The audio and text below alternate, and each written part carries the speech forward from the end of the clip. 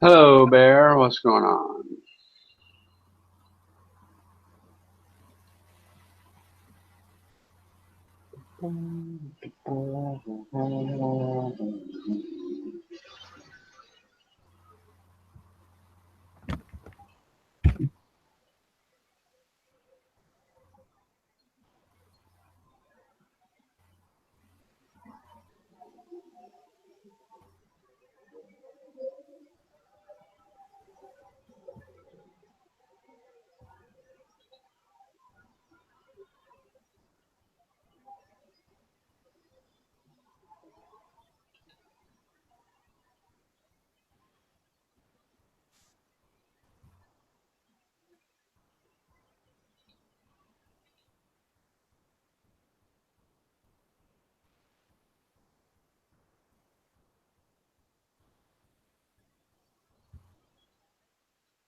I guess I'm already here.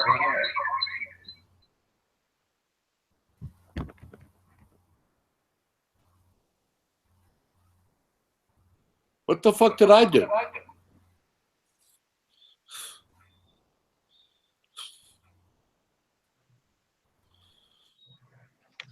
Can't do anything. I just snipe them up out of there because you'll be able to see the new one faster.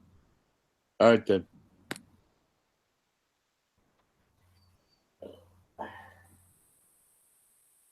Anyway, D-Beck, please don't boot me. If you really want me to leave, just say so Armando doesn't have to do a lot of extra work. It's not that important to me to be here. Hi, Jose.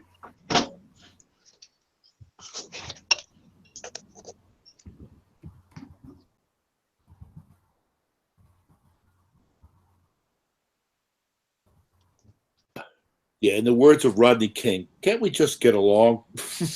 Oh,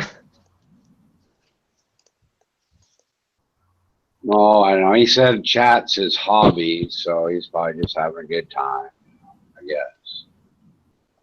I don't know why shutting somebody else's hangout down so they have to restart the whole thing. It's fun for anybody, but evidently it is. I don't know. Hello, D-Beck. Please don't boot me. If you really want to boot me and don't want me to be here, just say so. Okay? Please. I don't want to be the cause of everyone else being inconvenienced. Oh, she's still crying. Jesus Christ. Man up. Stop complaining. I'm not complaining. I was just asking you if you really have to shut the entire room down and inconvenience everyone because of me, just say so.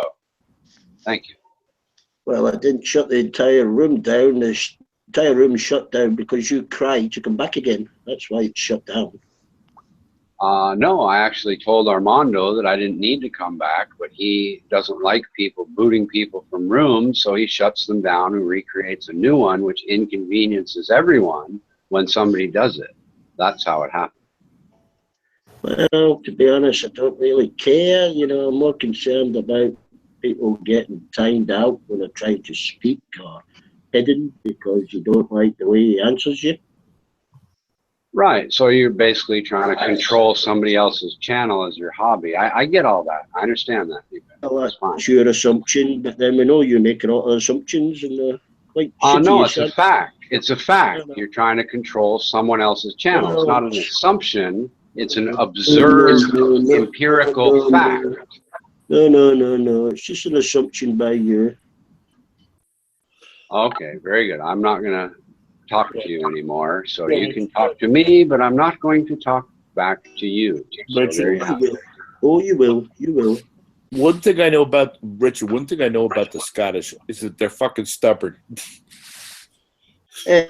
Tommy, regarding that Netflix, yeah? In the TV stick, yeah? Yeah, the Amazon Prime you're talking about? Amazon TV stick, you plug into your TV, yeah? You subscribe to Amazon and then cancel it. Then you download something called Kodi, you know, in the apps onto your Amazon stick. Yeah. and you can get every sports channel, every movie that was ever bloody made. You know, any channel you like, you'll get it free from that stick. Interesting. YouTube thing on it. There's a thing on YouTube. The guy actually tells you how to do it step by step. Yeah. I'll check it out. Well, obviously you don't want to subscribe to Amazon's TV package, so you would order the stick, yeah, Yeah. subscribe, and then instantly cancel. Yeah. You've got the stick then to download Kodi onto, yeah. Oh, very cool. I'll check that out. Check out the YouTube description of it. Just type in the Amazon TV stick, Kodi. Okay. Cody, Yeah. C-O-D-Y? K-O-D-I. Okay. You know how that stuff works, Shotgun? You need somebody to host that. You better be careful who your host is. What do you mean? Well, when you have free shit like that, for example, they have free television where you can download the app onto your phone and that kind of thing. Yeah. It isn't as though it just goes directly to the TV station. There's a host computer, and they generally collect your information, and they could hack you, blah, blah, blah. So you need to make sure that who's ever hosting that kind of steelware is not going to take advantage of you selecting that person as a host. There'd be a number of different hosts that do that kind of steelware. Yeah. One thing I've learned in my old age is that nothing's for free. Yeah, well, Kodi checked all the apps they use for viruses, trojans, malware, etc. Tell me there's over 146 million users of that Kodi app. I'll look into it. I'll look into it. But I'll look into it with caution. Yeah, it's not that they're going to have viruses on the app itself. It's that if you look closely, they'll tell you the information they're going to collect and exactly what they're going to do if they're a reputable steelware site. And just, if you want to do it, fine. I've gone to some and they've wanted to collect, they wanted me to open up, give them access to things I'm not interested in giving them access to. So I look for a different steelware site. You know what I mean? Okay. They're all different. They're not all the same, Yeah, it's more a phone thing. This is a TV stick, Tommy, nothing to do with your computer. It's the same thing. I'll look into it. I'm not stupid. I'll figure it out. I'll figure it out. But it's worth looking. I think, Beck, it's worth looking into. Yeah. Let's say I've never heard anybody have a problem with it.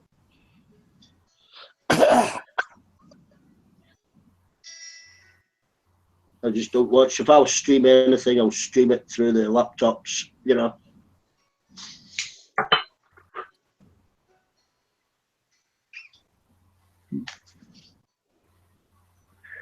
I want to mute idiots, I'll mute idiots, I'll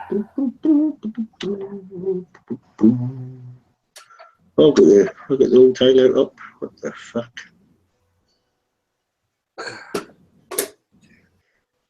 Right. Posey. We can't add anybody else.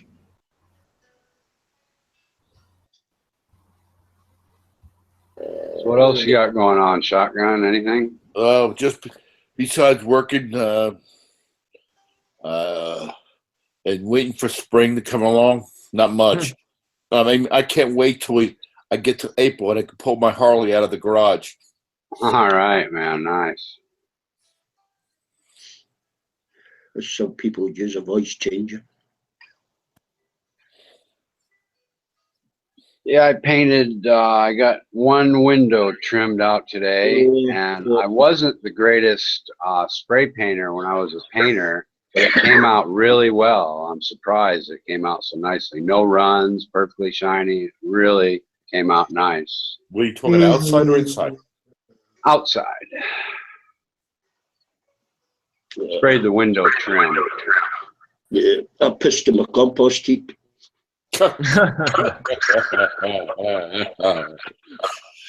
That'll break down the fucking shit. Some ammonia.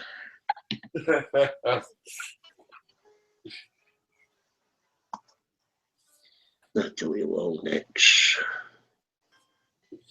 About you, Jose? Anything exciting going on? How you doing, Richard? Hey, like you said, I'm doing great, man. I'm be happy to start. I'm doing 2 more trims tomorrow. This was a test trim to see any kinks. There is a kink. There is a kink. The sprayer, for some reason, didn't shut off, so I had to use the shut-off switch to shut. I had to use the shut-off switch as the trigger for the paint gun. So What are I you think What are you using for a paint gun? One of those My question too. electric Wagner guns, or the air compressor ones? an air compressor cup spray. Okay. Did you use Binks? Excuse me. Did you use the Binks cup spray? I don't know. It's some Thai brand. I've never seen it before. Okay. But I think what happens is there's a nut where Yeah. the trigger is that somehow is not screwed in properly, and I just assumed it would start off working properly, and I didn't test it. Okay. So that was my mistake. But anyway, tomorrow I'm gonna move right along and get it going a little better, so I'm happy about that. Yeah, I know exactly what you're talking about, man. That adjuster screw there. Yeah, you're supposed to mess around with that a little bit and adjust it to your liking Yeah. for the coverage. No, not the coverage, not the end coverage screw. Where I know the screw you're talking about, but there's a little tiny nut that keeps the trigger from going that I didn't screw all the way down. Okay, I know what you're talking about now. Yeah, so I was kind of stupid, but I was able to work it just fine. What I did is I used when you click the shut-off switch, it slowly shuts down, so it fucks you up, up your rhythm, but you're still able to paint with it. You know what I mean? Right. Yeah, it's not that complicated.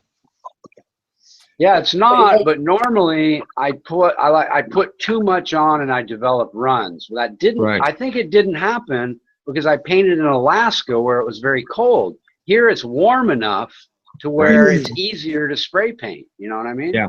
Yeah.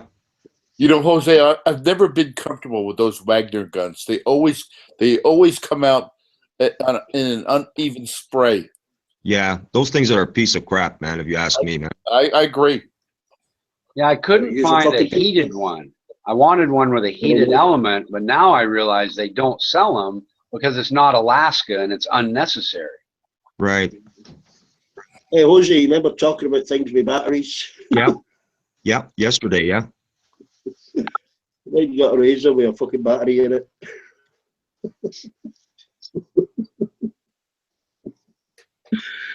Fucking spray gun. Use a paintbrushes, you lazy fucker. No, it's a lot faster. More efficient with a spray gun, man. You're wrong, Becky. Those Bing spray guns get your job done in a quarter of the time. Oh yeah. Oh yeah. Especially if you know how to handle a spray gun, man. Exactly. You talking about an airless? I had an electric emulsion one, but just kept getting clogged up throughout the fucking bin. If you call in a professional painter to paint the inside of your house nowadays, before there's furniture there, they'll use spray guns all the time. Oh yeah, man. Hell yeah! I used to use an airless. I'd go around a fairly large or normal sized house in just a few hours and have the body completely sprayed out after the guys masked up the windows and the trim. And that kind of shit. Right. Yeah. That's how you make your money, man. You know. Oh, hell yeah. Get in there, get out, then move on to your next house, man. Yeah. It was fun. You've seen those tractors that spread manure on the fields? You seen them? Yeah. What? Those tractors that spread the manure shit. Oh yeah. Okay. Yeah. Yeah, man. Rich has got one on his neck. There you go again, Beck. You know what? I used to get stuck behind one of those manure trucks on my Harley in the summertime. I mean, that fucking thing stank up my fucking helmet big time. How about those fucking the piss from the farm? Those tankers that they spray onto the fucking land as well, man. Those are the worst, man. I know. Jose understands. Oh yeah. My sister had a farm, man. We used to travel up there, man, on weekends and shit, man. What a stink. You could smell that from miles away. You're right. And they always leave residue on the street, too. Yeah, man. It clears up your sinuses if you got sinus problems. True enough.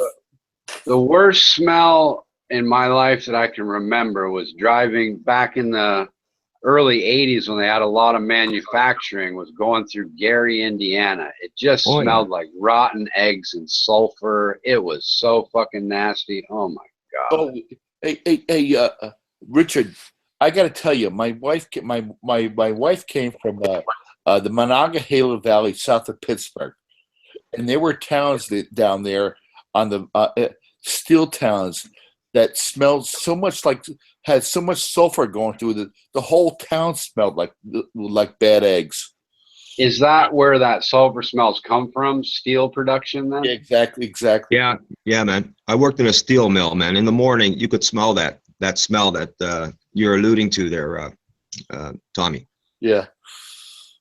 Yeah, I was dead asleep in the car. We were driving to Seattle. I was on my way to Alaska the first time.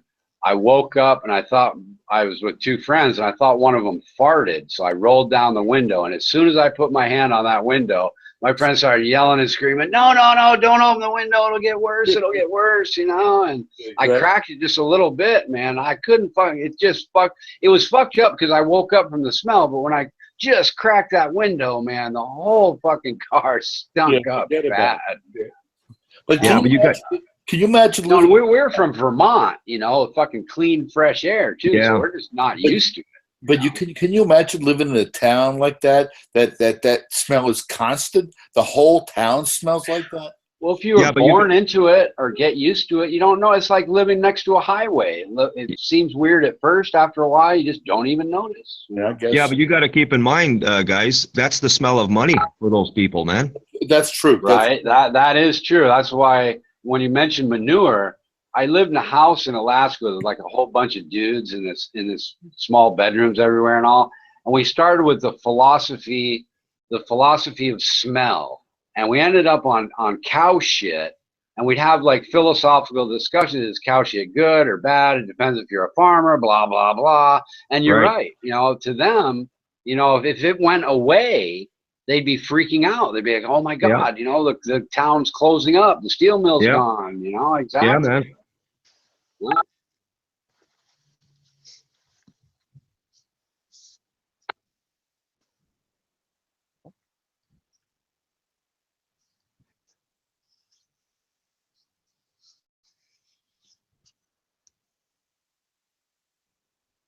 Yeah, I'm really trying to break this habit of having to look at the room while I'm trying to trade stocks. I'm just going to keep this fucking screen up and stop minimizing it just to look at the fucking icons, man. Jeez. Stupid. You guys stare at the Google Hangout screen, or is it just me? Not me, man. I'm just here with you guys, man, talking. I don't go on that. Yeah, it's just a really, really dumb, bad habit that I developed, and I have to break it. Because it's hard to concentrate if you're reading, you know, those texts and stuff while you're talking at the same time. Right, and it's just unnecessary. You can be on your, you know, all we're doing is talking. I don't need to stare at that stupid ass screen, watch little circles come up and down, and you know, I know who's talking because I know everybody. I don't need to see any icons anyway. It's just dumb. I don't know how in the fuck I did it so long before I realized I needed to stop doing it. It's ignorant. How do you answer a phone? You know, Armando called me and it's ringing and ringing. I'm looking everywhere. You just click the phone. I mean, it's a stupid question, I guess, but you just click the phone icon and then what happens? And then you talk. Oh, okay. So if somebody's calling you, all you do is click the little green phone icon in the middle of the Google Hangouts page? Yep. Okay. All right. I got it. Stupid question, like I said, but that fucking thing is so not intuitive that I just can't fucking grasp it. I swear to God. It's not a fucking month to you know, it took me a month to realize there was even an invitation section. You know, it's kind of it below the drop down menu or something on my computer screen. You and me both, man. I'm new to this shit too, man. I only got into this in June, man, last year. I'm guessing if Apple made something like this, it would just be way better, and Google better figure it out. You know, I started talking to this, and Kiwi got all upset because it's all American. There's basically 3 worlds you're going to end up in. You're going to end up in an Apple world. Yeah. You know, everything connected. It's going to be an Apple world, an Android world, or an Amazon world. Yeah. And before you know it, you know, it's like right now I'm on Android. All my emails are connected. The Hangouts, it's all fucking connected. And it's really pretty cool. It's my first cell phone. I've had it for a week, and I really like it. I thought I would hate it and would only use it if the cops stopped me to call my wife. But in fact, it's really handy to log into my brokerage because I just use my fingerprint. I don't have to type in these 3 numbers that they give me for this high security bullshit they use. Right. It's quicker to check and delete my emails. It's really very, very handy. It really is. Simple, right? Yes, right, exactly. It's simple and quick. That's the thing I like about it, is it's quick. Right, and I mean, you know, you get to a certain age where you're looking for, you know, simplicity, and you're looking for, you know, like bigger numbers. I'm not talking about you in general, Richard. I'm talking about people in general. When you get older and stuff, you want things to be simple, you know, and you want simple them to and quick. Well, you got less time. Yeah. You know, I don't have time man. to fuck around. You know, I'm not going to live all that much longer. I'm not 20 thinking I'm going to live forever. It's the patience thing. Smoking cigarettes and just got back from the you might have emphysema doctor last year. You know what I mean? Well, it's the patience thing. We start to run out of patience, you know? I see. Yeah, that could be. I sort of nipped that in the bud. One of my patience problems I nipped in the bud today by, you know, simply requesting that some people on another chat don't harass me anymore. And I just told them I'm just going to stop talking to you. That's the end of the story, and nip that sort of thing in the bud today in a certain area. I have nothing to do with this chat. But well, anyway. it's the stress factor. Like none of us need any more added stress. You know, that's the bottom line, right? Yeah, I guess sometimes I think maybe myself, other people might have the same deal, but I guess at some point when I got involved with this Google Hangouts and the Flat Earth chat, I sort of became confused into thinking that yelling and screaming at people might reduce my stress. You know, that maybe letting it out would help, when it turned out to be the exact opposite, of course. Exactly. Yeah, my original try at having fun on Google Hangouts turned into such a disaster that I stopped doing it for 2 months to try to at least come back with some semblance of enjoyment, you know? You know what it is? It's like this, Richard. I remember, you know, when I was younger, you know, you get pulled over by the cops, you give them attitude, right? Well, you know what? That small ticket now becomes a bigger ticket, right? And not only that, exactly. The next time they see you, they're like, yeah, I remember that guy. And they put on the cherry lights, they pull you over again just to give you a hard time, right? So, sure, and I guess the same thing if you get baited into discussions, you know, it's just they're going to keep baiting you, and they're going to, you know, whatever. And I think sometimes people think I try to create arguments, but if I do, it's more accidental most of the time, unless I'm really drunk. Yeah. So the same thing applies, right? So then, you know, I got into my 20s and I got sick and tired of the same harassment. So I changed my my way of thought. So I said to myself, you know what? Yeah, you know, cops are out there doing what they do. So, you know, just answer their questions, be straightforward, and don't give them attitude, and be all business. And that's it, you know, and things will go a little bit different, you know. And that's how I treated it from that day forward. And I got different results. You know what I'm saying? Give them a little bit of respect because they like that, you know. And yeah, they're going to treat you a little bit different. And that's what I found. And, you know, the rest is history. Yeah. And you know what I'm talking about. And life is interesting. The path that you could take or you can take, you know, you can take the path to improvement. You can procrastinate and put it off, even though you should, like Shotgun and I, we both know that we should quit smoking cigarettes. We both know it's not impossible, but at the same time, we don't really have emphysema, so we postpone it, I mean, it's stupid. I'm saying stupid for me, and I'm not putting words in his mouth, but I'm guessing that it's not really that he can't quit. It's that we don't want to, and once you decide, go ahead, Shotgun, sorry. You're exactly right. I mean, I smoked all my life, and I back 20 years ago, I ran a few marathons, even when I was still smoking. So I always said I did not consider it as a health-threatening kind of thing.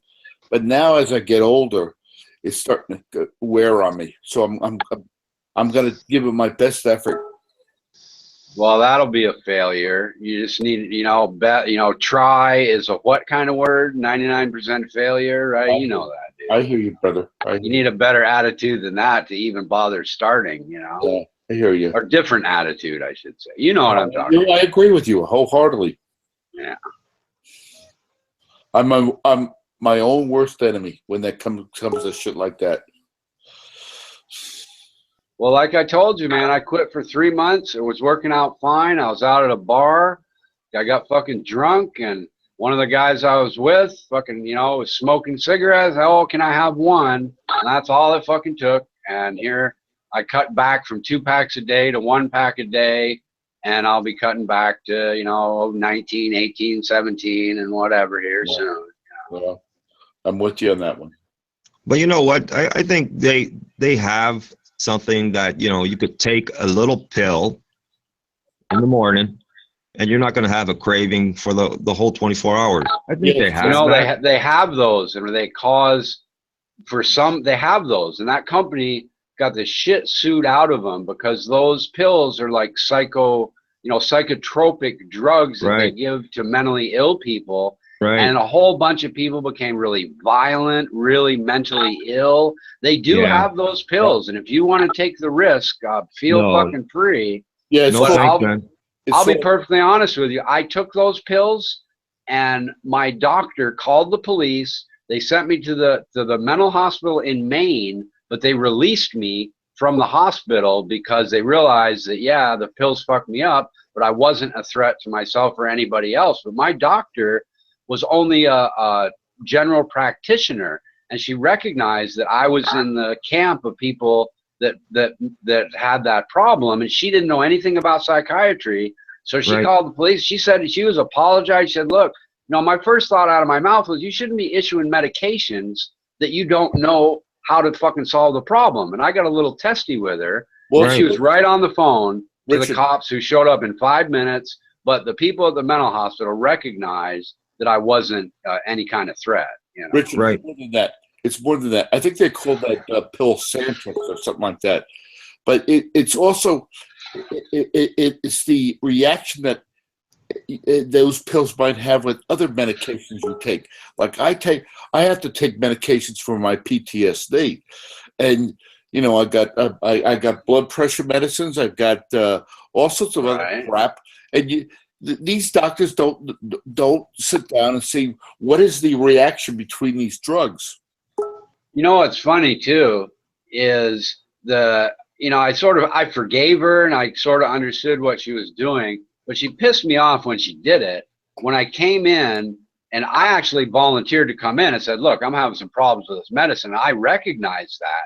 The first thing out of her mouth was, well, I asked you about, I have a scar on the front of my head that's pretty obvious. And the first thing out of her mouth, which is absolutely untrue, to cover her ass from being sued, was, well, I asked you about head injuries, didn't I? She exclaimed, she said, well, I asked you about head injuries. And she was just lying to cover her ass. And I knew that at that point that it was some kind of serious problem. And then, of course, I already told you the rest of the story. But she covered her ass with a lie in front of all the people in the room and the nurses and all that immediately, because she knew she had fucked up. Because as it turns out, having a head injury is one of the reasons not to issue the medication. And here I am with this big scar on my head. So she fucked up. by not even looking at my head and Right. issuing medications that are not supposed to be issued with anybody that's had a serious head. And like I said, the scar, it's one of those scars as a man you're kind of proud of. It's that big, you know? Right. Wow. Hey, Richard, are you being treated by the VA, or or do you get private insurance? I'm in Thailand, so there's no VA, but back then I was in Maine and the VA was so far away. I went to a private, all I did was go to the doctor, pay for a visit to get these drugs, and then the fucking shit ensued, right? But, when I live near a VA, I use them. They don't, you know, I don't find them inferior or bad or anything. They've been perfectly, you know, perfectly. I have to pay. It's not really that much different because of my income, except if I need like penicillin or, and the only thing I really ever go to the doctor for is an antibiotic, and the antibiotics are cheaper, and but the visit is still like $50 or something, you know? Right. To complain. February, more than any other month, is the month where Well, Petra looks like Cleopatra today. That's what I was looking for. Yeah, that's exactly what I was trying to say earlier. Yeah, Petra, everybody is saying hello to you. You're quite Hi, Petra. popular. moaning rate. The top reason people were likely to lose their rag was if they Is felt that they pussycat? And, well, She's in the bathroom, I think. Last weekend, exactly Oh. that. And during February, Solitary confinement. Huh? I am the Yeah, exactly Yeah, Richard, it's infuriating with medications nowadays. I mean, it just. honestly coming up just a nice bit of disco. You see, I've been moaning a bit today. Like, You want to sing a song with Kayla, Petra? Yeah. coming up Yeah, go ahead. And Steve Harley and Top Me. There you go. Get Kayla in the bill, sing one. Stop me moaning, make me smile. Coming up.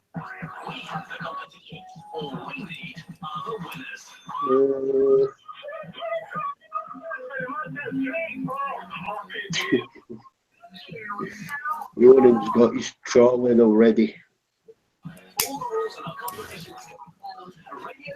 Petra, you smoking a doob or a cigarette? Face changing lettings legislation. There's one group reins. If I thought I'd get away with it just fine, I'd smoke some weed here in Thailand. We're actually, my wife is dragging me to the full moon party. We're going to be like the old people gawkers. It's all for kids, you know. They get their face painted up and get really drunk. And there's fire shows and all that shit. And if there's some kids smoking weed and I'm nearby and they hand me a joint, I would definitely take a hit. Why not? Why not? Yeah, exactly. But I'm not going looking to buy it and getting involved in the drug world in Thailand. You know what I mean? That's more trouble than it's worth just to get stoned. But Richard, I said that I'm the official diet supporter of Petra. So I don't want her smoking weed and then going for chips. Well, all of that today is I had some Weetabix for breakfast. I had some soup for lunch. I had a piece of pita bread with some hummus, one piece, and then for my dinner I had like potato rosti, noodles and vegetables. But the only thing wrong about today is 2 packs of crisps. Oh, cheater. Yeah, but I needed it though. I felt like I had enough energy in me.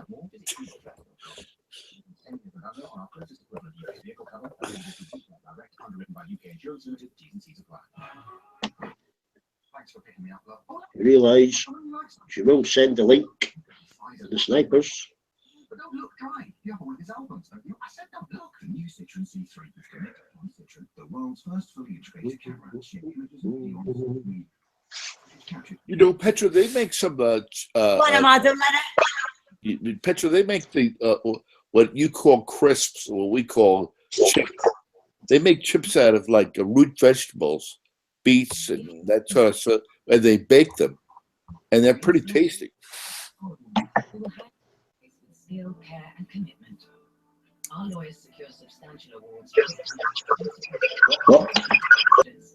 and accidents on holiday. But I'm not here. I'm a supporter and not a judgmental person. God bless you. You know what you got to do. and I'm in your corner. Thanks, Chaplain. Just going to turn into another overtaxed item that the government is going to rip people off for, in my opinion. What? Legal marijuana. Well, why not? I know a guy here in Thailand that goes to California every few years and grows a big marijuana farm and then brings the money back. And I asked him, well, why don't you set up a legal growing place in Colorado? He says, because he makes more money. You know, there's so much taxes, so much red tape, and so much bullshit that it's just easier to go into California and grow it illegally and sell it and leave. Yeah, it's called Humboldt County. Exactly. Yeah, for sure. Thousands of people recover thousands of pounds compensation for holiday food poisoning. Get what you're owed now at sickholiday.com. That's sickholiday.com. This is Radio City 2. the greatest hits. The greatest hits for Liverpool. Radio City 2.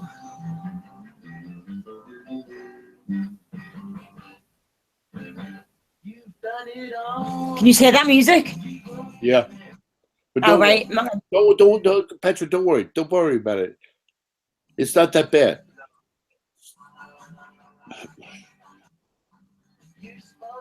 I thought it was a TV commercial anyhow. Bit long TV commercial. It's been playing songs for the past 10 minutes.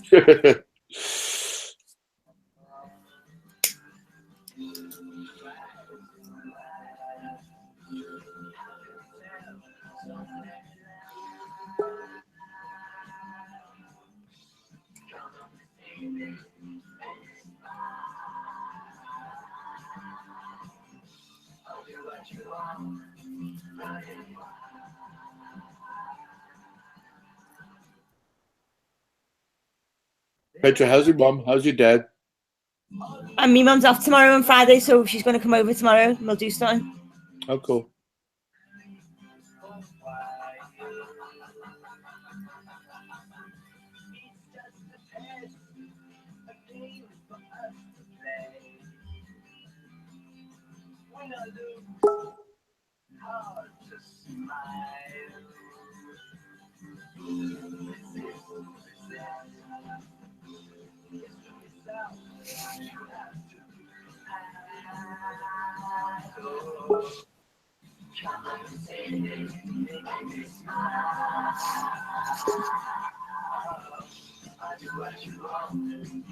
Fucking these trolls are fucking funny, aren't they? Brianovsky, Amovsky.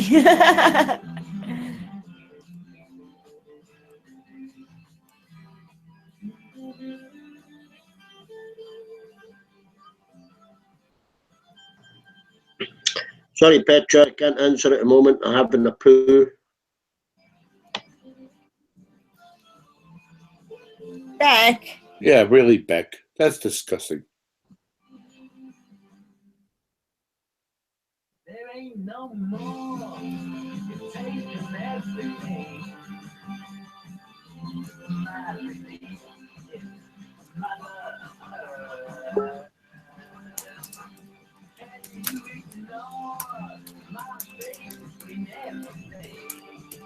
Mr. Kanushi.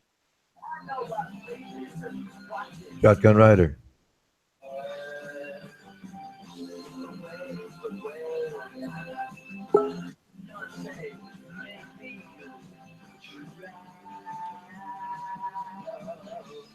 Yeah, Ronan, voice of reason.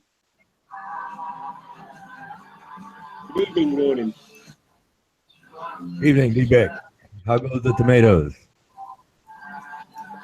Well, I've got a lot of seedlings going, but hang on 20 minutes. I'm just on the toilet at the moment. Oh, man. Oh, D-Beck. I know. I mean, it's too much. He's got to go. You got to listen to him grunt on the toilet seat. Oh, D-Beck.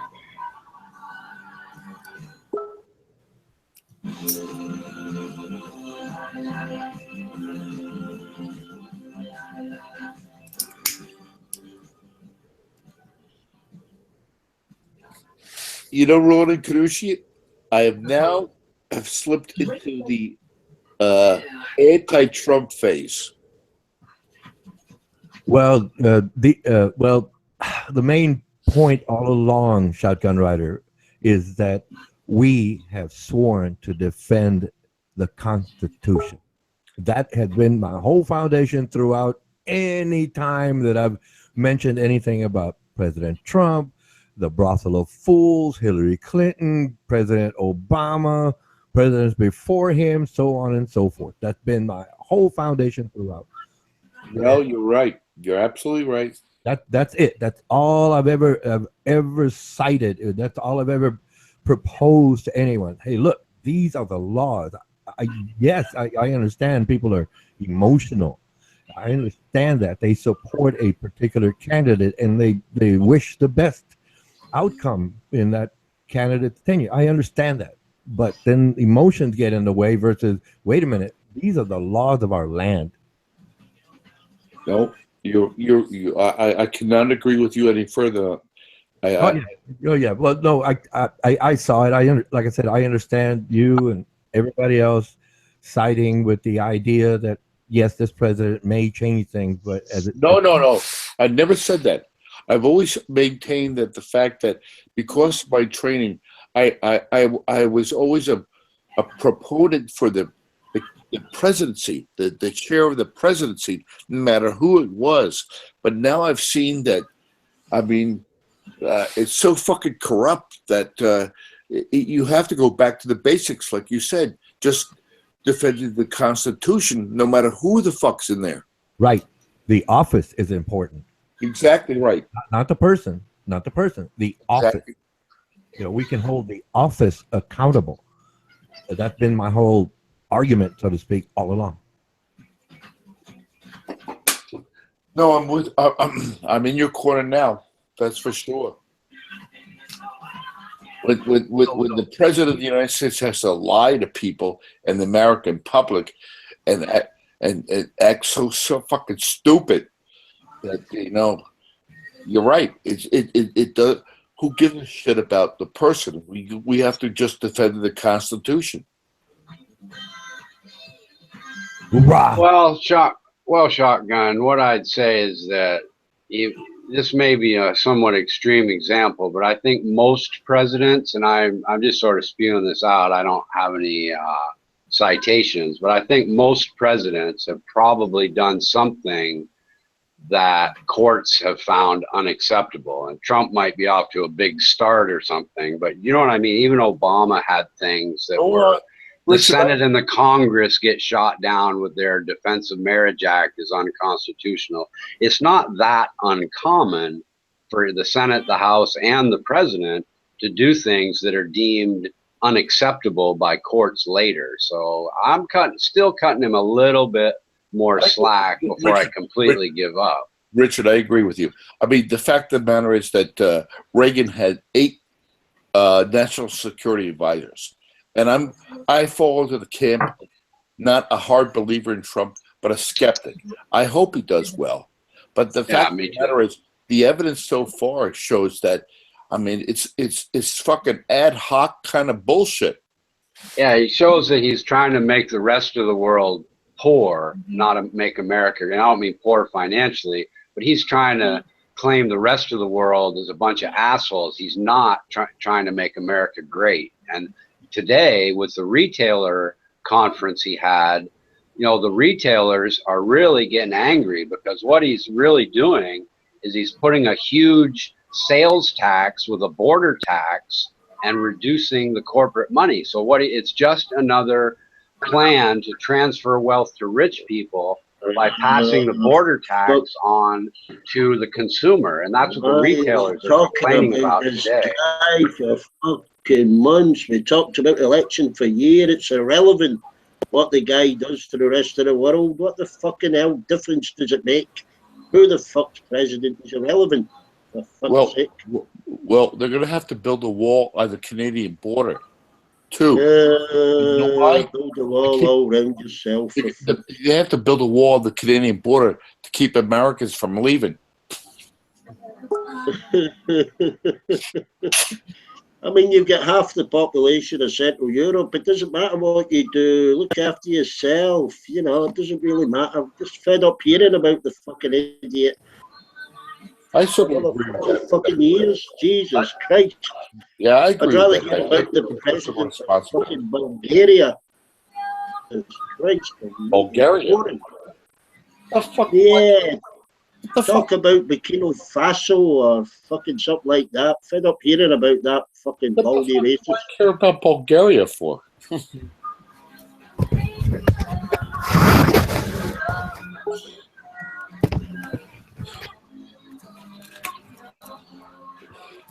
But I think that Roland has a very healthy skepticism.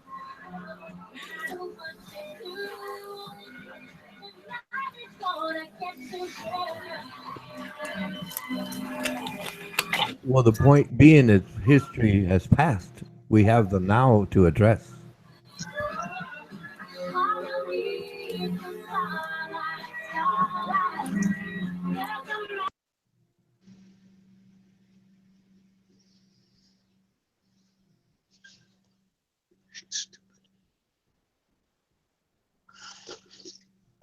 Petra's music was too loud. That wasn't me, Petra.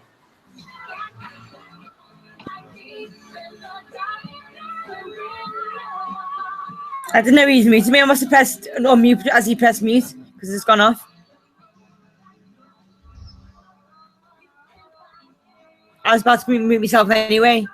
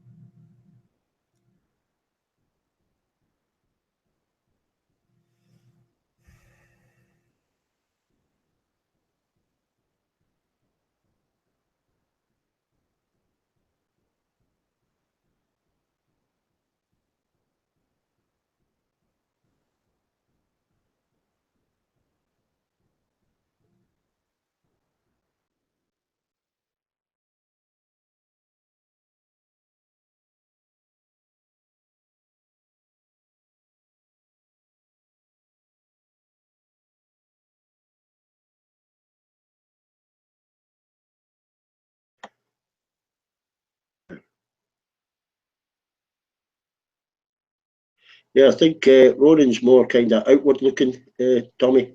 He's kind of aware than most of your population.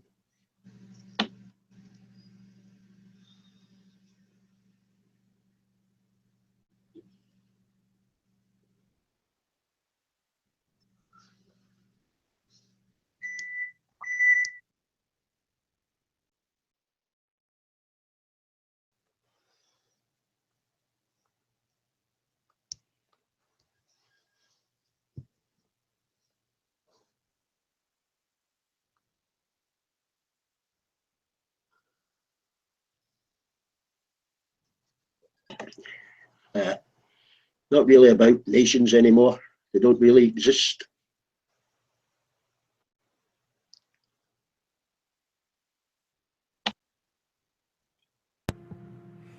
I can agree with that. I can understand the nations in practice and title, Right. but not necessarily where it's based on finance, politics, and war. It's all interconnected. The global bank and the banks do invest in both sides of a war. It profits them. We could change that. America could change that, yes, but we need to basically oust the majority of the people in our Congress because they are owned. They are puppets too. The money that is lining their pockets.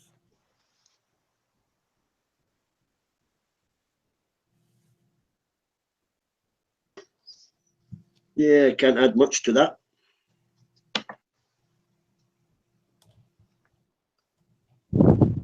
Well, that was evident, you know, when Kennedy was assassinated. what the agenda was. The war machine.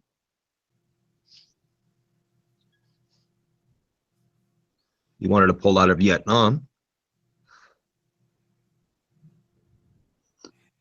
Okay, Jose de Mello. This is very weak trivia, but who wrote who sung the song "War Pigs"?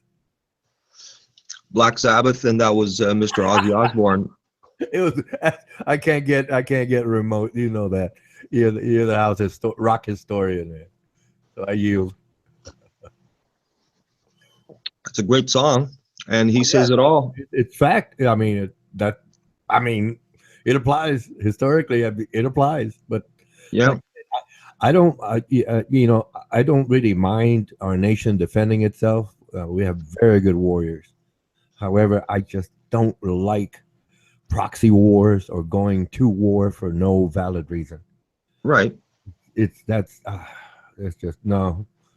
I mean, that's their formula, always has been, to generate, the economy or what have you. And it needs to stop. They need to think of new ways, to stem the economy instead of, the big war machine and big oil. Yeah, but I mean, war makes quick money. Of course. Yeah, but the banks being a machine, it's a machine, technically, Yes. but it is a machine. So it's set up to do that. Quick profits, greater profit margins. I understand that mechanism, but society needs to regulate that, and we can grow steadily over time versus accelerated jumps and starts and Yes. all the tripping and stumbling and the innocent lives. That's two different things. Yeah, that's two different things altogether. The bull market. That's the same thing. But you know what, Ronan? I mean, Bernie Sanders was trying to say the same thing you did, and even the Democratic Party put him down like a dog. Yep, they're part of the machine too. So it's right. That's the problem. Exactly. They all are part of them. It's a dance. It's a dance between both parties. Yes, Ronan. One leads, the other follows, but it's not for the constituency. I still say, honestly, I voted for Trump because I didn't want Hillary to win. Because if you listen to Hillary during the campaign, all she kept saying is we have to support the party, never the people. She rarely ever said the people. Our laws never said that. Always the party. It's like, okay, fine. I don't want her to, fine. I just don't. But you know what, Ronan? A couple of drum circles in town, in the middle of town, ain't gonna work. It ain't gonna make a difference. Well, right, but see, what I had not expected, and to my surprise, is that President Trump is a lightning rod, and he has motivated so many people to basically question authority. Truth to power, as they say. And more people are speaking up now. The Congress is, hey, look, this is inconsistency here, where members of the Trump campaign team and current administration had spoken to the Russians. Maybe I'm jumping ahead and calling it treason because they didn't do it while in office, so to speak. They did it before. So, Rhoda, what do you forecast happen over the next 4 years? Do you think Trump will last? That's a hard one. I don't know how long he'll last, if he does. But, okay, using that basic scenario, the model would be if these people who are protesting, right, really stay together over time. The midterms, there'll be a lot of congressmen being voted out of office, and that's one part. The other part is where right now the top military personnel, top security personnel are saying, "Look, this is a real problem, and this is going to end very, very badly." Well, that means that could equal a coup. Well, no. The military is saying this. They're not saying take over. Yeah, no, we don't need that. That'd be very dangerous. Very dangerous. So with the people who are there, well, federal judges who are who are there for life. Okay, they can bring suit, right, and the judges can say, look, this is unconstitutional. We need to do something, and well, then federal prosecutors can hand down indictments. But for the fact that, well, now Attorney General Sessions will try to, it's called, the word is quash, suppress. Yeah. Any investigation. And like I said, there's the problem right there, because those people they swore, I saw the footage, and they swore to uphold the Constitution. And then it's like, there's that problem there. That's where the friction lies. And this is where everything is in disarray right now. It's hard to predict, because I never expected General Flynn to resign. Okay, so it's like, oh man, this is major.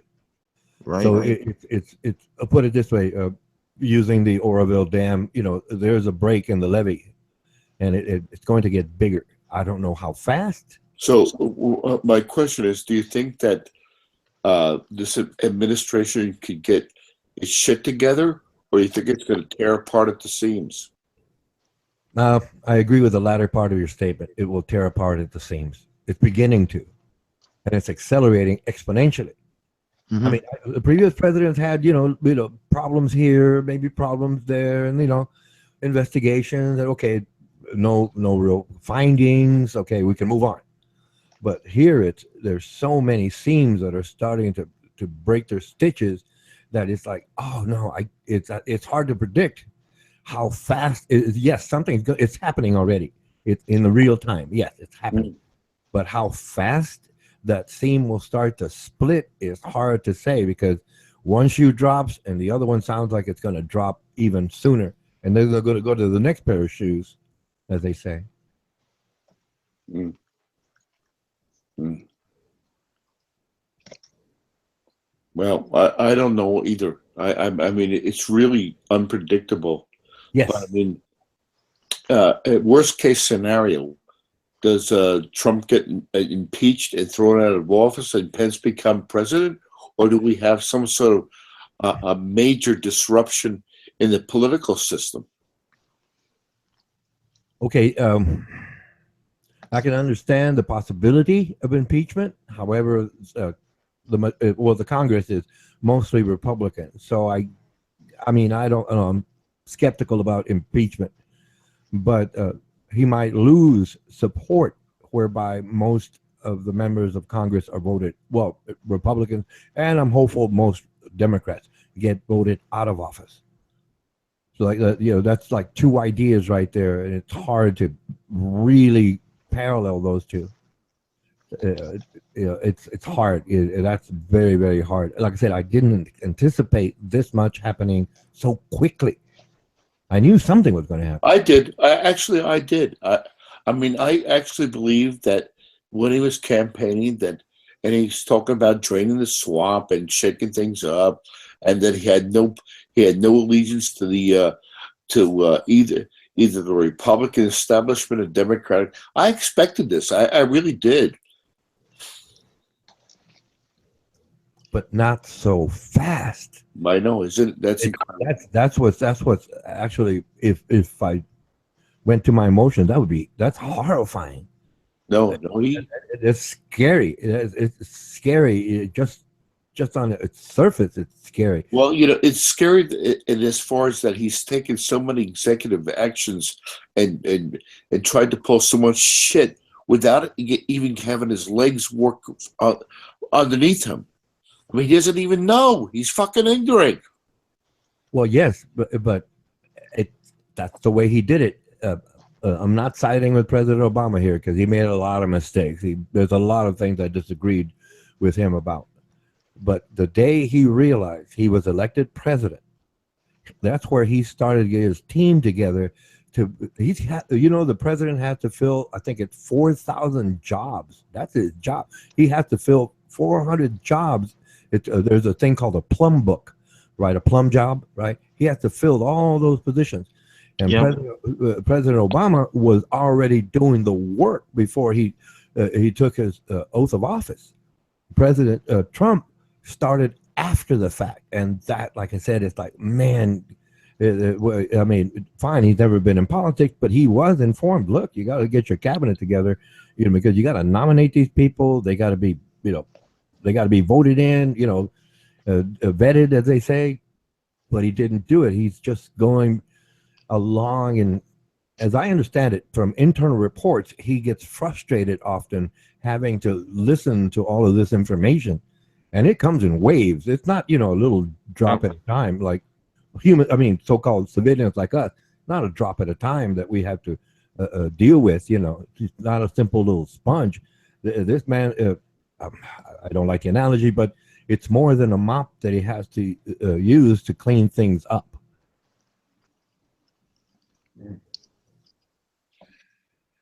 Well, it's different, that's for sure. Oh yeah.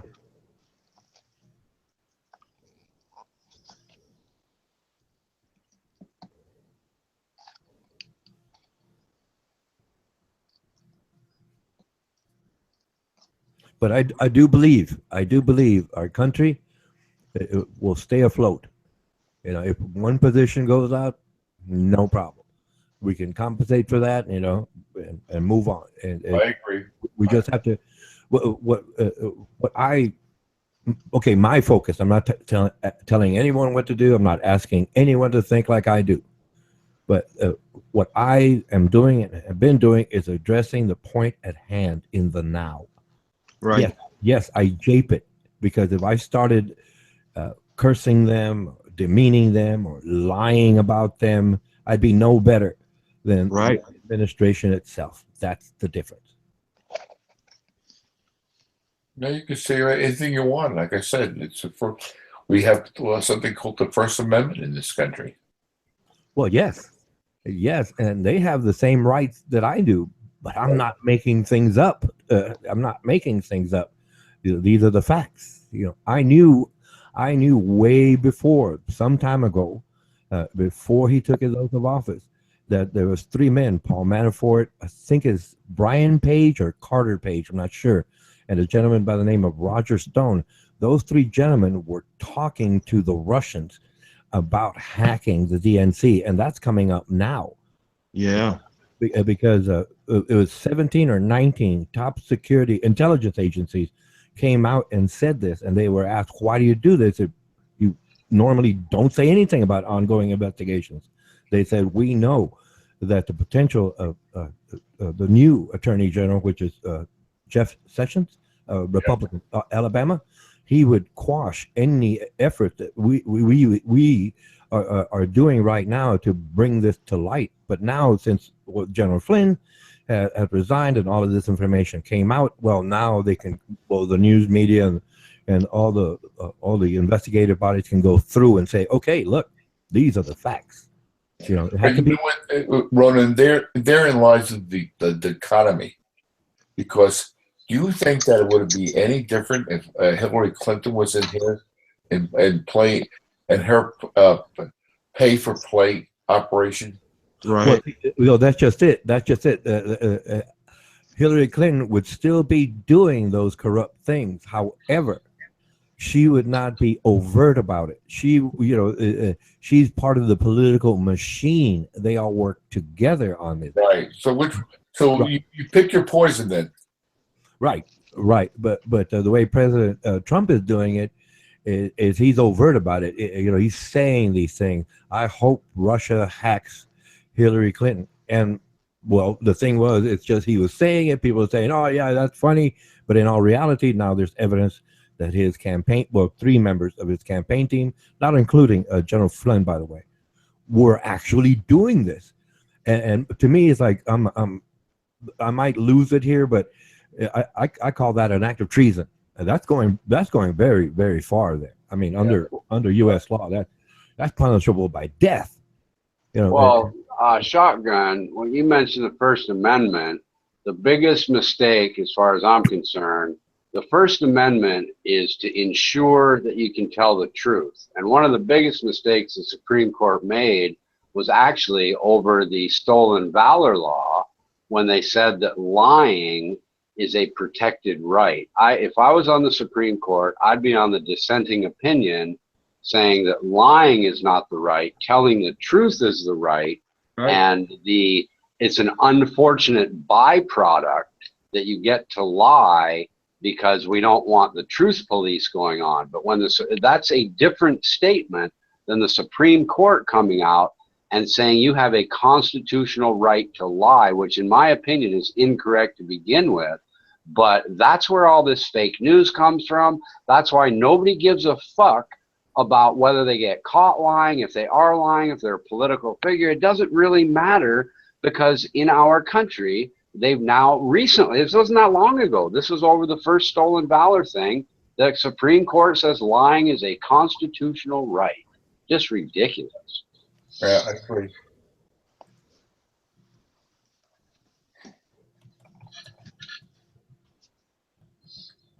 You know, I'm so fed up with the fucking courts and lawyers. Why don't people just do the morally right thing? Well, the investigations on the president also can come from the House and Senate. They don't need to come from the U.S. Attorney General. The House and the Senate that's one of the checks and balances, is because you don't want just one person appointed by the guy you're investigating to be able to do that. The problem is when the one party sweeps both the House and Senate, then your checks and balances kind of have run out. You know, if he has enough control over, you know, the Republican, in this case, the Republican Party in the House and the Senate, and the Attorney General, then that's when investigations really do not happen. And it's a good situation if you have a president that can be effective and get good things done. It's really fucked up if you've got a corrupt one that nobody wants to investigate, you know? So it's a double-edged sword. I just looked that up, and I think I partially agree with Richard, because here I got the information that says after the Stolen Valor Act was struck down, Congress passed a new law making it a crime to profit financially by lying about military service. In other words, another drunk at the bar could say, yeah, I want a Purple Heart, or yeah, I did this, I did that. But when a person says, yes, you know, I'm going to make a speech about me earning a Purple Heart, a Bronze Star, anything of that nature, and receives money for it, that's where it's illegal, according to what I just looked up. Yes. Well, then John Kerry should have been thrown out of office. Why? What did you say, and why? He threw what? He threw his first of all, he never should have gotten those 3 Purple Hearts. He got them from fucking scratches on a PT boat. But second of all, he threw them away. Right. Well, put it this way: to me, I don't like the idea of somebody saying, you know, I was a Marine, and when they were never a Marine. Okay, but according to the law, they have a right to say it. Yeah. However, if they go to any event and say, "Hey, I was a Marine in Vietnam," and you know, they make a deal to make money for a speech, that's where it's against the law. You know what, Ronan? That's what we call karma. Eventually, it's going to get you.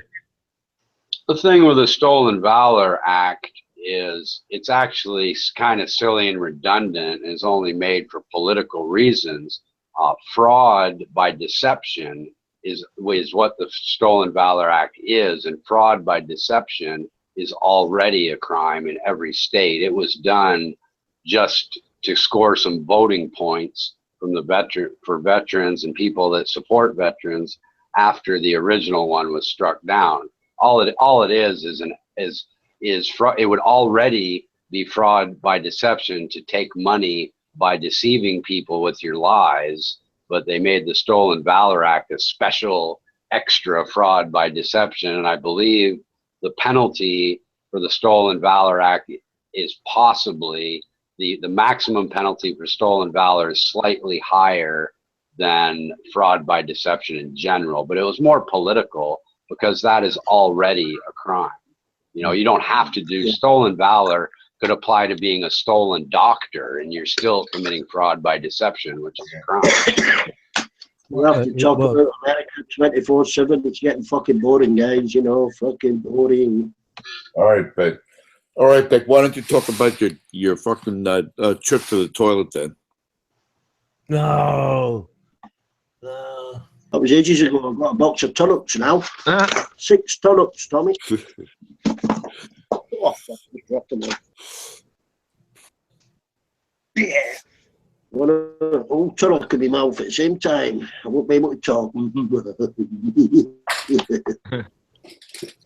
Well, I can see the Stolen Valor Act as a separate act, because the one part by fraud would be to say, in the civilian world, I am an accountant, right? But in the military, I think that's why that law was basically upheld to a degree.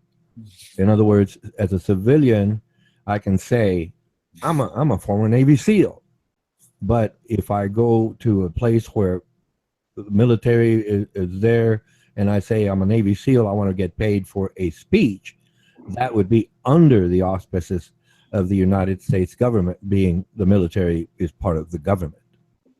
I think that's why they had a separate law for that. Yes.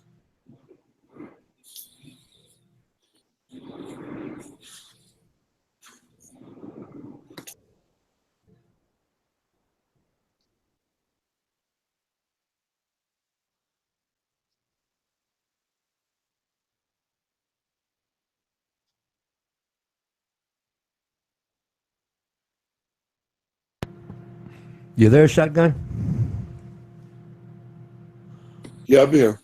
Yeah, I'd like to ask you what you think about, well, either way, either, just a civilian. You're standing around, with a bunch of people, and then somebody brings up, military service, and they say, well, I was in the Marines because, well, obviously you love the Corps, fine. And then you're listening to this guy, and he's talking about something or a place, and this man is lying. Mm-hmm. So I'm not saying you're going to speak up. I'm not saying that. But what do you think of that idea of someone just claiming something like that?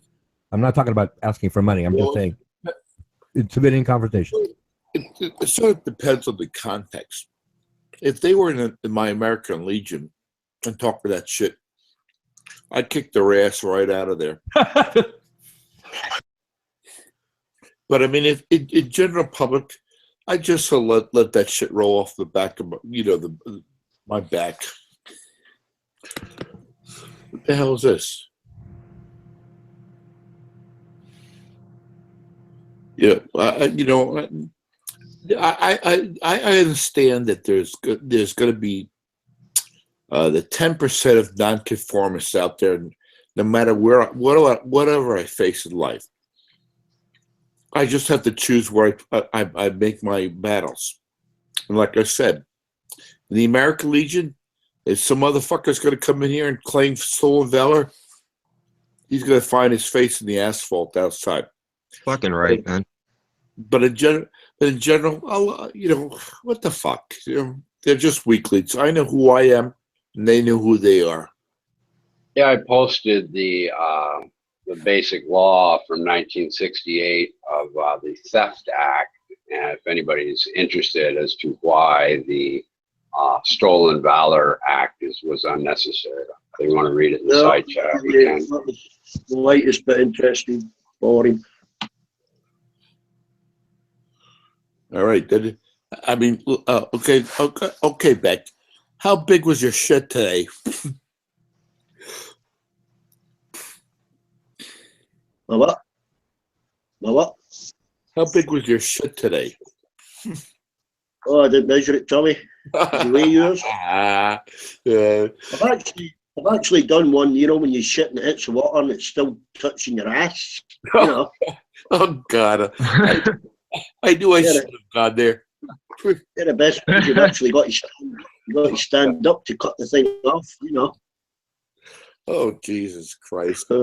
You're an animal. That's a large fucking colon, that, eh? Fucking hell. It's got to be about You know- 14 inch. Need a machete to cut it off, eh? What the fuck did you eat for that kind of shit? That would be the fruit and nuts.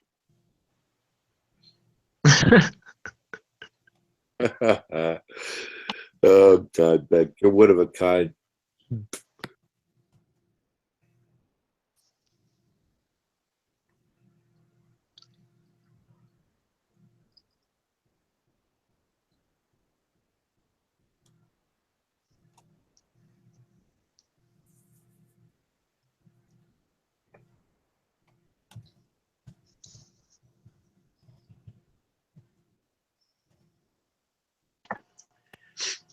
Do you ever do them splatter jobs in somebody else's house where you got to clean the whole fucking bowl out, you know, before the next person goes in?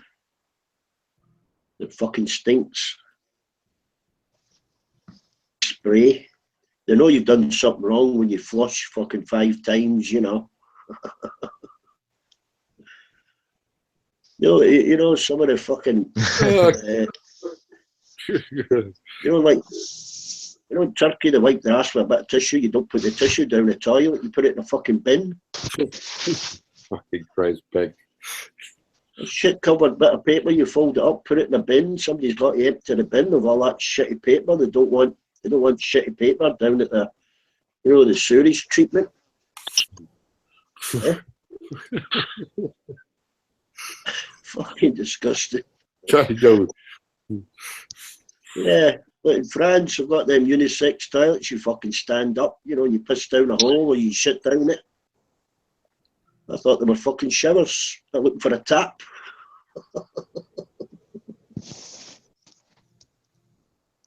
Jesus Christ.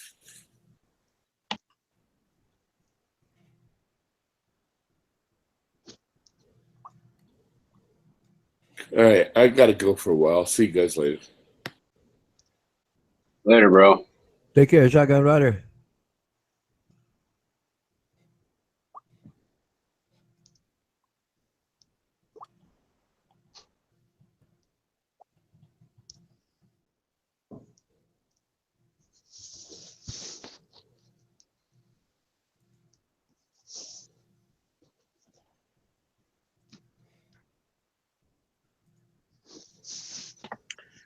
Yes, it was quite embarrassing watching you being deranged and timed out running. Do when that happens. Oh Said yeah, persevere. yeah, but that's the way it goes. Proves my point. They deny it, so we go on. Oh, hang on. Fucking hell. Don't be for me.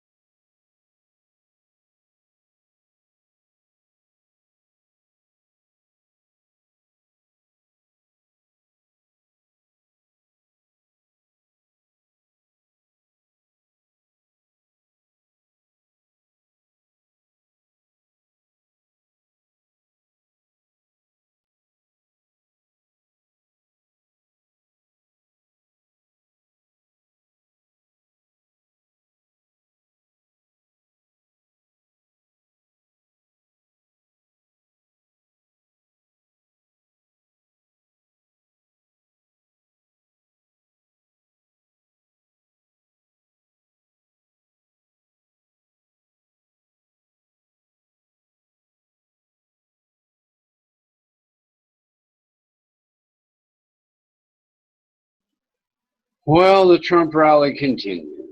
Looks like we're 20,600 now. 7-day winning streak, and it just continues as the bubble turns. Here we go.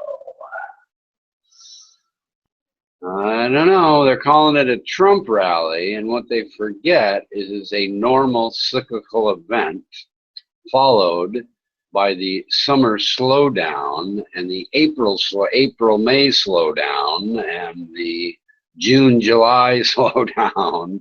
And, you know, I think that some of these infomercial stock people on Bloomberg and CNBC are setting up the little guy for another scary fall that will cost them money and scare them out of the market. We're starting to see retail investor interest peaking, which pretty much signals the very close to the top of the market again, their short-term top. But the march continues. Japan and China were up big last night after 5-6 days of their own big gains. And everybody, you know, the stocks are involved in California pension plans, other pension plans, people's retirements, blah, blah, blah. And people are getting a little bit too excited right now, in my opinion.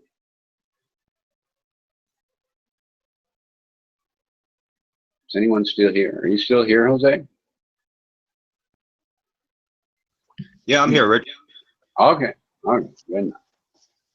Yeah, it's this big buildup, you know, and we know, you know, buildups go on for a long time. I mean, it can go to 22, 23,000 before anything bad happens. But, you know, it's getting away. The stock market's getting further ahead, or further and further ahead of the already kind of rosy outlook expected earnings of the company. And the day's going to reckoning day. The reckoning day is coming. I'm guessing we're at the point now where the correction is going to be below today's closing price. And if you're a new investor, any day after today, you better plan on losing money before you make it. And if people don't know that, and it starts, you know, we're at 20,006, if they start at, you know, 22,000 and it dips down to this point, they have a tendency to sell out so it doesn't get worse for them. And we're at that point right now, where, you know, people are just on a hope and a prayer that it will, you know, always stay above the Trump level, and it's just not going to happen. People always get excited. They do. You know, absolutely they do. Internet, housing, same thing. Same thing. And the problem is it's a whole new generation of people that haven't learned from the previous time. And some holdovers from the last time too. But that's the problem. If everybody lived to be 1,000 years old, you know, it'd be a whole different world, you know. But you got a lot of new 20-year-olds coming along every year, you know. Right. And millennials are famous for not being in the stock market because they're kind of scared and didn't think they'd make enough money and wouldn't be worthwhile.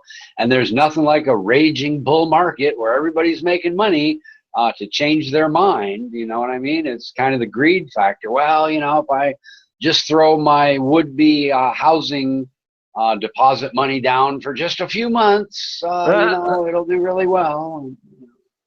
You know, I got a tip from a friend of mine because he knows the guy. Yeah. And I'll be honest, I'm what I would consider dangerously invested, but I sit here and watch it every day. So that's kind of a different story for me. I can shift my positions with a couple of clicks of the mouse. But you know, anybody that gets overexcited and doesn't know what they're doing had better pay attention when their broker tells them, you know, I'm sorry, you're in it for the long haul now, but don't sell at the fucking bottom. They better pay attention. I mean, and they never do is the problem. For any young guy that has a little bit of money, you know, the smartest thing to do is to see a reputable, you know, accountant, you know, investor who knows, you know, what to do with that, and give him some sound advice. That's what I did back when I was 25 and I bought a house with my brother. We met this through the real estate agent. She knew this guy, and actually he was doing the income tax for the Attorney General of Ontario at the time. So he knew some big people and stuff. He was actually doing their he was taking care of their finances and their investments. So this guy was good. I'm not going to say his name. I'm not sure he guided what you qualified that with even exists, frankly. I don't know. I mean, yes, there are reputable people, but I'm not really sure. It's like predicting the weather in the 1200s, as far as I'm concerned. There's really nobody. Yeah, I hear you. That, you know, it's all, you know, is Nvidia really taking over the cloud market or not? Nobody really knows. Is Amazon really worth, you know, a price earnings ratio that's so ridiculous they really have to just keep growing? Is Apple really going to take over the cell phone market? But nobody knows the answer to that stuff. So reputable, you know, I think where I would agree with you is a reputable financial advisor. When it comes to investments, when it comes to the actual investments themselves, I would prefer people, you know, not listen to anybody, but listen to themselves. If they really are more comfortable buying a house and getting a rental income than buying, you know, Coca-Cola because Warren Buffett owns it, I think they're better off doing what makes sense to them, because for every professional that says to buy Apple, there's one that says it's too high. For everyone that says to sell Nvidia, there's one that says, oh no, it's going to be $300. Not just because it doubled last year doesn't mean nothing. Stock's tenfold all the time. You know, buy it. When I say I'm overextended, I'm actually referring to Nvidia. You know, I own a lot more Nvidia than makes sense. An advisor is going to tell you, you know, your options and stuff, and they're going to show you, you know, what they should how tell to you is your risk. Diversified. What they should tell you is they shouldn't tell you a good financial advisor, all they should really tell you is you bring in what you want, and they should tell you how risky that is. They say, okay, you know, you have gold, that's not so risky. You have some stocks in an apartment, you know, that's less risky than owning, you know, nothing but Nvidia. And if you have a diverse, that's a little less risky than this or that. But I really don't believe that, you know, when we have bull markets, a monkey throwing darts does just as well as the people you see on Bloomberg, right? Very true, man. Very true. My point is paying, if you can get all the advice you want, that's great. But paying for advice on which stock to own, in my opinion, is a complete waste of money. Complete waste of money. You're not going to do any better listening to an advisor than you're going to do making sensible decisions on your own, in my opinion. I could be wrong. I just think everybody out there that can chew gum and tie their fucking shoelaces is smart enough to figure out which companies are popular and doing well and which companies are a little fly by night and therefore just much more risky. Right, but you got to start somewhere with a professional. Right. Yeah, and I guess I tend to agree with that. Either a professional or buy yourself some actual textbooks and learn economics yourself and learn financial stuff. I was talking to Shotgun, I forget who it was, but somebody about back in the early 80s and late 70s, there was a guy on the radio that had an hour-long nightly financial advice program. I learned so much from that guy. It's just unbelievable. Yeah, but you need to, the problem, the real problem, it goes back even further than that. The real problem is they do not teach financial advice or, you know, financial advice or economics in high school. They should require, it should be a required course, freshman, sophomore, junior, and senior. Because, and the reason for that is if everybody was good at economics, everybody's countrywide economy would be very, very good, even in recessions, because people would see them coming. They would know what to do. They wouldn't rush out and get overextended on their car at the tail end of the bull market. That kind of crazy shit happens because nobody learned it in high school. Nobody can't get the right change when they go to the 7-Eleven because they did learn at least some math in high school.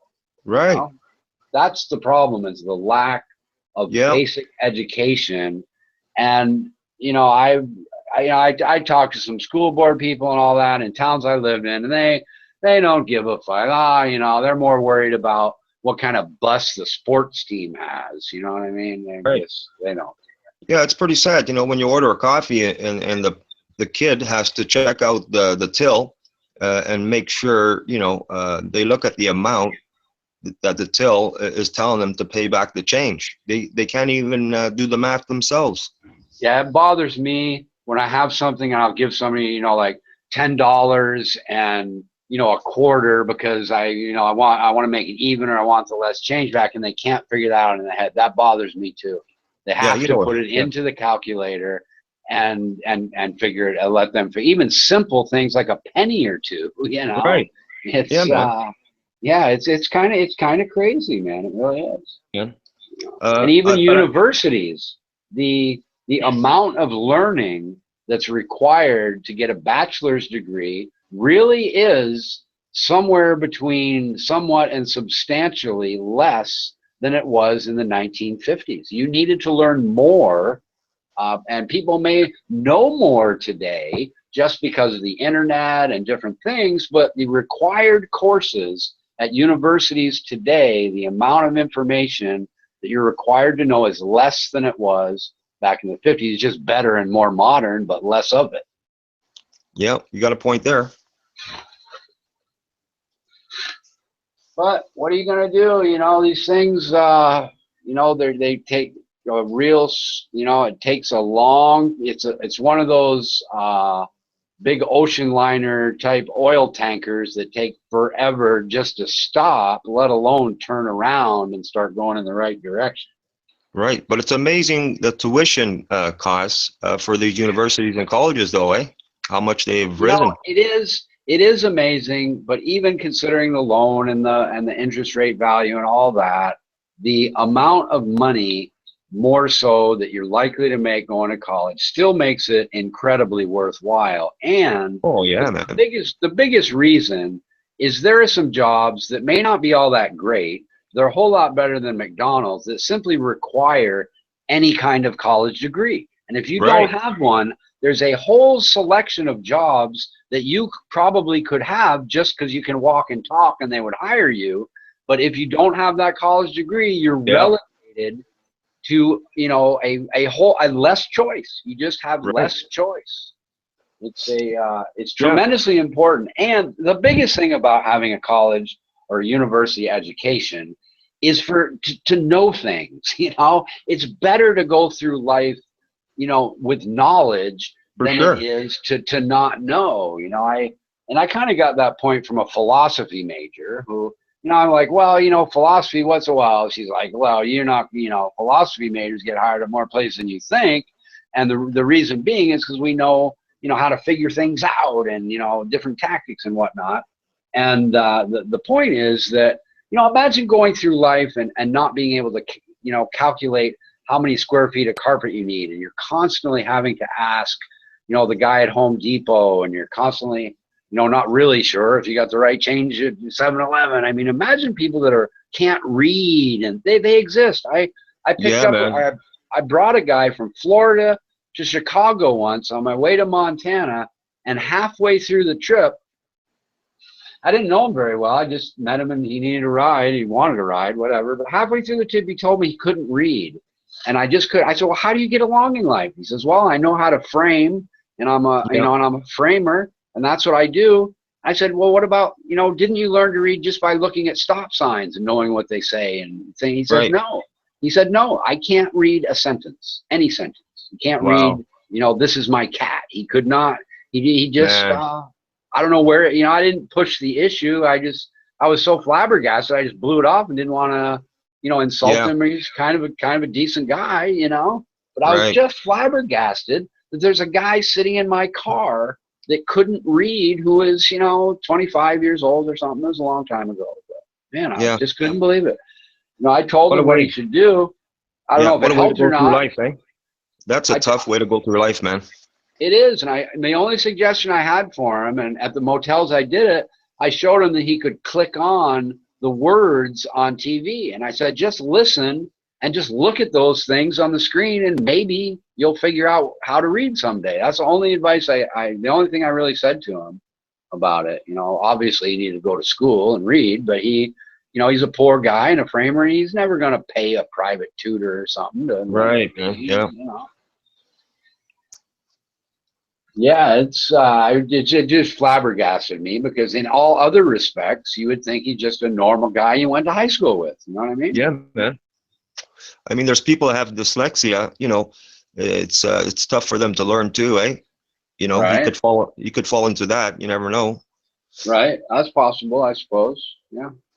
Yeah, I guess I'm not very good at carpentry, and I was Right. kind of surprised. Well, the one thing that struck out to me was I was kind of surprised you even could be a framer and not read. Right. You know, that's Right. what surprised me the most. I could understand if he was picking up trash, but he had, you know, we brought all his tools, and the one thing he kept saying over and over, because we didn't know each other very well, is whatever you do, you know, please don't just take off with me. I don't care what you do, but please, if you're going to dump me, just please dump the tools out. And he was really worried Yeah. that he might lose his tools. Right. I'll tell you Because what. that's how he makes his living, man. Is Yeah, those- he was really, really afraid of that. It'd be interesting if this guy knew how to read blueprints, man. You know, to frame those houses, man.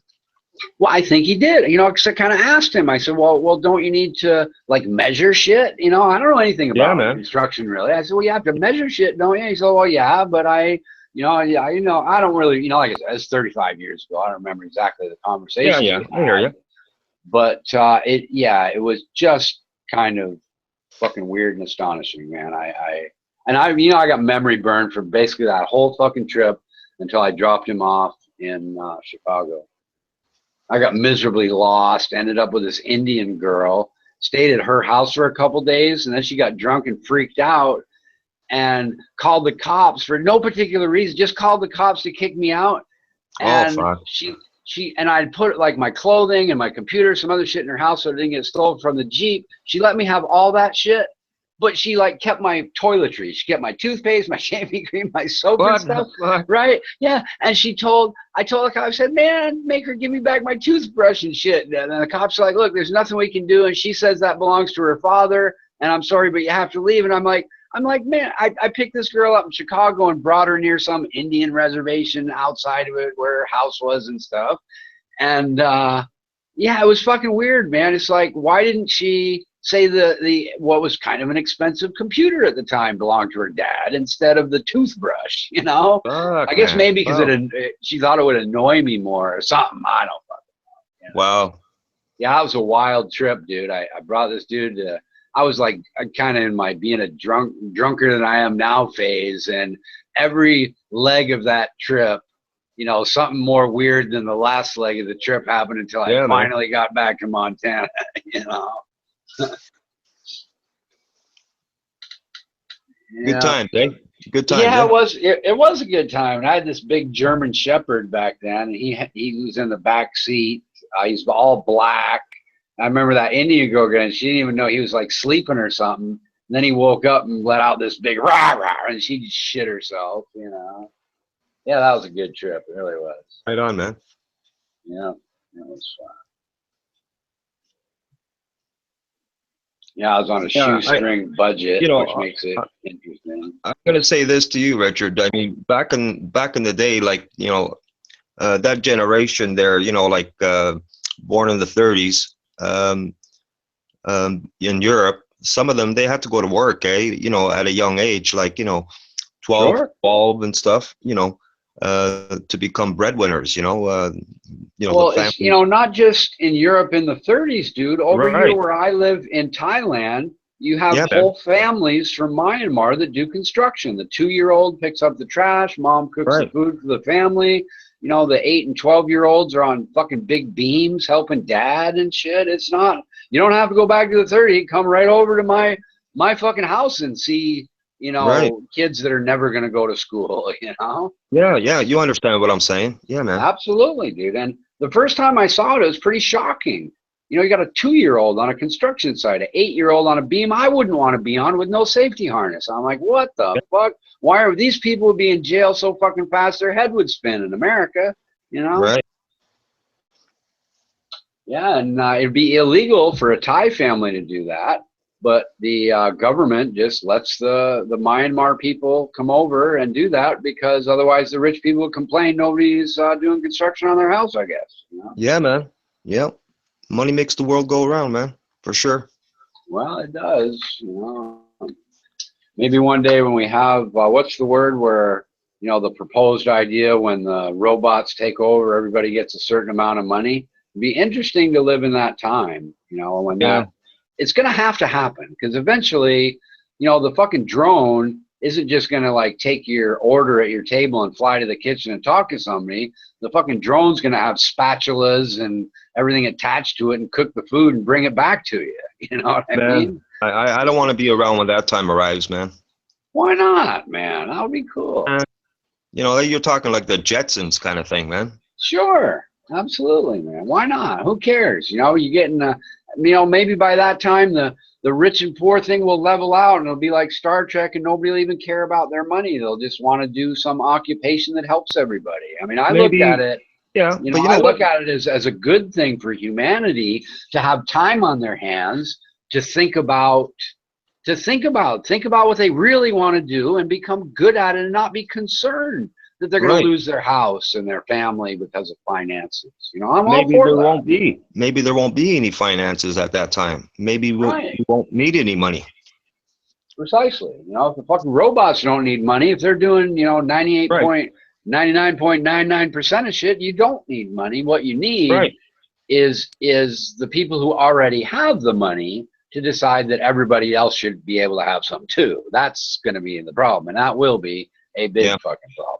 Yeah, it's called greed. Now, there's nobody with a $500 million yacht that's going to volunteer to send it to the scrapyard and give it away to poor people. You know what I mean? Right. Yeah, India. Yeah, the scrapyard of the world. Right. Yeah. Yeah, there's a guy in India, I forget his name, but he's really, really rich, and he essentially built like a 50-story house in the middle of one of the poorest sections of Mumbai, which is just a nasty shithole.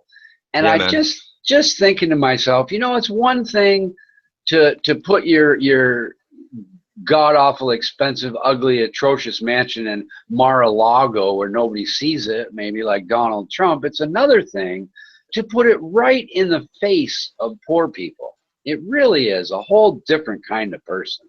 I really think that guy must be a nasty, look at me kind of motherfucker, The worst of the worst. Yeah, I guess, and of course I'm sure he has some explanation as to why it makes all the maids I'm hiring and some bullshit story. Who knows? He might even convince me it makes sense if I talk to him. I don't know. I doubt it, but you never know. Add insult to injury, with that big yacht, Well, just a big house in the middle of, basically, I'm sure the reason is because the land he bought in the fucking ghetto didn't cost him anything. He just that fucked up in the head. So he pushed out a bunch of people with nothing, into some ghetto that's going to be even more expensive for them while he sucks up the fucking cheap land. It's just everything about it is nasty. Yeah. And he gets to smell shit all day. That the locals just shit all around his property. No, because you can be sure he has some sort of air filtration system in his 50-story building that's fucking, putting out roses smells. He's not smelling nothing, dude. He's getting up on 50 stories above, taking his helicopter, and, his fucking car is 5 stories underground in some bunker with a air filter. You know what I'm saying? He ain't smelling. He probably doesn't even see those people when he drives by him in his limousine. He doesn't even notice those people. Otherwise he wouldn't have done that. I can at least say I notice people like that and I try to help them. I mean, I don't do much, but I walk down. Outside of our little gated enclave is a river where really, really poor people live. And I walk down there and I talk to them, and I'll get a bag full of beers and Cokes and go sit by the little concrete slab where the people that take the riverboat, come to, and give them away and talk to them. And I really try, even though to them I'm like this rich guy that maybe they're, you know, they're always nice to me, so they're not, you know, jealous or angry or anything like that, but you would think they might be.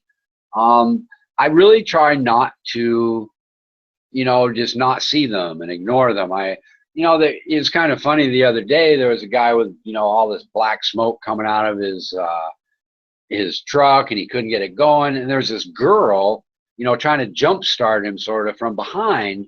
All these fucking Thai people drove by him, and I stopped and pushed the car, and heads just turned. It's like, oh my God, this Farang guy is helping. And they realized too that all of that person's friends and neighbors and countrymen didn't give two fucks about that guy, you know, and I did, you know, and it was just kind of interesting.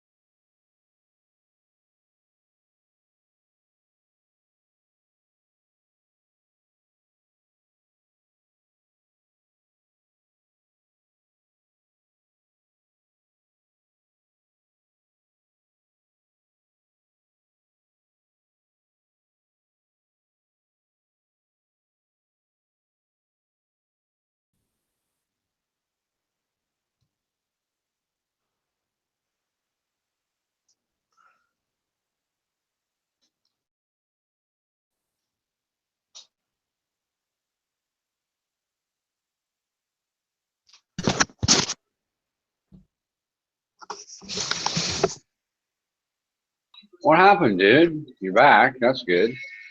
My wife out.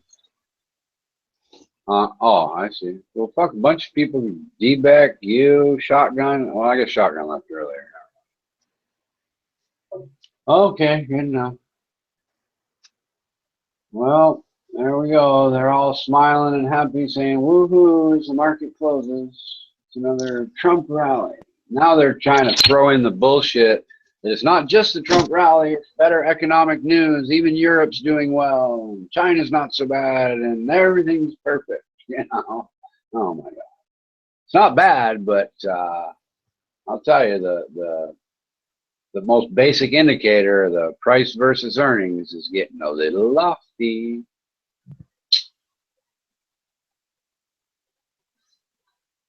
Yeah.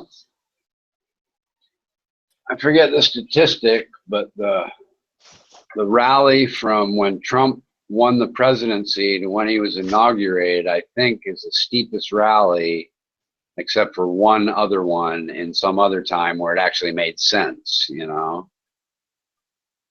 Some 2,200 points in a short period of time, sort of thing. It's just ballparking it, not anything accurate. The 11th record close since inauguration. There you go. That's probably a record of some sort. Maybe.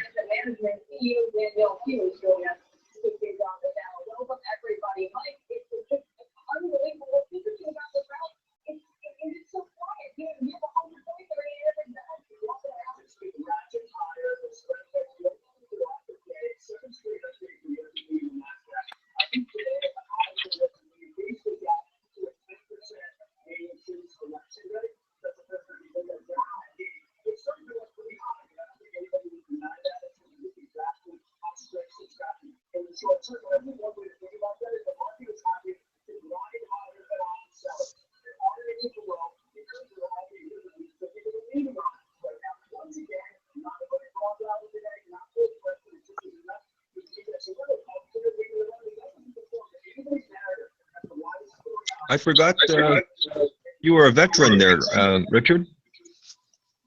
I am. Yes, I am. Yeah, I wasn't a very good sailor. I mean, I wasn't a bad sailor necessarily, but I didn't, I don't think anybody joins really out of all that much patriot, at least when I was in. Everybody has their personal reasons, free education, money for college, whatever story. When I was in, people were joining instead of going to prison. It was right after the Vietnam War. So, I had my own personal selfish reasons. I just wanted to go on a ship around the world and fuck prostitutes and have a good time. And that's what I did while doing the best I could to obey the rules. But I sold drugs, and I was a loan shark, and really raped a lot of money off the other people on the ship. I mean, I didn't cheat anybody, but I was loaning out, $10 for 15, 20 for 30. It's a common thing for people that run out of money. I would bring pounds of marijuana, but I'd stash it until all the other drug dealers ran out of drugs, and we were in the middle of the ocean for a week or so, and everybody was really desperate. Oh, big time, dude. I mean, and people were nice to me, but I knew that they really hated the fact that I was raking in $3,000 or $4,000 a week while they're bringing in 200. I hear you. But if I had to do over again, I'd have done the same thing, but I wouldn't have been such a dick about the weed and the hash and stuff like that. I would just sold it at market price because there's enough money to be made doing that. I hear you. But I'll tell you the kind of dickhead I was back then. You have to find a good place that keeps away from the sniffing dogs and the other people, the thieves, the, whatever, to hide your drugs, right? So what I did. I know all about it. So what I did is I took, they have one of the, those locks they have on your electric meter, those little wire things? Yeah, man. Yeah. Well, they have those on the first aid kits around the deck of the ship in case somebody gets seriously hurt during refueling. And I cut them in a way so that you couldn't tell it was cut. And I took all the first aid supplies and threw them over the side and filled it up with drugs. And nobody ever did. Yeah, I know. Nobody ever did figure out my hiding spot.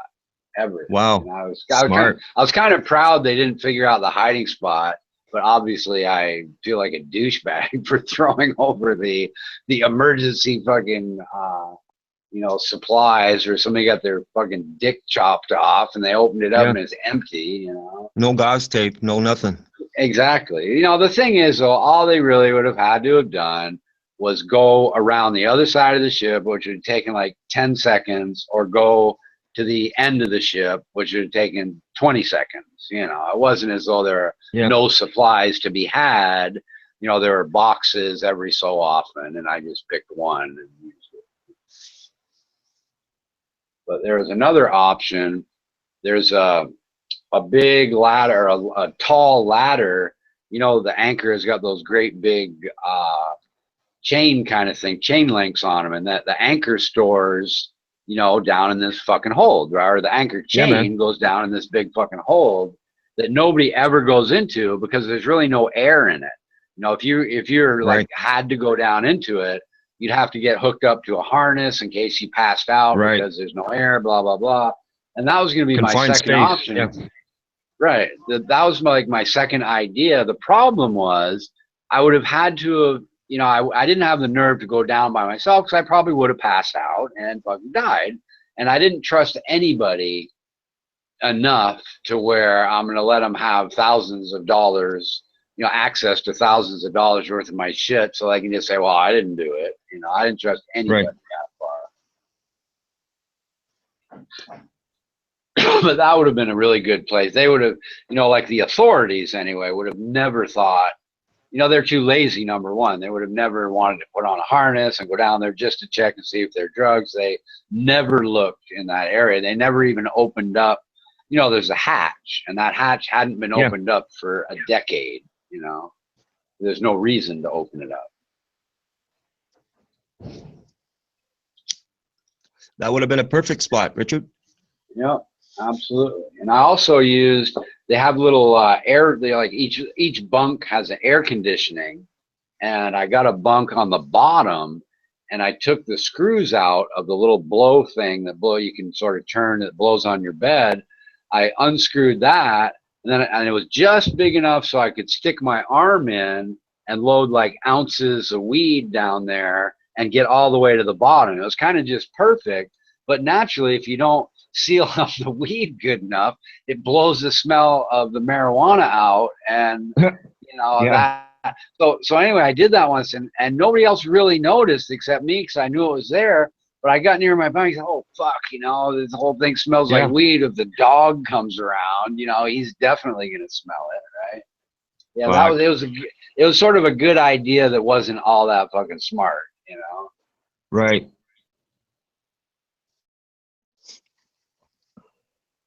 All that, man. Fuck. Oh yeah, absolutely.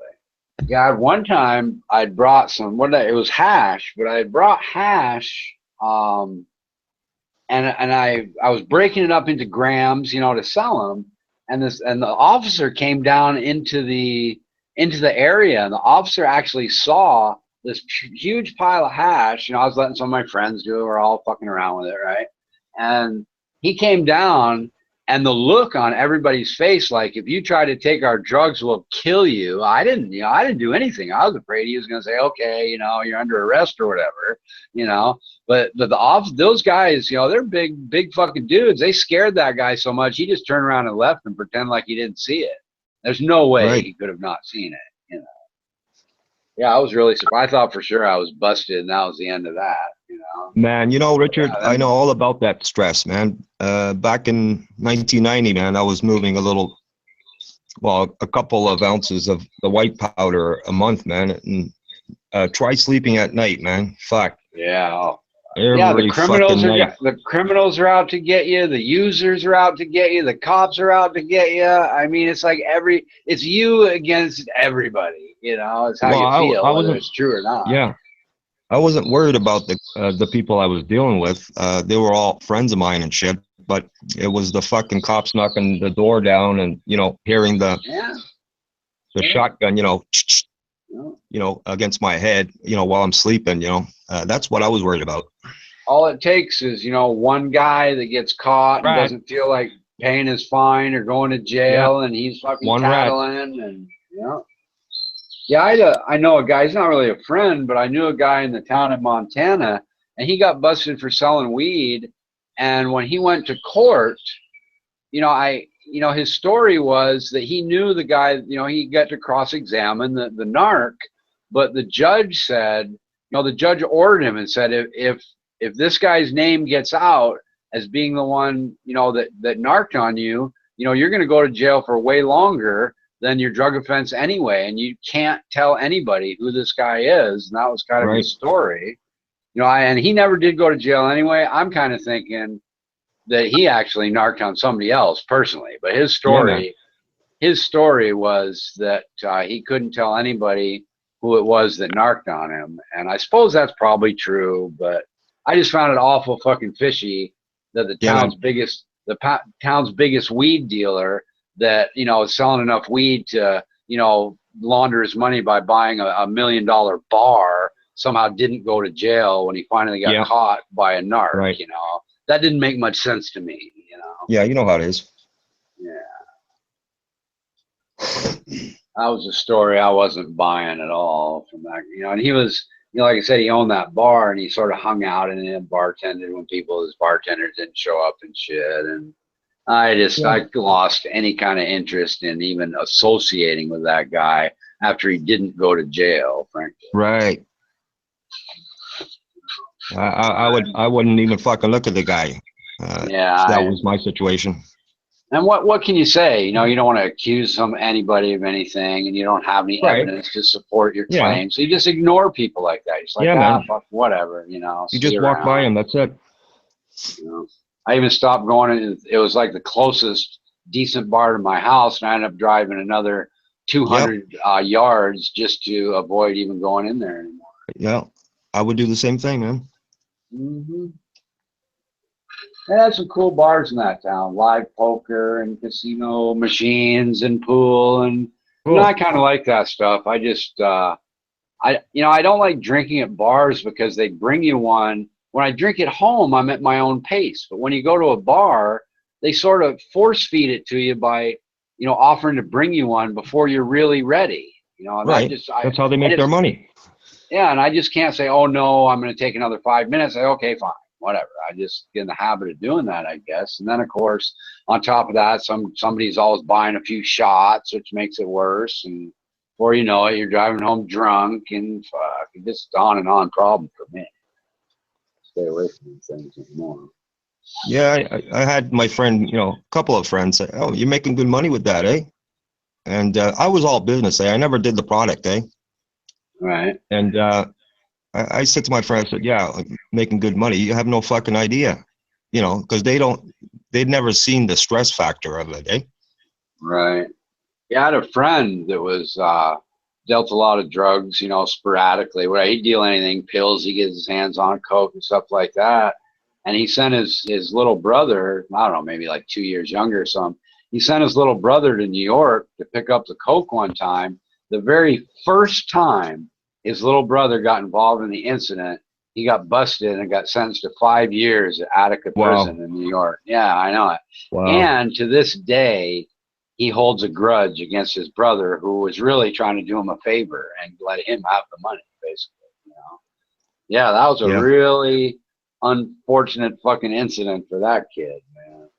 And he came out a man, and fucking quit fucking with the drugs and all that anyway. So in a way, it kind of did him some good, I suppose. He's, put it this way, he's better off. He has a family, he has a house. He's better off than his brother is today. So maybe it was a good thing.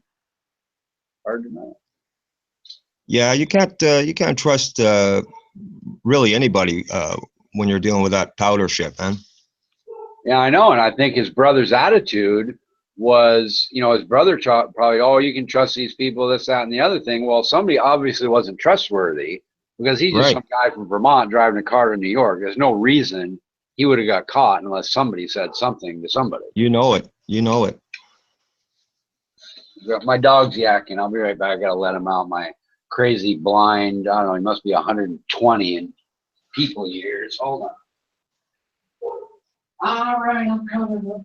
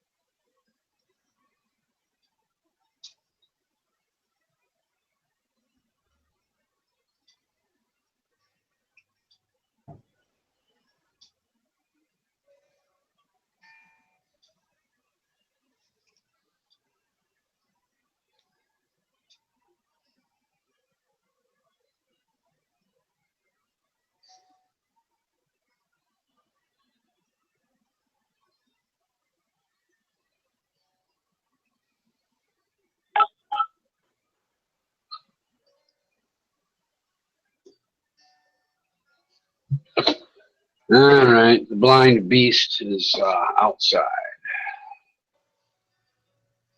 Kind of looks like a miniature Marmaduke.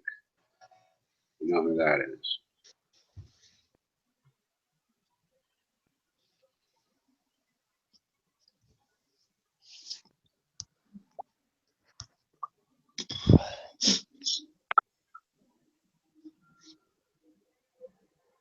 How long you been out there in Bangkok, man? On and off 15 years.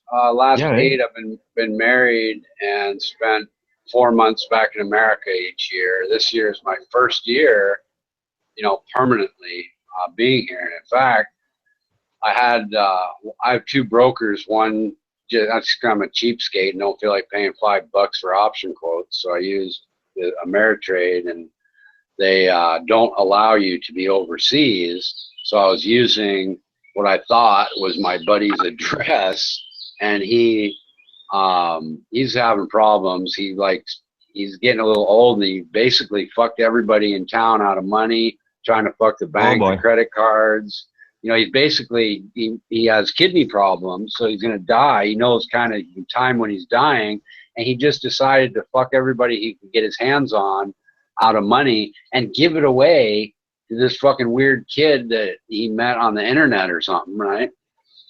But anyhow, holy fuck. Yeah, I know. It's fucking bizarre, dude. And we're talking like a straight-laced, hard-working, I think it's maybe the medication or the diet or something, but he just went crazy. So I'm not sure.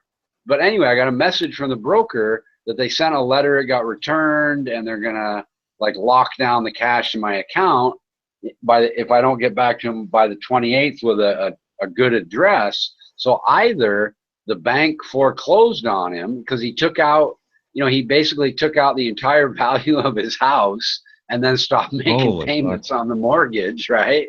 So, and he, he like prolonged it. He didn't pay for over a year. And then they he got some Obama program and they redid it, and then he didn't pay that and this, right? So it's just really fucked up. So either he just said, "Oh, fuck you," and sent the letter back, or, he had his house repossessed. I'm not sure which, but at this point, now I'm gonna close that account. But now everything is going to my address here in Bangkok, and I don't even have any interest in flying back there to that town in Montana to even find out what happened.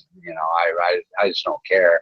Anybody that would do that and not warn me first is obviously not my friend. He should have said, "Oh, my house got repossessed and your letter's not," because he knew, obviously I talked to him and the whole point was to use his address. So obviously he wasn't as good a friend as I thought, or who knows? I mean, maybe he's had some trouble. Maybe he fucking died. I don't know. Who knows? Right? Just found that out today. So yeah. I guess I'll look into it and send him an email. But he's so fucking weird, dude. He makes like $5,000 a month off his 2 pensions and a job, but he's given away so much money to this kid. He's lost everything he had, and then he fucked credit card companies out of $100,000, the bank out of a couple hundred. Yeah, I'm not shitting you, dude. A couple $100,000, sold every item he had of value. He had a huge garage full of tools, a gun collection, gold, silver, blah, blah, blah, right? And he's got down to the point where he has this little plastic antenna to get the one free television station. He shut his phone down. He used, he fucked the cable TV. He had the cable TV, the telephone, and something else all wrapped up in one company. He fucked them over.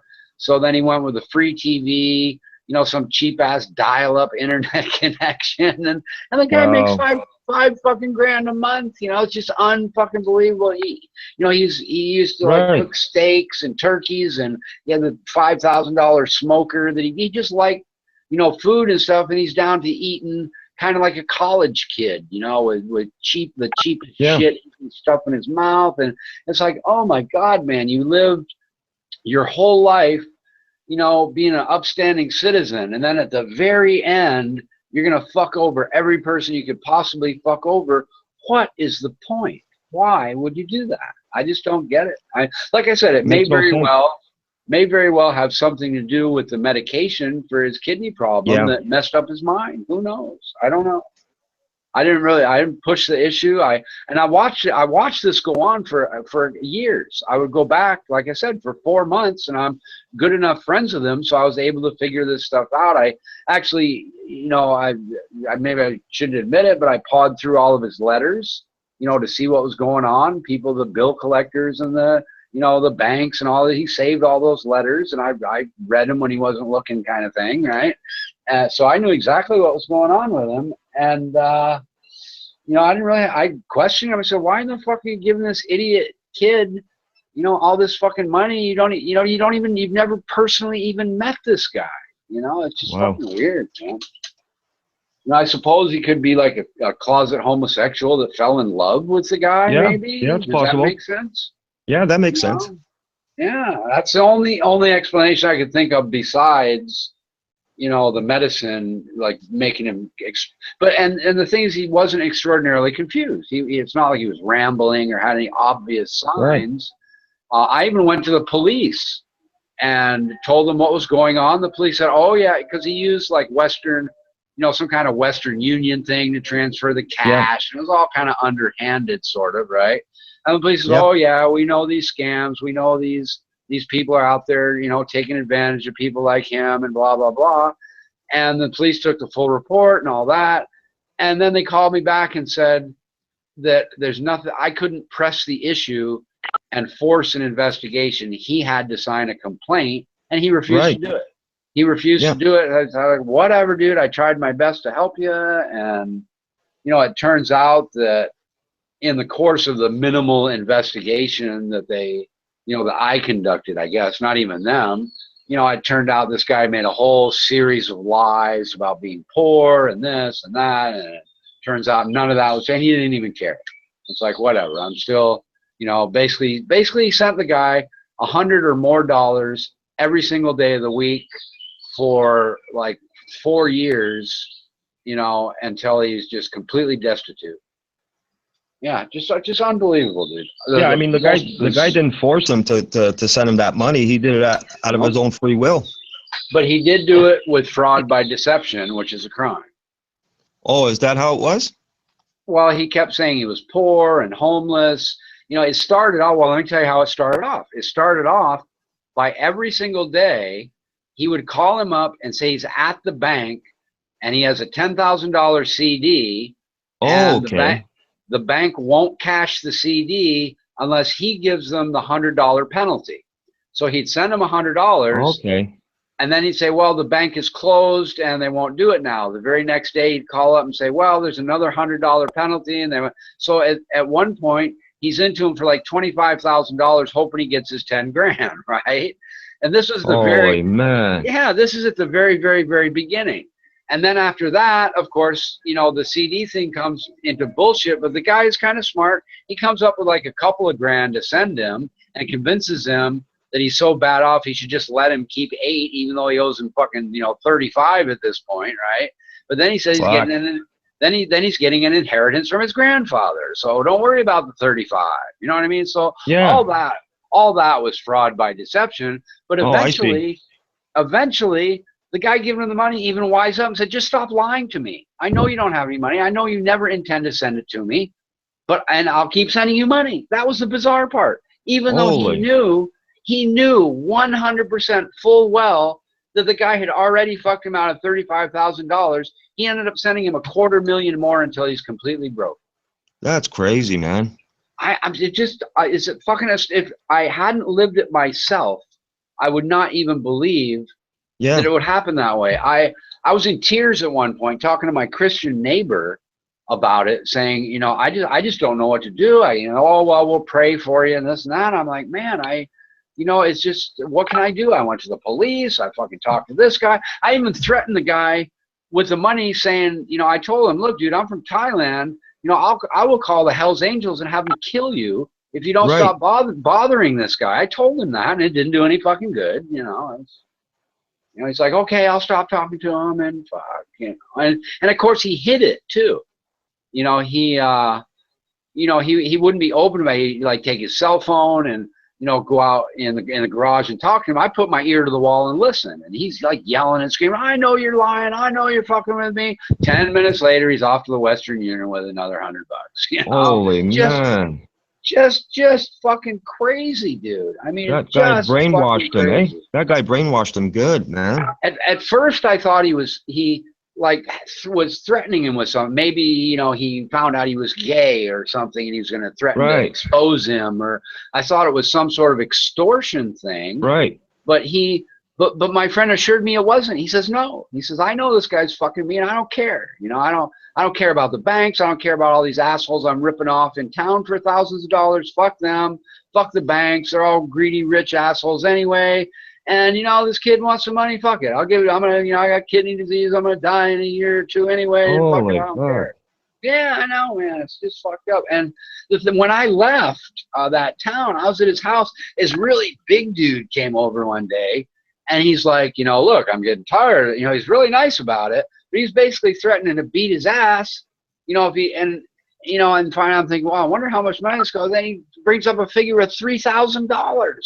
Like, oh my God, you know, he's got 3,000 here, 3,000. Then another guy came over that I knew when I was there, and you know, I asked him, well, I said, well, how? And I told him the whole story, you know, because I knew this guy too. And I said, look, he owes everybody in town. He took credit cards. They're foreclosing his house, blah, blah, blah.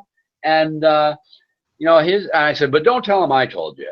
And maybe that's why he you know, didn't say my letter. Maybe he did tell him. But he said, well, fuck it. I'm just going to go to a small claims court then. I said, that's not going to do you any good because the line of people he owes money to is fucking endless. Yeah. And nobody's going to get anything, you know, except, you know, I suppose he could garnish, you know, and that was kind of his deal too.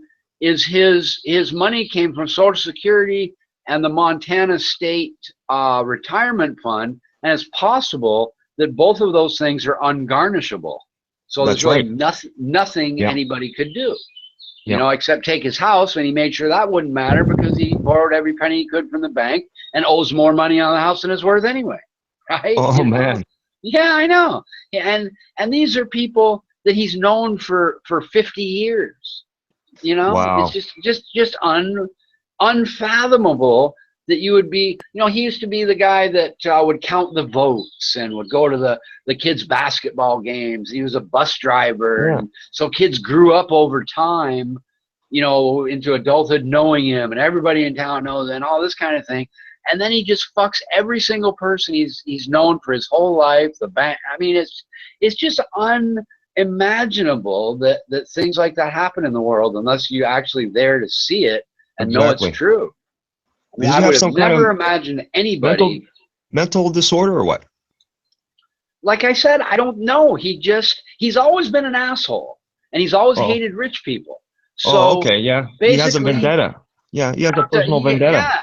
Yeah, he has a vendetta against, you know, the thing that's kind of bizarre is that he's kind of a rich person himself. You know, that's the thing that kind of get me is he's in a $250,000 house. He, you know, trades in for the brand new Eddie Bauer Ford Explorer edition, and he's got gold and silver and guns. And, you know, who is he to be complaining about rich people in the first place? Right. You know, he's no better or worse off than the people he fucked over. The banks never really did anything to him, you know. Is he waiting on a kidney transplant or what? I don't think so. I think he decided not even to do the, you know, where they wash your blood. I think he opted not to do that. He just gonna die. You know, he doesn't care. He's like, fuck it. You know, I'm not. You know, I think that was the last time I talked to him about it. You know, he wasn't even gonna do dialysis. He's like, fuck it. I'm not even doing dialysis. When it fails, it fails, and whatever. Right. But his plan when I left was when they foreclosed on the house, he was going to move into a tiny apartment. You know, it's like, well, dude, why? You know, what is the fucking point?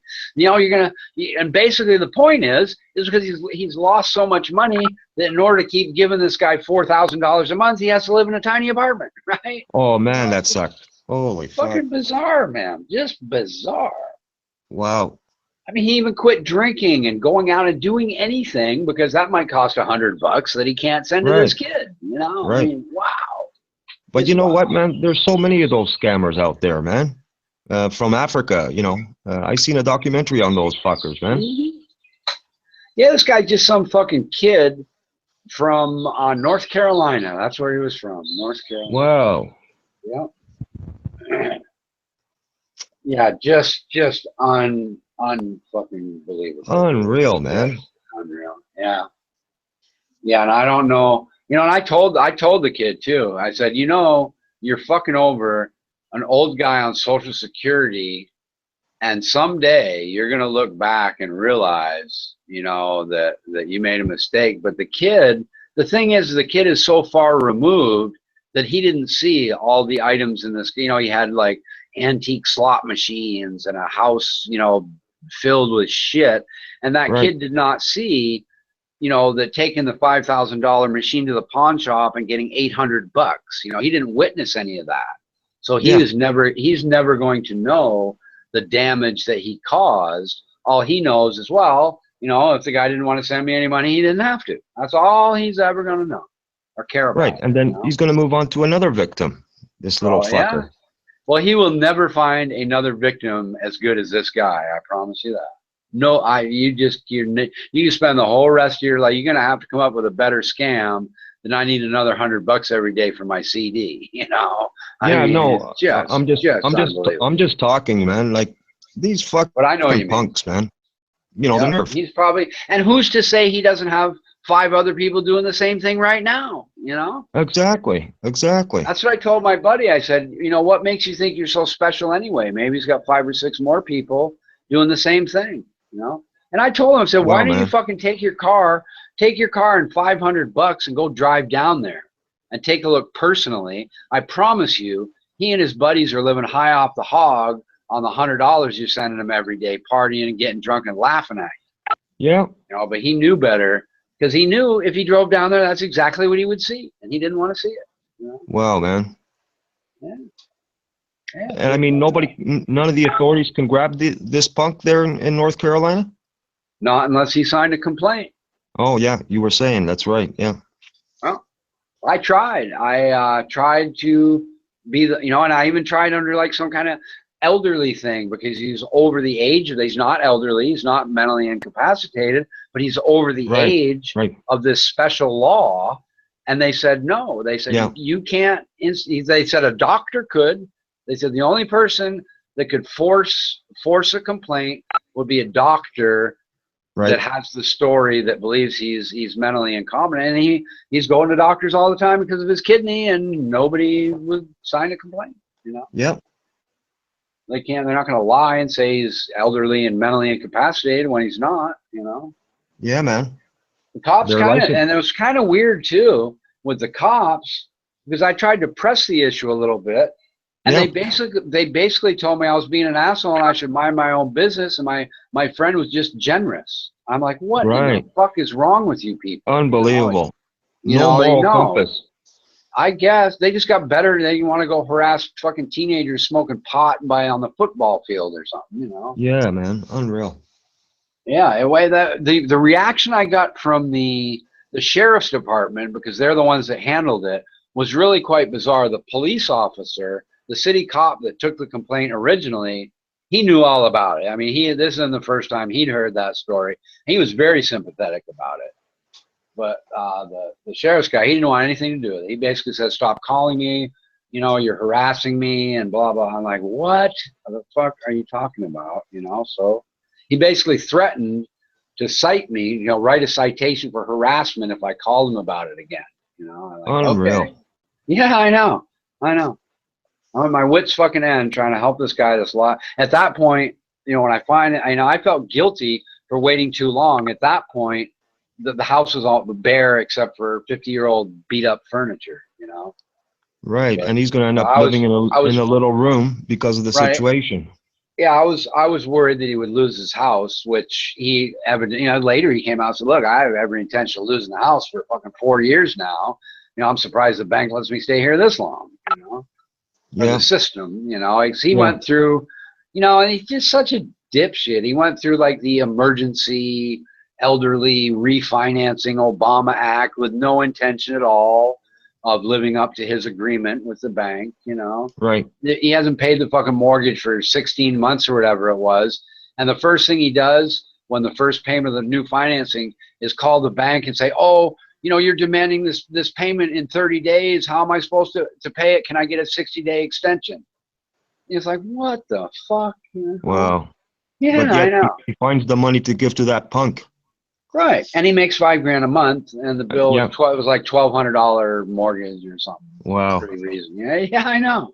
I know, it's unbelievable. He had a stack of credit cards, probably 3 inches high, that he had maxed out every single thing. And when they just stopped letting him rob them, you know, he just left them in the stack and didn't pay any one of them.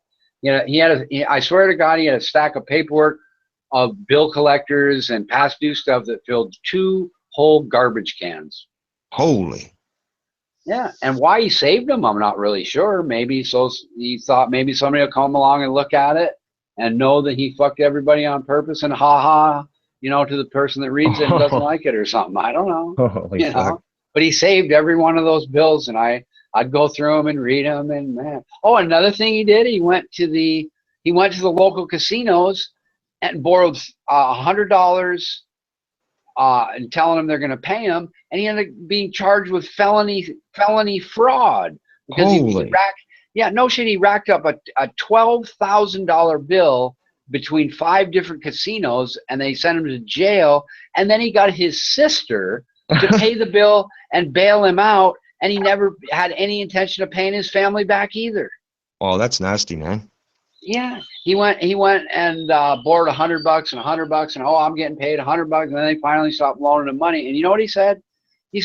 I said, what? You know, he went to jail, and I found that out later when I went back on vacation. He said, oh, those assholes at the casinos, they just wanted their money too soon. I said, what the fuck? You know, you just intentionally, because I saw he had like a little folder with the court information. And the $100 that he borrowed, it went on for like 3 pages until it added up to $12,000. You know what I mean? Holy man.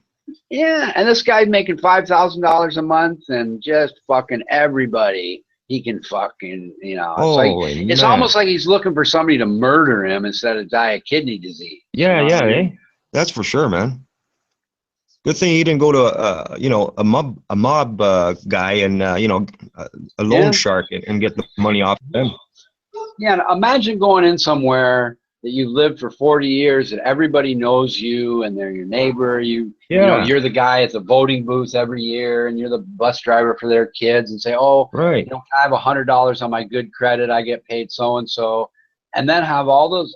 These are bar people that talk to every single person in town, right? Yeah. And have the, you know, just the mindset to know that you're going to be in a town where every single person hates you, basically, you know, and you don't care. That sucks, man. A small town. This isn't a big town. Yeah, man. This is where every single person is going to know what you did, what you're about now, and just think you're the biggest scum of the, you know, all the personal people he fucked over are talking, the bar people are talking. Yeah. You know, I heard before they shut the phone down, I listened to his message recordings. It's like just filled with banks and all these people, but the personal people would call up and say things like, hey, Bob, you know, every single person downtown is talking about the money you owe them and this and that, and you know, I hope you get back to me with the $1,000 you owe me soon. And like, yeah, good luck with that. Yeah, dude, you know? like that's gonna happen. Yeah, I know. But some of the sort of, you know, these people, they probably need their $1,000, right? And some of these people on the telephone recording were kind of pitiful, you know. They're like, man, you know full well what he's doing. Why would you even bother to call? Either come over and kick his ass or fucking forget about it, you know? Yeah. I mean, kicking his ass isn't going to do it. Well, may make him feel better, though, you know. But of course, then they get charged with assault, and you know, I mean, you don't go around beating up old people. That makes you look stupid, right? Even if you're old yourself, you know. Right? Yeah, you just don't do that, man. Yeah, I know. Well, he relied on all those kind of things. You know, he relied on the fact that most credit card companies are not going to call the police if it's less than $10,000. He relied on the fact that, you know, the mortgage companies give you chance after chance after chance. He relied on the fact that, well, nobody's going to beat me up for just a few grand. And the one place he fucked up was he did go to jail for a week or so over the fraud at the bar, and he was put on you know, probation for a year, so he had to get rid of the alcohol in his house, and the police, he had a police scanner they wouldn't let him have, and whatever, right? But he did get caught up And, you know, he's a felon now. He can't vote. And, you know, he had already fucking lost all his guns to the pawn shop anyway, but he can't have guns, he can't vote, and all that kind of stuff, you know. So there's some justice in it, I guess, but not enough, let me tell you. But the biggest scammer in single scammer in U.S. history, that would be Mr. Bernie Madoff. Absolutely, yeah, it would be. Yeah. Yeah, that guy, man. That's he's basically a rolling slush fund that got bigger and bigger and bigger, and just Yeah, man. fucked everybody. And what amazes me is the people that were involved in it, that worked at his securities firm, let's say, they pretend like they didn't know what was going on, making those Now, false I guess the statements. question I would ask is, why didn't he go to a place like Dubai or Argentina where you can't be extradited? Why was he so stupid as to stay in New York City and get arrested? Because he had that much money, he could have been living the lap of luxury in a country that doesn't have an extradition treaty. What the fuck? Right. Well, because he was greedy. He was greedy, man. Yeah, I guess. Stupid and greedy.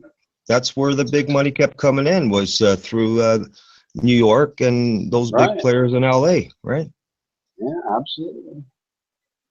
Yeah, the world is just filled with fucked up. You know, it's like I was saying the other day, you know, one of the reasons that religion and a God is popular is in the back of everybody's minds, people know that somebody smarter than humans should be in charge and setting the rules. You know, humans are just not smart enough to manage themselves. Right. I mean, he made off with over $50 billion, eh? Yeah, that's is a crazy. That's crazy. A pile of money. I think that's, you know, the money rolls up. I was fucking astonished to know the cash Apple had. I thought it would be like 50 billion or something like that. It's closer to $300 billion they have in cash they don't know what to do with. I guess giving a dividend to the shareholders would be out of the question, right? But it's just such a pile. And all of these, I think there's $3 trillion between the Fortune 500 companies that they don't know what to do with. It's just cash. They just don't know what the fuck to do with it. You know, that's just a demonstration that there's something out of whack in the disparity remuneration. The disparity. Yeah, you're talking about the disparity between, you know, the haves and the have-nots. Well, not that as much as the disparity between the whole purpose. It's those are all publicly traded companies, and the investors are part owners, and they should have that $3 trillion in their hands. It shouldn't divided, just be, And their excuse, of course, is that their stock price reflects that cash, and if they gave the cash away, the stock price would just drop. But I don't necessarily buy that that's a good argument, you know. If I'm an investor in a company and the company is cash rich, I expect part of that cash if I'm in a small business with me and my friends, you know. Yeah, to be in your pocket, man. Yeah, absolutely. But you know, the law doesn't require it, and they don't have to, and they don't want to. So what are you going to do? Buy different stock or something, I guess. You know? Yeah, that's the way the system works, right? Right. Exactly. You know, there's a lot of things that could change.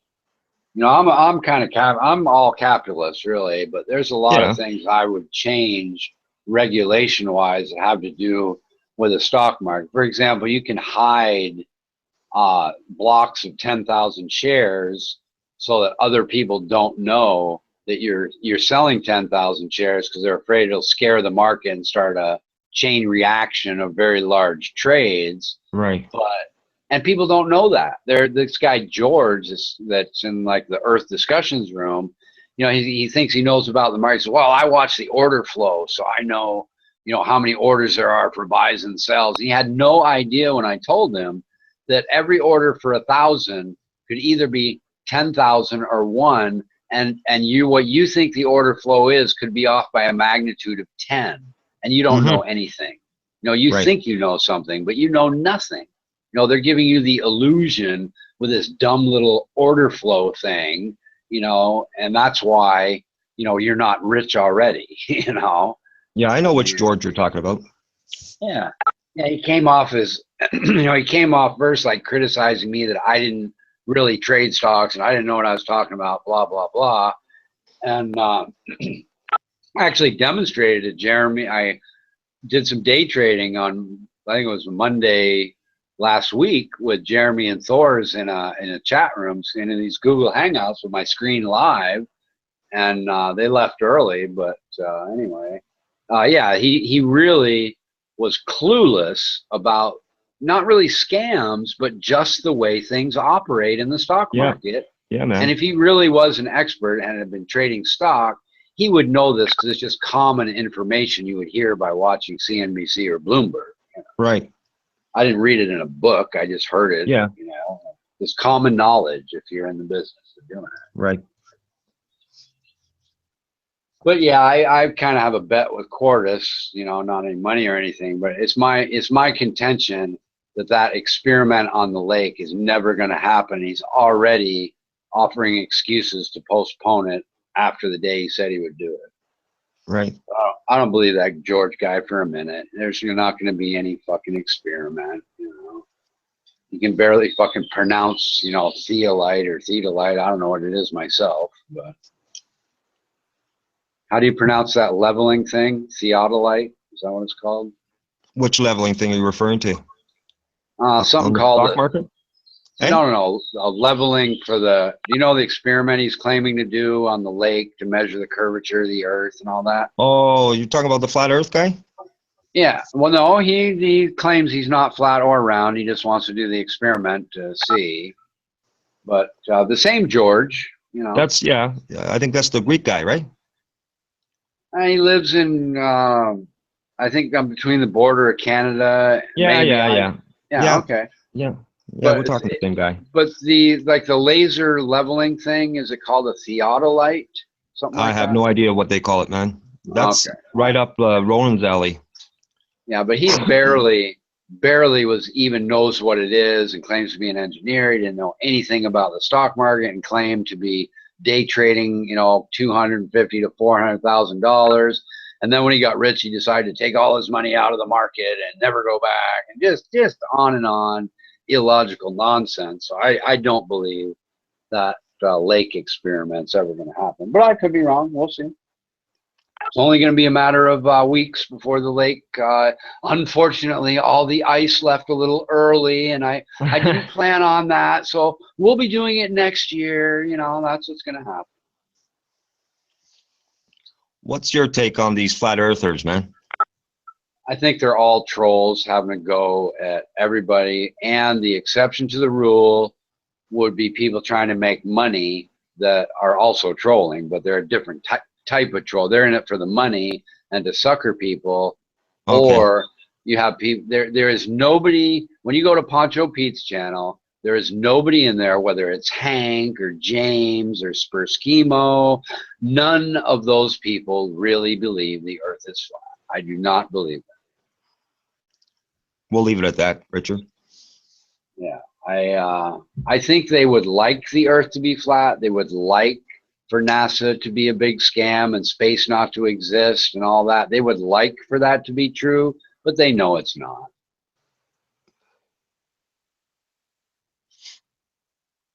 You know, the dome in Antarctica. I mean, how, right. You know, it just goes on, man. And in a sense, you know, what I would say, the small amount of respect I have for them is it's the longest running group of people able to maintain a poker face I've ever seen in my life. Right, you know, it blows my mind. I will respect them for that, especially, yeah. You know, Hank, for one. You know, he is never going to admit to anybody that he was all just having a big go at science and having fun and trolling. He is never going to admit that, and he knows full fucking well what's going on. I like Hank. Yeah, I would like him if he hadn't sent me to that virus thing. You know, that would be I'd like him a little better. I don't like him at all because he trolls from room to room, and I just find that really stupid, you know. I like to hear Poncho's take on Isaac Newton's, you know. Oh, I love Poncho, gravity. dude. Poncho's a funny motherfucker, man. He is.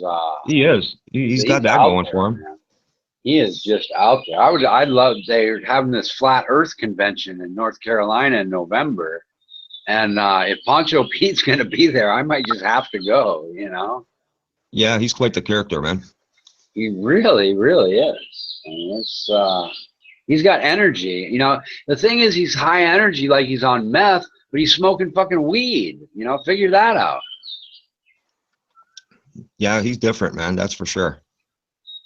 Yeah, and he may, you know, I don't know exactly how popular he is or what it takes to monetize channels and stuff, but he may be, you know, as far as he goes, you know, he's funny enough, so I hope he is making money off the flat Earth, frankly. But these other guys are doing what I consider mental philia.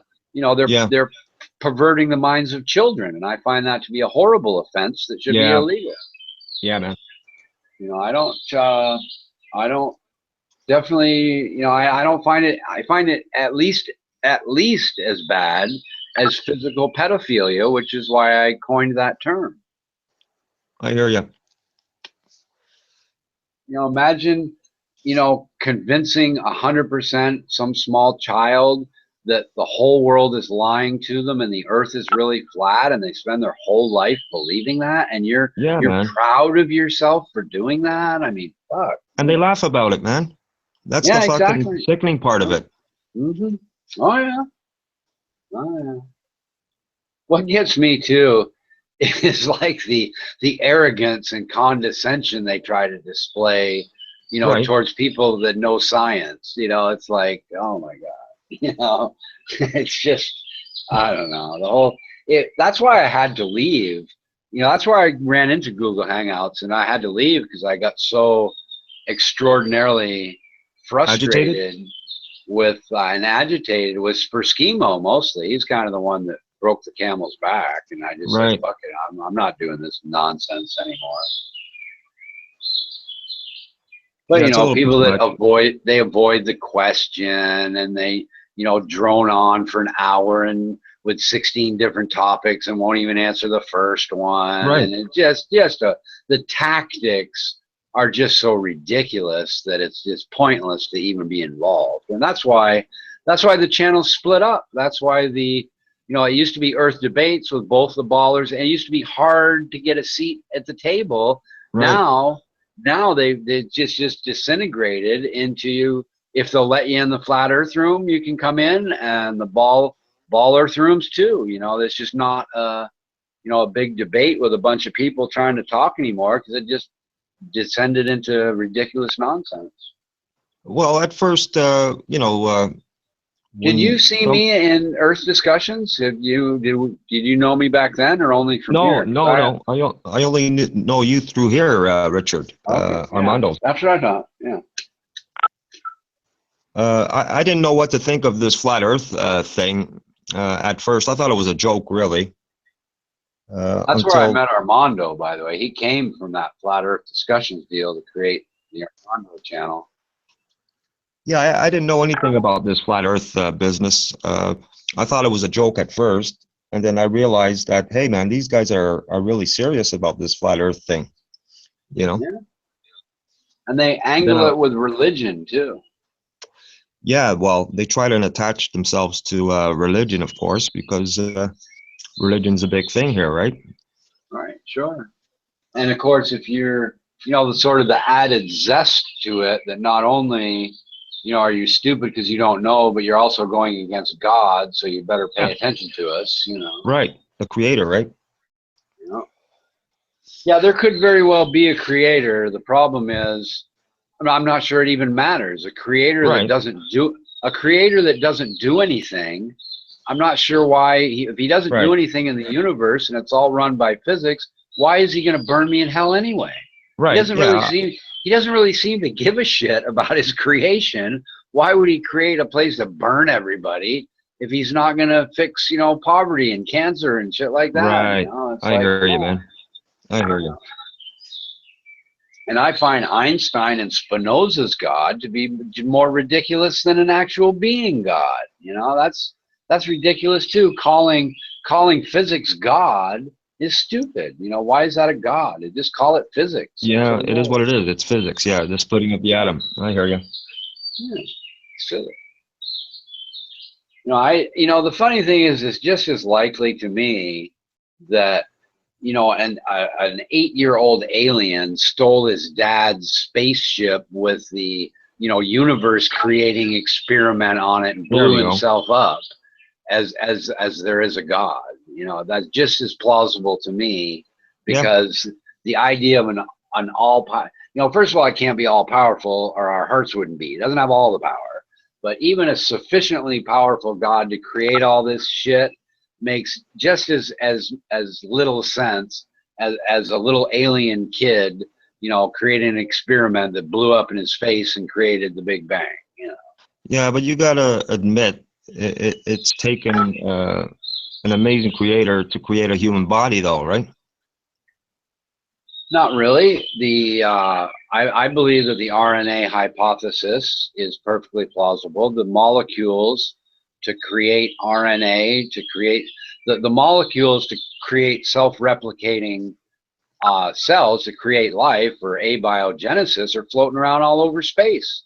Why is it so implausible that those things came together and created RNA, which created DNA, which created a cell? I mean, I don't find that implausible, because those things exist. We can find them, we can see them. We haven't been able to replicate the process of it happening. But the plausibility of the RNA hypothesis makes perfect sense to me. I understand it just fine. Yeah, you're entitled to that. I guess I find that to be more plausible, because there's not a single scrap of evidence that an all-knowing creator, or a single scrap of evidence I can believe that an all-knowing creator is even possible to exist, let alone, I don't know what molecules it's made out of. I haven't seen it do anything. I don't see anything going on around me that is so unexplainable that it could only come, I don't see any plausible reason to jump to that conclusion. But what I do see is a very plausible explanation as to why human beings would tell their children there's a God, you better not lie. That makes perfect sense to me, to make up that story. You're looking at it from a scientific point of view, that you would have to see evidence in order to believe. And I'm also looking at it from the idea of which is more plausible, that parents or people that want to control populations made up a bullshit story. I look at which is more likely to happen, and to me, the likelihood of human beings making up this bullshit story to control people is much more likely than the all-knowing creator they made up to begin with. I mean, Jesus that's your opinion. Jesus is a regurgitation of 17 prior stories that all have to do with the winter solstice. So am I really going to believe that if there is a God, he would come in the same basic way as 17 prior lies and say, here I am? Or would I believe that the 17 prior somewhat similar stories, the 16 of them aren't lies and one is true, that all 17 are lies? Which is more sensible for me to believe? So I'm guessing you are a Christian or something. You believe in God, or? Well, I don't have to answer that, do I, Richard? No, I'm just curious. No, you don't have to answer that. No, you don't have to answer anything. You don't even have to talk to me if you don't want to.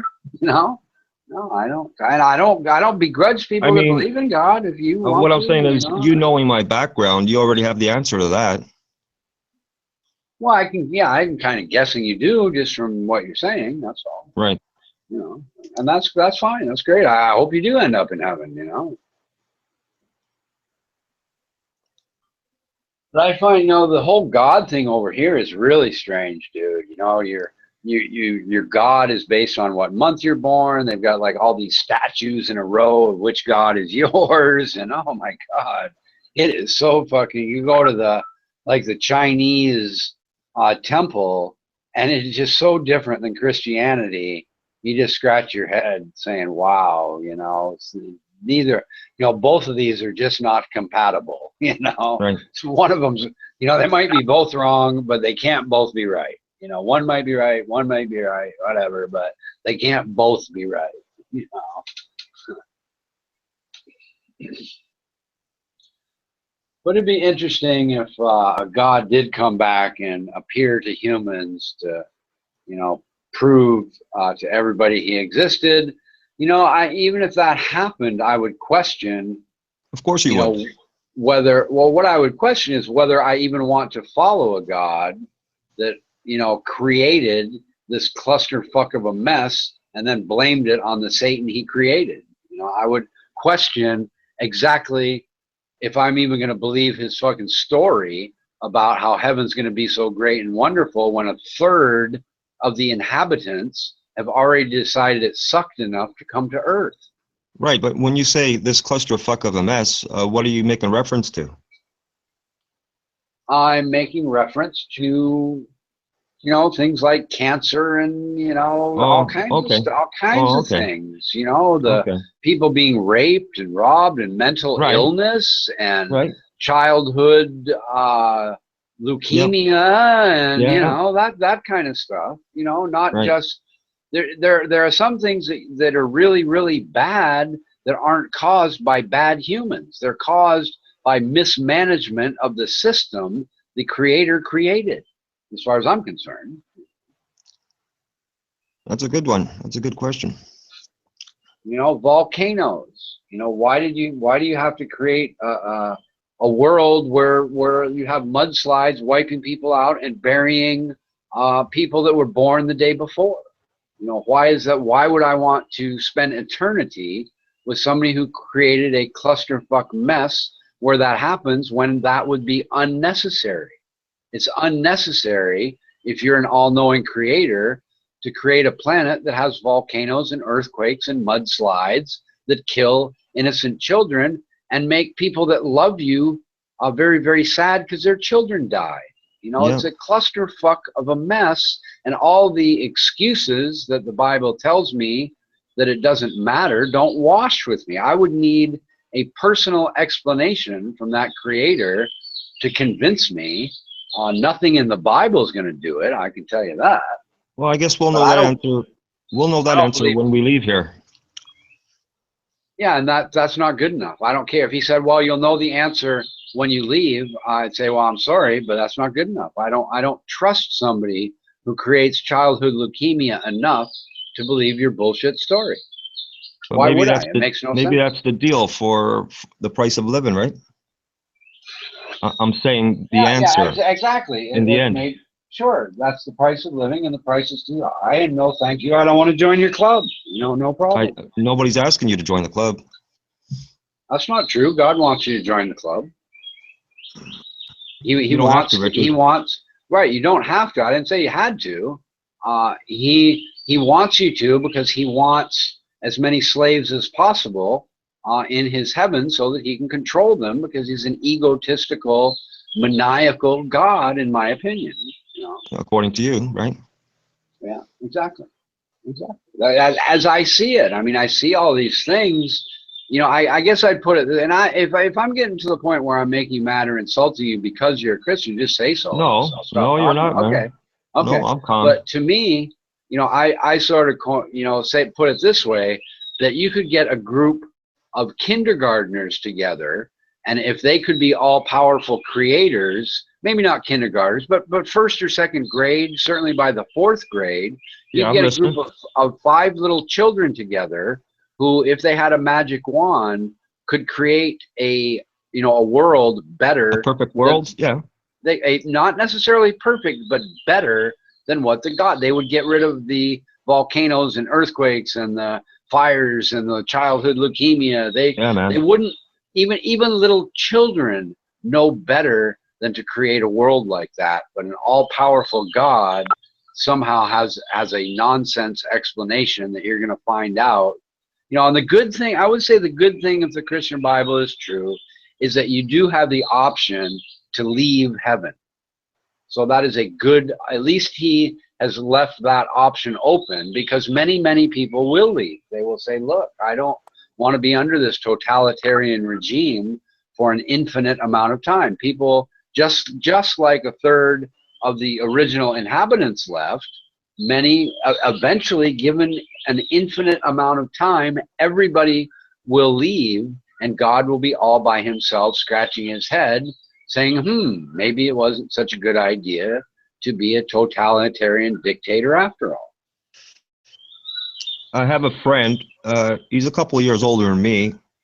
This was back in 1995.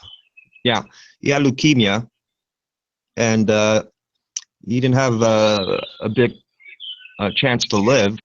And so what happened was they had his brother give a sample of his blood to see if he was a donor.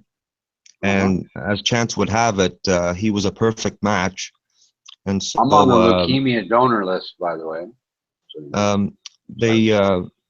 He had to go to Buffalo from here, Ontario, from Toronto to Buffalo to do the transplant. And so both brothers, they went down, and my buddy, he was in really rough shape. And so they went there, and he said he was in bed. This is my friend with leukemia. And as the operation was being performed, he said all he seen was a white light, like a tunnel. Sure. Yeah, it's very common. Yeah, and he said it was very inviting. And then all of a sudden, he said he woke up and he was back here. But he said he was ready to go, but he was happy to return back. Anyway, Sure. The guy that was on Dallas, I forget his name, that the mean evil guy, he had the exact same kind of experience. Many people have that experience. The doctors have an explanation as to why, by the way. But go ahead. Yeah. Were you done or no? Yeah, I was done. Okay, yeah, that's a common physiological thing that happens to the brain. It's very common. Yeah. Except the interesting part of your story was he kind of lost track of time from the operation all the way back home. That's kind of interesting. Well, he didn't lose track of time. He came to, and he was lying in the bed there in the operating table. Okay. I thought he went all the way back home and sort of missed the travel experience. The procedure was done. I see. And my mom died of leukemia. Yeah. Yeah, that's a nasty one. When you mentioned leukemia and little kids, you got my attention there, Richard. I don't know if you've ever seen, I don't know exactly how true it is, frankly, but I went to the Red Cross to get sort of authorized to run shelters and evaluate people's losses, and took, I don't know, maybe 15 different courses or something to get like a level 3. You know, you take the introductory course, and before you know it, if you're in an area that has a flood or something, you know, you can show them your cards and help run the shelter and, you know, give people money basically. But anyhow, I took a course on AIDS, and okay, it was really, really interesting. The part I remember was they took a slide of a leukemia virus and a slide of the AIDS virus. You know, AIDS, you know, there's a number of different types of AIDS virus. Right. They put it right on top of the leukemia virus, and it fit perfectly, except for a few tentacles growing out of it. And I'm sure, as you know, the death from leukemia is pretty much exactly like the death of AIDS, you know. Right. Just slowly eats up your body. But it was really interesting. And in my opinion, AIDS is simply a mutated leukemia virus. And that's the point the Red Cross class was trying to make. But I don't know if that's exactly true or not. But I remember that from that. So yeah, it is interesting.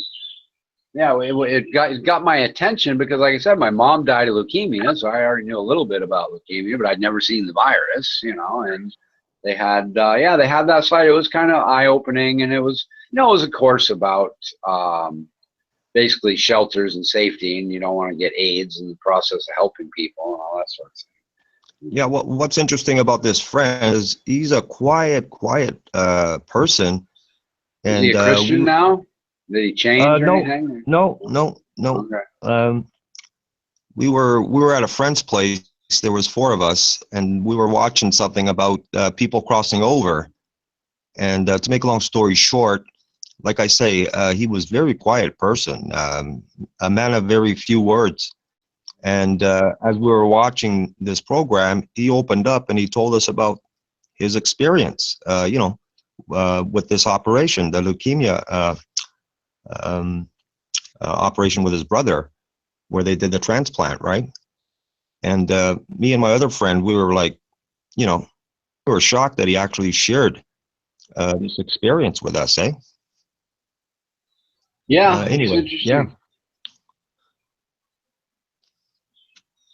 Yeah, it's things like that are, I don't know the word I'm looking for, but they're just life changing, man. Yeah, I guess, and just sort of shocking and eye opening, and things that like you experience that nobody else does, or you kind of don't know, if you even want to tell anybody. Is anybody Right. even going to believe you? Do they care? Can you even explain it in a way that they understand anyway? What's a tunnel and a white light really doesn't make the other person understand what that's like. It sort of, says what happened, but it doesn't give them any kind of, it's like trying to explain to somebody what a rose smells like, Right. Good and sweet and all that just doesn't get the job done, Exactly. Might as well be a strawberry or something, you don't know. Yeah, the matter of fact of the matter is we take a lot for granted, is what I'm saying. Oh yeah, we do. I mean, I find you were talking about science, earlier, and I just think the amount of things that we know is pretty astonishing, but the amount we don't know is like 95%. That's sort of the number that somebody like Tyson, or that black guy, whatever his name is. Yeah, Mike Tyson. Yeah. Not Mike Tyson. Oh, the other guy. I know which guy you're talking. The physicist. Yeah. You're talking about the physicist.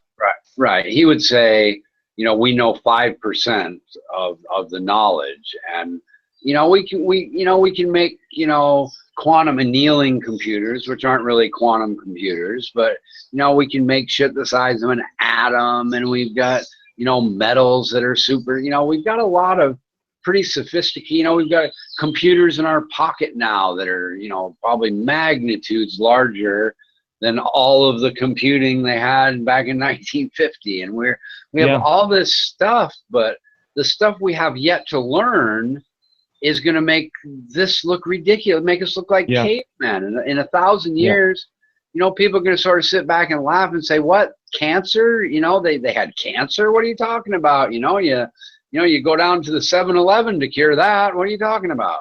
Yeah. I mean, I don't know, man. It's and the thing is how fast we've come from, imagine it wasn't that long ago where a guy with a wagon and 2 horses was selling snake oil to people in town. Man. These people that are like 110 years old. Imagine what it's going to be like if you live to be 110. How different it will be. The thing is, are we supposed to be messing around and altering the genetic makeup, though? Why not? Because it's there. But I mean, why, even if there is a God and we alter the genetic makeup to cure cancer, why would he be angry about that anyway? I don't. Well, no, I agree with that. I agree with that. Of curing cancer. I think we need to be extraordinarily careful. I mean, I saw a little blurb. They have like the sideline text blurb on the business channels I watch, and just yesterday, they were talking about the group of people who want to make it perfectly clear that their genetic experiments are not meant to be used for designer babies, but we'll have designer babies. Yeah, cloning. That doesn't concern me so much, because I really don't think everybody, just a random person, everybody's going to end up looking like Paris Hilton and be, a Michael Jordan, because even the parents have, some people like football, some people like blondes. I just don't think that the perfect person even exists. So I'm not so concerned that we would have, you know, imagine a that? man and a woman, and everybody's the same. That doesn't Can you really imagine concern me. going to a doctor's office or a fertility clinic and opening up what do you call a book, a catalog, Uh-huh. and yeah, okay, I'll have these blue eyes and I'll have you know, these big fingers or what have you. Right. This bone structure, this Wow. height. You know, imagine when they get all done and you've chosen a boy and they say, okay, and what length penis would you like? You know, Right. it's like, what? Wow. You know, we'll just let nature do that one. You know, do we have That's to choose? crazy, man. You know? Yeah, I know. It is crazy. And, you know, but some of the things that they've done, you know, I like the idea that we can genetically modify foods to keep pests away and to seal the water in and have a thicker skin so that more of the, less of the fruit gets wasted. And I like some of the things, but there's, you know, just like everything in science, there's a whole lot of room, you know, to abuse nuclear power, you know, for example. You know what I mean? It's, you know, for every good science, you know, for probably, actually, I wouldn't say for every good science is a bad one, but for every good science invention, there's somebody that wants to do something evil with it, whether they figure it out or whatever. But you can't stop it. I think that's one thing we've learned is you can't put a lid on the growth of knowledge and technology. You just can't. You can't. But I was talking the other day with Beck actually about this. I'm going to ask you the same question. Have you found a difference in the last 20, 25 years in the taste of fruit? You know, like oranges and stuff, the sweetness? Well, I'll tell you this. I eat natural fruit in Thailand. It has a little micro thin, it's an orange like you'd have got 25 years ago in America. It's not genetically modified, and it is absolutely a completely different orange than the ones you're going to get from Brazil or California or Mexico. So the answer is it depends. It depends where you go and what fruit you're buying. Right. So, okay. What I'm making reference to is like but California. The answer is yes. The answer is yes. And what companies have done is they've tried to utilize as much as they can in the world of fats and addictive things for your brain. And you know, here's something that you might find interesting. When I go to Thailand, I can eat one meal and I will be full and my brain will know I'm full. When I go back on vacation to America, I can just eat and eat and eat and eat, and I just want to eat more and more and more. And I am never satisfied, no matter how fat or how full I am. My brain is never satisfied that I've had enough food. But in Thailand, one small meal will get the job done just fine. Yeah, I believe that. Delicious there. Hey, little brother, how you doing? I'm okay. How are you doing, man? I'm okay, man. Great. Welcome, man. So yes, food has changed dramatically in 25 years. Right. Yeah, I think that's Monsanto. They modified a lot of the fruits and stuff, man, in the States, man, and not only there, over here as well in Canada.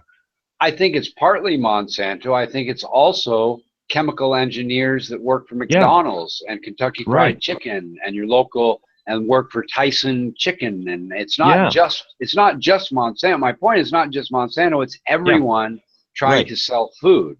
Right. But I was using the fruits as an example, you know, like That's the sweetness. Monsanto. Hey? Yep. But why don't I want a sweeter, better? I don't want one that doesn't make me full. That part I don't like. But they're not sweeter. I would I would like a kiwi fruit the size of a watermelon. What's wrong with that? You know, I don't. There's some things that but they the could sweetness do. is not there, man. What I'm saying is, I was making reference to the oranges and tangerines is what I was talking to Beck about. And I recall, you know, 25, 30 years ago when, you know, I used to have an orange. It was sweet as, you know, could be. And a tangerine was the same way. To answer your question, I would say this, that the natural fruits, when you peel them and eat them, they're going to contain more of that stringy stuff on each piece you put in your mouth than a genetically modified fruit. Right, the pulp. Yeah, you're talking about the pulp. Right. And they're actually, to me, now other people may have a different experience, but to me, the genetically modified thick-skinned orange you get in America is sweeter because there's less of that natural junk on it that I don't really want anyway. We're less of those fibers. So to me, they've actually become more sweet rather than less sweet. So maybe that's not the answer you wanted, but to me, that's the way it is. But they're definitely different. They're different, and that's the main thing. Yeah, well, they've altered them anyway, and it's not the same, is what I'm saying. Absolutely, and even the strawberries, even the strawberries, man. Right, that could be a dangerous path, or it might not. I mean, the thing where people are afraid of genetically, there's no evidence that they're either good or bad. There's just not, you can't put your finger on genetically modified fruits yet because they haven't really been around enough to say it causes this or that. Nobody's talking about the enzymes either, right? Right. Yeah, I know. Yeah, I've read, I forget, actually it was in like creationism rooms where there was somebody going on about different aspects of genetically modified foods, and I did some research on the internet about it. That's the only reason I know the very little amount I do know. Right. And it's an interesting topic. It really is. Yeah. And it's not just the food. It's all the drugs and the different types of fuels that are spewing into the air and everything, man. Man. The interesting thing, though, is that we're living longer. If all this shit was bad for us, you would think we would be dying off sooner, but we're not. We're all living longer. The 62, the reason Social Security is pegged at 62 was the average person would be dead before they collected it. People live, more than 20 years now collecting Social Security. They never really foresaw that as what was going to happen. And people in third world countries, even though they might have gone from $1 a day to $10 a day, now they can afford. They're living much, much longer in Southeast Asia than they ever have. And so these things are at least producing longer lives, So I think you're wrong, sir. My country is a third world country, and people used to live more back in those days. I said Southeast Asia. I don't know if you're in Southeast Asia. No. I mean, you said that these days people live longer, right? On a global scale, that would be true, yes. Oh, okay. The average age of humans has been steadily increasing for many, many decades. Oh. Yeah, well, in my country, it's not like that. Like the past generations used to live more, yeah. But these days, no. Because actually in America or in developed countries, these things that we're talking about, like genetic or chemical modifications or something like that, yeah? Right. These things are controlled there in America and European countries, but in my country, no, man, it's not controlled. Like I remember that when I used to have the milk of a cow ready, and my grandma kept cows, and I remember the taste of that milk. Turn up your mic there, Sam. Turn up your mic. Oh, do you hear me now? I do. Okay, I'd rather maybe use a headphone. Yeah, but anyway, the taste and the quality is completely different, and it's shitty. It's shitty now there. It's not good. People are. Well, there's a million different types of store-bought milk. Either whole milk, 3%, 2%, 1%. It was just an example. It was just an example, so you realize. Okay. Well, I would agree that farm fresh products are going to taste better than store-bought products just to begin with. So of course that would be true. Yeah. My Other What country than are you blood, from? I'm from Iran. Iran. So you're saying that the average age in Iran has gone down over the decades? Because I'm going to Yeah, research it and find out. Have you researched it, or are you just off the top of your head from anecdotal experience? No, I see that. I see that. My That's grandpa. called anecdotal evidence, which isn't really evidence. So you know, anecdotal means things that you personally perceive. That's Search not it. a You can science, search right? it. I'm going to, You can and you search could it. be right. You could be right. I don't know. I was just asking if it I'm comes kind from of sure that I'm anecdotal right because evidence these or. days the blood cancer, especially in my city, is a lot, and cancer has grown. These kind of Right, factors. So I think I'm right, right. right. I think I'm right about it. Okay, well, I'll research it and find out for you. Yes, yes, please, please. And if it was different, please notify me. Okay, I will. But one of the main reasons it's gone up worldwide is because infant mortality has been reduced. That used to be a big problem even in first world countries. You know, naturally, if you get, you know, even if the average age of adults went down and you have much, much less infant mortality, the average age of people is going to go up. So that's the main reason, is really infant mortality. But you heard what I said about the Social Security age in America too, and that's, you know, in a first world country because of medicine. But who knows? We might be living to 150 without a whole bunch of drugs and other shit and gas in the air, and who knows? You know, just because we're living longer doesn't mean we couldn't be living even longer than that with a whole bunch of changes, right?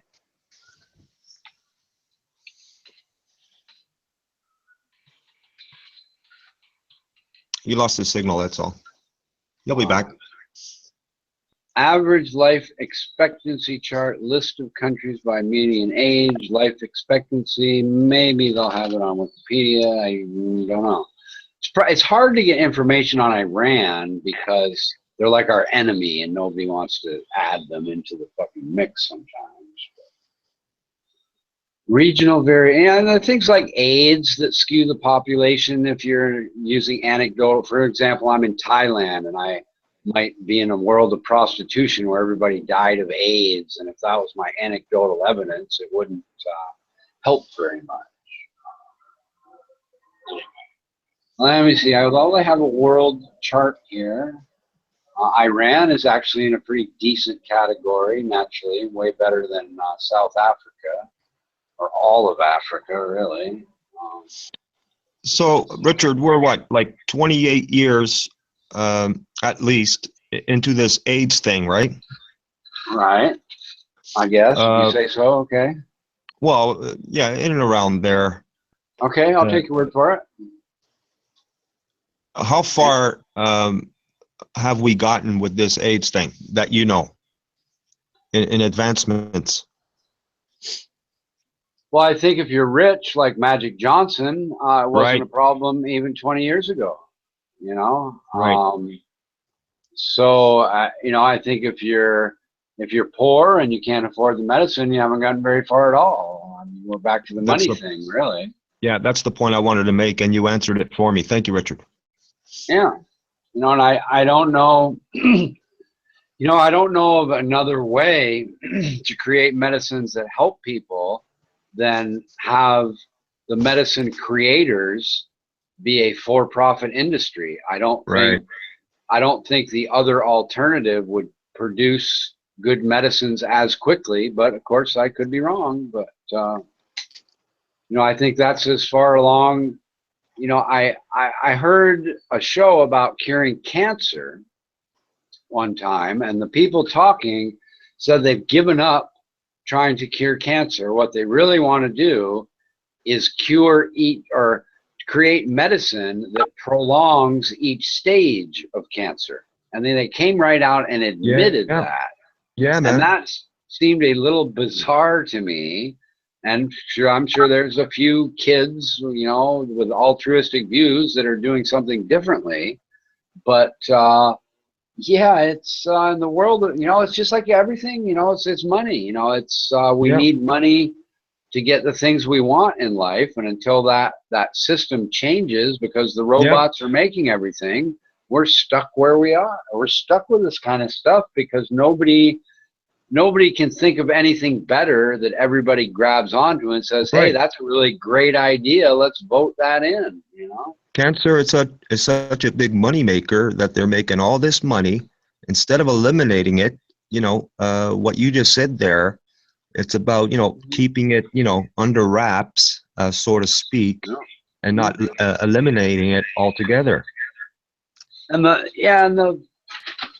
you know, I'm not completely on board with your line of thinking on that, but That's what it sounds like.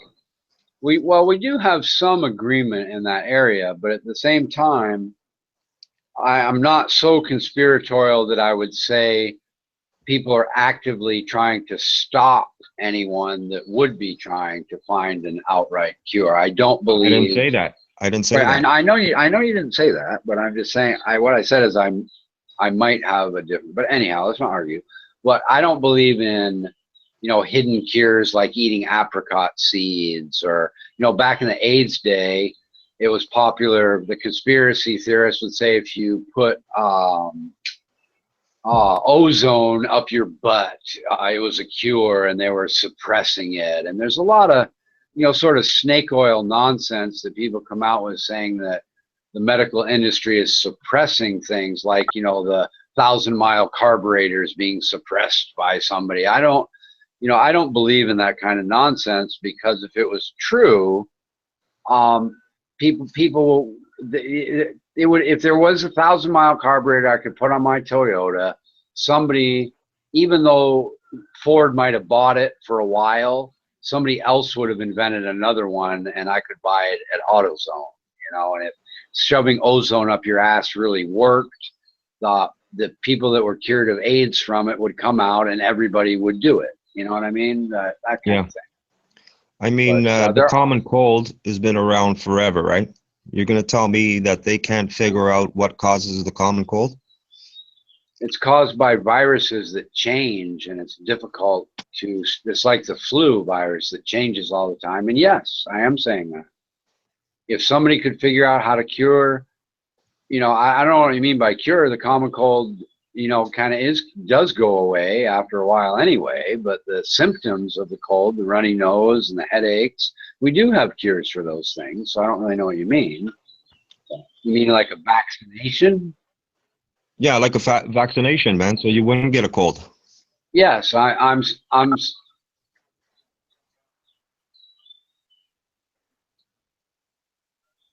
right.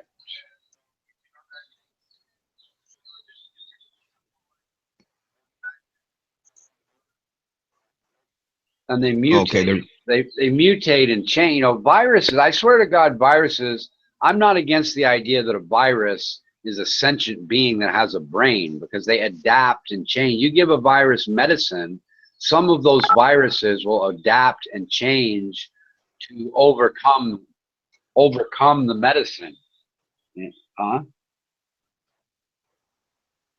Well, you'd be in the minority of people with me. Nobody believes that but you and me, put it that way, you know. Well, I'm exaggerating, but you wouldn't find that in a science book, put it that way. You know? But I'm looking at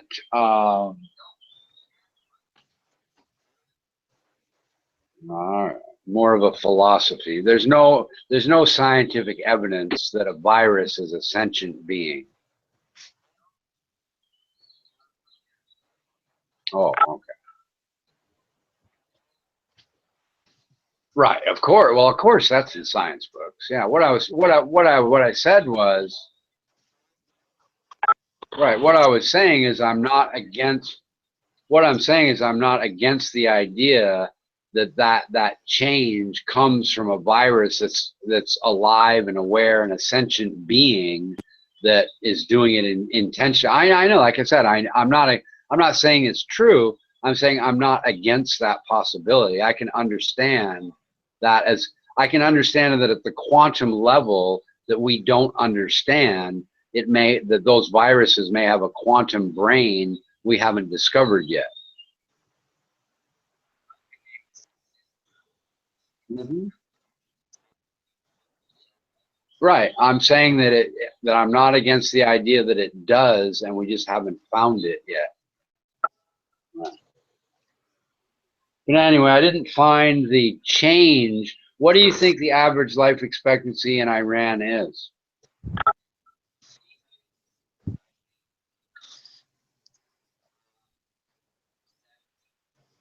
Yeah, that's right. Hmm. Yeah, they have 72.5 to 75, so you're pretty close. Yeah. Yeah. And actually, I hate to be stupid, but I'm not exactly sure which one of these is Iran. It may actually be slightly lower. There's, would you say? Let me actually, I have a globe right here, so let me find it. But the map doesn't have the country borders on it. It has like regions, so it's maybe maybe depend actually on where in Iran you actually live. But hold on, I didn't find it on the first page I went. Change. I'm looking for a change, not the average age today, but the change from the past. I didn't Google it well. What would you use for? I put average age of humans in Iran, and that's what I got. I want the average change of age of humans in Iran over the decade.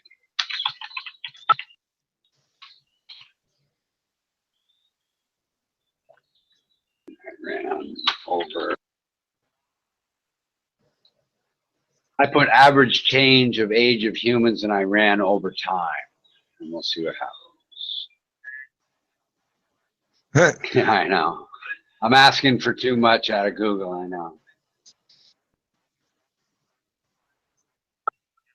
Okay. I'm too tired, dude. Actually, I've been up way too long. It's like 5:30 in the morning for me. I worked all day. I stock marketed until 4 a.m. and I will get back to you because I am kind of curious if that's the case or not. We'll see. You guys are 12 hours ahead over there, right? Yep. Well, for 12 hours from New York, yeah. Except on daylight savings time, you know, I'm up till fucking 5 in the morning, which you wouldn't think would make much difference because it's 5:30 now and I'm up. But the problem is the market doesn't open until 10:30 at night, and that just it starting an hour later makes it ending at 5 just seem like a way bigger pain in the ass than starting at 9:30 p.m. I don't know why, but it does. I hear you. But I'm a night guy. I'm a night person anyway. I enjoy the, you know, especially here in Asia, in such a crowded country, I enjoy the quiet and the peace of the, you know, 2 to 5 a.m., you know, lack of humans running around, you know. Mm-hmm. Yep, exactly. Yeah, it's much more relaxing, and you don't have, you know, I can go out on my little deck here, you know, and I actually even do so. I can go out on my little deck here, pee on my plant 2 floors down, and you know, I can't do that during the day, you know. You get to hear all the sounds, eh? Absolutely, you know, Yeah, water man. the plant. And I got a bathroom, like the bathroom is actually be less steps than out to the balcony to pee on But the I was plant. making reference to the sounds around you, and I wasn't making reference to the sounds of what you were Right. doing. Sure, yeah, I know. Can you hear the birds in the background waking up? They can hear them yesterday. Oh, yeah. Yeah, we got these lizardy things that make this really loud noise, and they, you know, they're like, man, I don't know, maybe a foot long. They're like the miniature lizards, but bigger than geckos, and they come around and try to eat the eggs from the birds' nests, and man, them birds start yakking up a fucking storm when them things come around. Holy shit. Man, there used to be some lizards in the summer. They'd come out of the little walls, rock walls there back home. And fuck, they used to scare me, man. I was like 4 years old, man. You know, but Yeah, they used I don't like, go ahead, sorry. they used to, you know, come out, but they'd run away from you. You know, you're you're like a giant compared to them. But in my little brain, I was scared of them, you know? I don't like anything that looks prehistoric, like dinosaur-y. I don't like Yeah. any. I would rather wrestle a polar bear than an 8-inch long prehistoric looking thing that I don't even know what it is over here in Asia. Believe me. Yeah. I'm less scared of a polar bear than a little all black lizardy thing that sticks his head out from the bush, you know? Yeah, I'm the same way, man. I can't stand those fucking things. Yeah, we got, you know, fucking 20-foot long anacondas that have been captured like 10 feet from my house, cobras. Holy fuck Oh, me, yeah. man. We had a whole nest of poisonous king cobras underneath the tree in front of our house. The snake police had to come over and get, you know. Oh, yeah, man. Yeah, I'm not shitting you. I'll show you a picture sometime. Our whole yard, when that happened, my wife made me, we hired contracts. We had to concrete our entire yard, and I covered it with wood plank looking concrete tile on top of the actual concrete just to make sure no snakes could come up from the ground. You know? Fuck. I don't blame her, man. Yeah, Fuck, I know. I hate snakes, man. I ever tell you the story about the anaconda, the 20-foot anaconda? No, man. Okay, we're coming home in our Yaris. You know what a Toyota Yaris is? Yeah, Little compact car. Okay. yeah. Okay. We're driving home in the Toyota Yaris, and we come up to this fucking anaconda who's big around as my body, and we're in the car, and I yell at my wife, "Back up, back up, back up!" She says she sees the snake too, right? So she goes, "Why?" I said, "The snake might eat the car." And as soon as it came out of my mouth, I realized how stupid that was. But I was really, really scared, and I wanted her to run away from the fucking snake, you know? Yeah. Oh, fuck, I freaked the fuck out, dude. And she got on her cell phone and called the snake police. Said, "Oh, let's just sit in the car." And they came along, and like 5 dudes put it in the back of this big Toyota, and it took up the whole fucking bed of this big Toyota. It's like man. fucking unreal. Just unreal.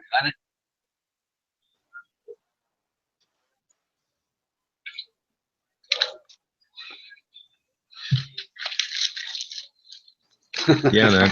I hear you. Yeah, I don't like mice. You know, they scare me. I'm not afraid to admit it. You know? Yeah, I hear you. They're nasty little fuckers with teeth. I don't know what the fuck they're gonna do. Crawl up my leg and bite my dick for all I know. You know. I just want to catch the fuckers, man, and dispose of them, man. Absolutely. Yeah, anything unauthorized that doesn't have permission to be in my house is subject to the death penalty. And my wife, of course, is a Buddhist. She won't even kill it. She like shoos away the mosquitoes. I got the electric bat to fucking zap them all. Right on. You know. Yeah, because those little fucking mice, they shit and piss everywhere, man. I don't want them pissing and shitting in my living quarters. Well, yeah, and imagine you live in a place with king cobras and you have mice. What's next? Yeah, you know what's going to happen. What's coming in to catch the fucking mice that you might step on? She actually found, I think it was 6 or 8 foot long king cobra hiding underneath the washing machine once. Holy man. Yeah, and you know what her mom says? Her mom lives with us, right? It's a family thing in Asia. Anyway, her mom, she's like, "Oh my God, we got cobras and all that." Her mom, she just casually sitting and said, "Well, if you don't mess with the snake, it won't mess with you. Why do you care?" And we're like, "Oh my God. Why do we care that poisonous cobras are in the house? I mean, come on, you know, we care." You know? Fucking get me a big fucking long stick, man. That fucking cobra's out of there. You better hope you win. If you injure a cobra and it goes away, it will stalk you and kill you. Well, I don't mean it that way, man. A stick with one of those things, you know, you could wrap the head, and choke the fucker, man. Sure, yeah. But it happens in Thailand. People get in like wrestling matches or fights with cobras and they don't win, and the cobra gets away, and they will lie in wait and kill that person later. Oh yeah, man. Yeah. Oh yeah. Yes, for real, dude. Yes, absolutely. They are a vindictive, mean kind of animal. Yeah. Yeah, man. I think they pick up their scent, right? And then they zone in on it, man. Yeah, that could be. I don't know the reason, but I know it. You see it in the news every once in a while. So and so, dies, and is their relatives say, "Yeah, he got in a fight with a cobra, and it's probably the same one," and blah blah blah. Oh, I think Most people that get bit by one kill it before they die, though. I mean, if you get bit by a cobra, I think you have less than an hour, man, to get No, to the dude, hospital. you got like less than 2 minutes, dude. Yeah, I Is live. that right, eh? Oh yeah, the cobras here now. I don't know about other kinds, but I could get in my car, and let's say it was late at night, and floor to the gas and be to the hospital. The closest hospital here in 2.5 minutes. And I asked the snake police, and they came over. I said, if it's late at night and there's no traffic, and I floor my car and I'm on my way to the hospital, could I get there in time for the venom? And they laughed and they said, no way. You'll be dead, way before you get to the hospital. Yeah, but if you got the anti-venom and stuff, then you Right. inject that. Then you'll live, sure. Yeah, that's what I'm saying. Then you got like maybe an hour to get to the hospital. Right. Yeah, and I asked him, could I, can you buy anti-venom and put it in the, I don't know. I guess we never really got that far. But I was thinking about, fuck, there's a bunch of, what happened is our whole gated community here used to be a big, huge swamp. And what happened is every time they built a new house, they pushed the cobras a little further out. And after a while, there's just not enough space for them. So they slithered back into the neighborhood. But now I think the ecosystem, I'll take you another picture sometime and show you the snake preserve. The sunsets over it killer. I'm going to take some pictures like that. But what's happened is the ecosystem itself now has rebalanced, so there's no need for the cobras to leave and look for more food, is my guess, because they've kind of disappeared and haven't come back. And there are these really big, like, a big basset hound size fucking lizardy things that are just insanely big, dude. And I haven't seen very many of them. I haven't seen any of them for like 2 years either.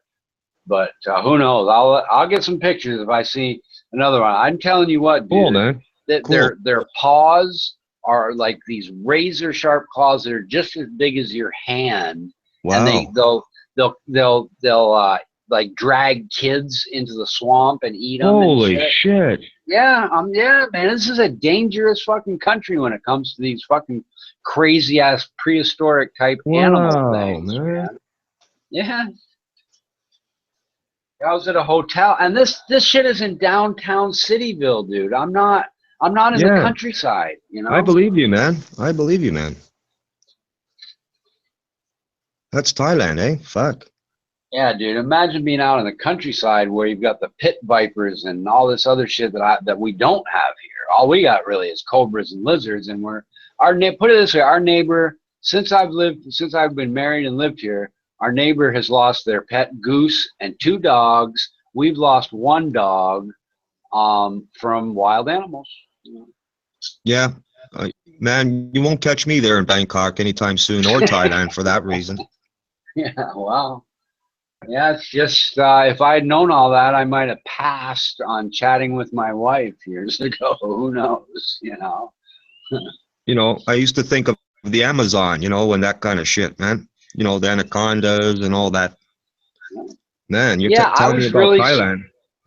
I was really surprised that the extent of the dangerous stuff in these it's a really popular area, but when I take a picture and show you what I affectionately call the snake preserve, you'll see why, because it's probably, it might even be, 2 miles, in both directions square. So it's a really big area, and you could, there could be shit in, way more shit in there than I even realized. Right. The grassy stuff is probably 6 to 8 feet the when it there's seasons where it kind of the winter, it is winter, so I don't exactly know why it's high, but the general way to keep down the problem is they light those kind of fields on fire and burn down the grass, and maybe that kills some of the animals. I don't really know, but it's common.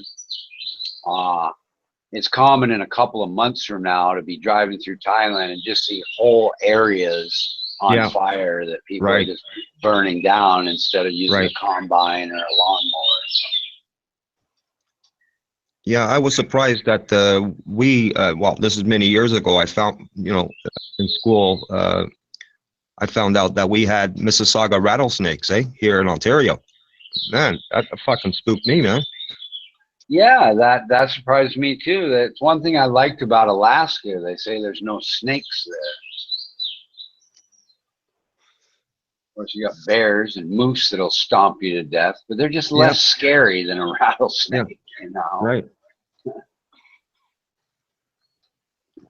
Yeah, I don't like animals that I wouldn't want for a pet. Like a lion. I mean, they're pretty fun. I've seen some YouTube videos where hunters, the fucking lions that come at you 80 miles an hour, man. It's fucking unreal. Oh, yeah. But I'm less scared, of an animal that would make a cool pet than one I just would never in a million years want in my house. I'll stick with the cats, a little kitten, little cat. I don't even want pets. Fuck me. You get rid of the 2 dogs we have die, I can finally turn the living room into a 5-star hotel type living room. But while I've got this crazy fucking blind dog that pees everywhere and the other dog scratches shit up. Fuck me. I'm not over here. It costs like $3,000 for a decent imported couch. I'm not buying a bunch of couches just to have a couple of idiot dogs ruin them in a month. I hear you, man. But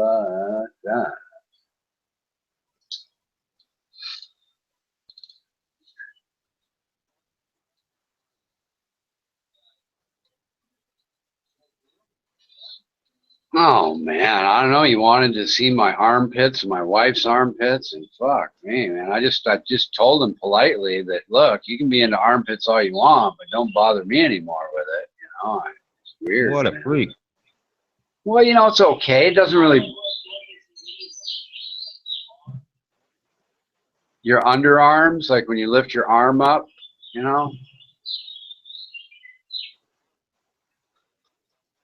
Well, I'm guessing because I find that attractive on girls too, but I don't go around the internet asking people to show them to me. I mean, basically what happened is I posted a picture for somebody of a Japanese girl with her arm up,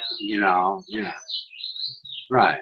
So then he somehow tricked me, or didn't trick me, but he asked me to go private, and we went to a private message. And he asked, well, can I see your underarm? I went, no. And then he asked, well, can I see your wife's? And then I realized he was just being a troll. I don't think he's a freak. I think he's just trying to be a troll. Whatever. I don't care. I'm not, like I said, I'm not offended that he asked. I'm just not interested. No, thank you. Whatever.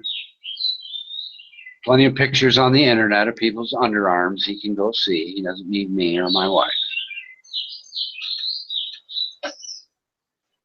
What do you got for birds there, Richard? I don't know. If I had a shotgun, I wouldn't have any. I have no idea. They fly. They have wings. But the problem I don't like is they shit on my car. My white car does not like bird shit on it. My wife used to feed them. She used to have this big water bowl with a plant, and they used to drink out of it. I took all that shit away and reduced the bird shit on my car by 95%. So I'm pretty happy now. Yeah. But I have no idea. They're not even the thing that's bad. I don't really mind the sound. That's okay. But they're not colorful. They're just boring, kind of grayish looking bird. They're not pigeons. They're not that bad. But they're just not fun to look at anyway, Tell me something, Richard. So a lot of these people there, do they have like these pet monkeys in enclosures there in their verandas or what? Not where I live. Nobody has a monkey, no. But we go, speaking of I was going to mention monkeys. We go to a temple that has like thousands of monkeys, and it's really kind of cool. Holy. Yeah. One of the ways they fund the temple is you can buy a little bag of food and go out there and throw it, and they'll come around and eat it. But I'm telling you what, have you ever like seen a live, these small little monkeys? They have some big ass fucking teeth, dude. They really do. Oh yeah, man. And here's a funny story. We were at a restaurant one time, and I've had a couple of beers. And this monkey, he puts one of his hands on picture like kind of a long row of tables with the roof sticking out. We're right at the end by the roof. Anyway, the table in front of us, the monkey swings down and grabs this guy's fish right off his plate. And so I grab my fork, ready to defend my food, in case it's moving to our table next. And my wife says, no, don't fuck with the monkey. It'll bite you. It'll beat the crap out of you. Just let it take the food, I'm like, fuck you. I paid, $10 for this shit. I'm not letting some monkey steal it. But it never came over and tried to wrestle me for it. So I got out of it. I got out of it pretty easy, according to my wife, And then those people at that table, they didn't fuck with that monkey at all. They just, okay, whatever, Yeah, you take the fucking fish, man. Fuck yeah. Yeah. Not me, dude. I would have stabbed that fucker as hard as I could with my fork, and it would have been on, But yeah, there are some places in Thailand that like they'll jump on the tourist's back and start trying to open up their backpacks and steal their food, their cameras and shit. There's some fucking rowdy little fuckers, man. They don't they're not afraid of people. Right. Yeah. But not around this particular area is monkey free, thank goodness. No, because when I was growing up, man, some well-to-do person had a monkey in an enclosure in their veranda. And that little fucker, man, every time he used to see us, he used to do some, let's just say some exotic action was going on when he used to see us. Don't they throw their shit at people? They throw it. Did they? Well, he didn't have any shit to throw at us, but he used to throw some of his, peels, banana peels, and if he was eating an orange or something, he'd throw the orange peels. Little rowdy fucker, Yeah, I don't. I've seen people with monkeys in diaper, not here in Thailand, but I've seen like pictures of people with pet monkey. To me, why don't you just let it be in the wild, or why would you even promote that kind of thing by buying one from a pet shop? I'm not for trying to domesticate wild animals. I think it's a little cruel, frankly. Yeah, I'm the same way, man. Leave them in the wild. Yeah, that whole, I was kind of glad when Siegfried or Roy or whoever it was got bit by one of his lions. Yeah, that was those two guys. Yeah. Yeah, good for the lion. Why should it? And I've seen those lions and those two clowns in Vegas, and they're stuck in this fucking shitty little glass cage, and all the tourists are gawking at them and taking pictures, and you feel sorry for the fucking things, Yeah, man. Big, beautiful, majestic animal, basically being put, as a fucking clown show in a little tiny fucking cage. Yeah. It's not a tiny cage, but it's a tiny cage for the fucking lion, Fuck yeah. They pace back and forth, do you know this story? Do you know the story of that Roman guy with his lion?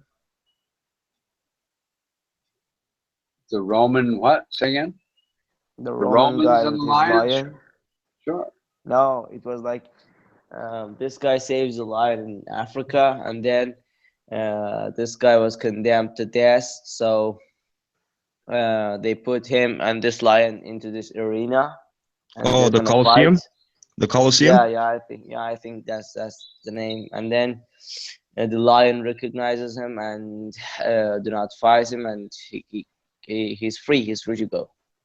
All right. Well, good for him. Yeah. It was cool. Awesome, when I hear that. Yeah, awesome. Yeah, awesome.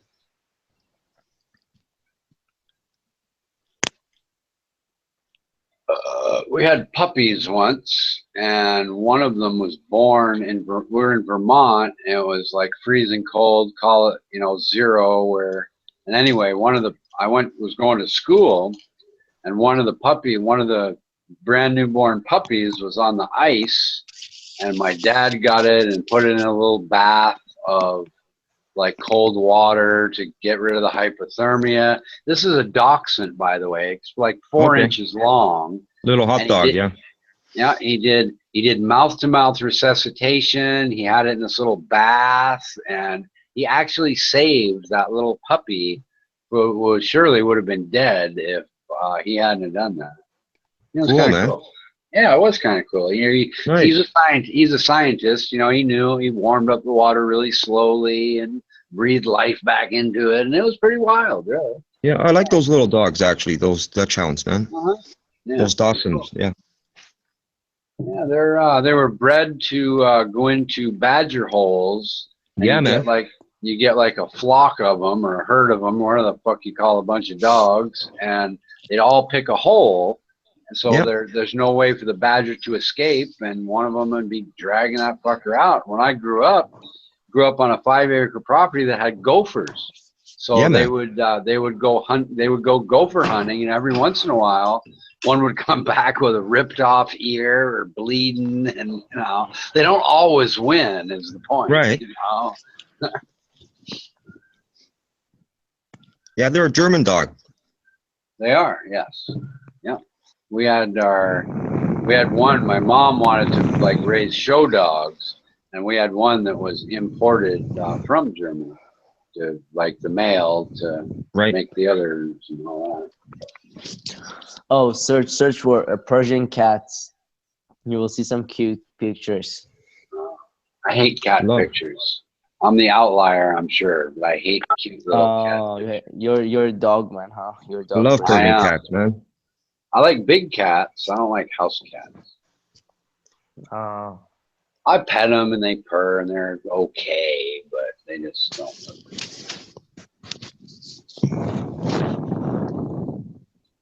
But I really should go, guys. I should have gone a long time ago. So, been good chatting with you. See you later, Hassan. Yeah. See you later, Jose. okay. Yeah, nice Okay, talking to you, see you. See you, Richard. man. See you. You bet. We'll see. Joe, today I went to this English speaking club again, okay? And it was, Oh, yeah? it was, this time, this meeting was couch surfing, yeah? Okay. And there was a gentleman who was a psychiatrist, and he was actually a child psychiatrist, and he was from Sweden, from Stockholm. And we started talking. It was, wow, such a wonderful chat that we had. And there was his friend. Cool, man. Yeah, there was his friend. She was actually a doctor too, infectionist. And yeah, we talked a lot, and it was great. It was great. Yeah, cool. What kind of doctor was she? You know, the people who study the infections and things. Oh, okay. Yeah. Isn't it called infectionist? Yeah, yeah. Yeah. Yeah, that one. That's kind of cool. That's heavy, man. Yeah. Yeah. It's heavy stuff. Oh, How long were you talking with them? what? How long were you? Yeah. I think it took like 3 hours, 4 hours. Yeah. So what? You were picking their brains or what? We're with this. I actually talked a lot with the psychiatrist ones. Yeah. The psychiatrist one because I myself had a lot of problems with psychiatry and things. So Right. yeah, we talked a lot about it, and it was great. It was great, and we picked up some other stuff into our conversation too. It Cool, wasn't man. like just about psychiatry and things. Yeah, I've kind of caught a cold right now. It started. Yeah, I can hear it, man. Yeah, it started 2 days ago, and Oh, well, that's why your volume sounded a bit low, man. It's because you're cold. yeah, maybe because of that. Yeah, but anyway, today I just went to a doctor, and I was like, man, I was just falling down. I couldn't walk. And then I went to a doctor, and doctor took my temperature. I don't know what the thing is right now with me, because my tonsils are kind of slow. I kind of yeah. Yeah. I kind of yeah. And like I'm having headaches and things. Yeah, And you my caught body an hurts. infection, man. Yeah. You got strep throat or no? You mean runny nose? Oh, Yeah. Oh. strep throat. Oh Yeah. yeah. Oh yeah. Yeah. Yeah. Sore throat. Yeah. Kinda. Yeah.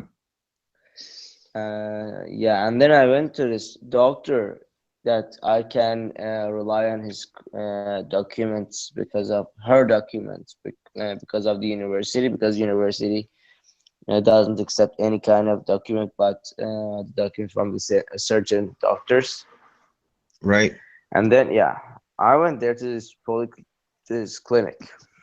I started talking, and she could clearly understand me. I was talking English, and she was talking English too. Okay, she could clearly understand me.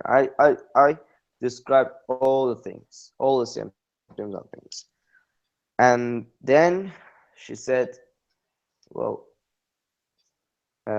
your insurance doesn't cover this," and I was like, "Sorry."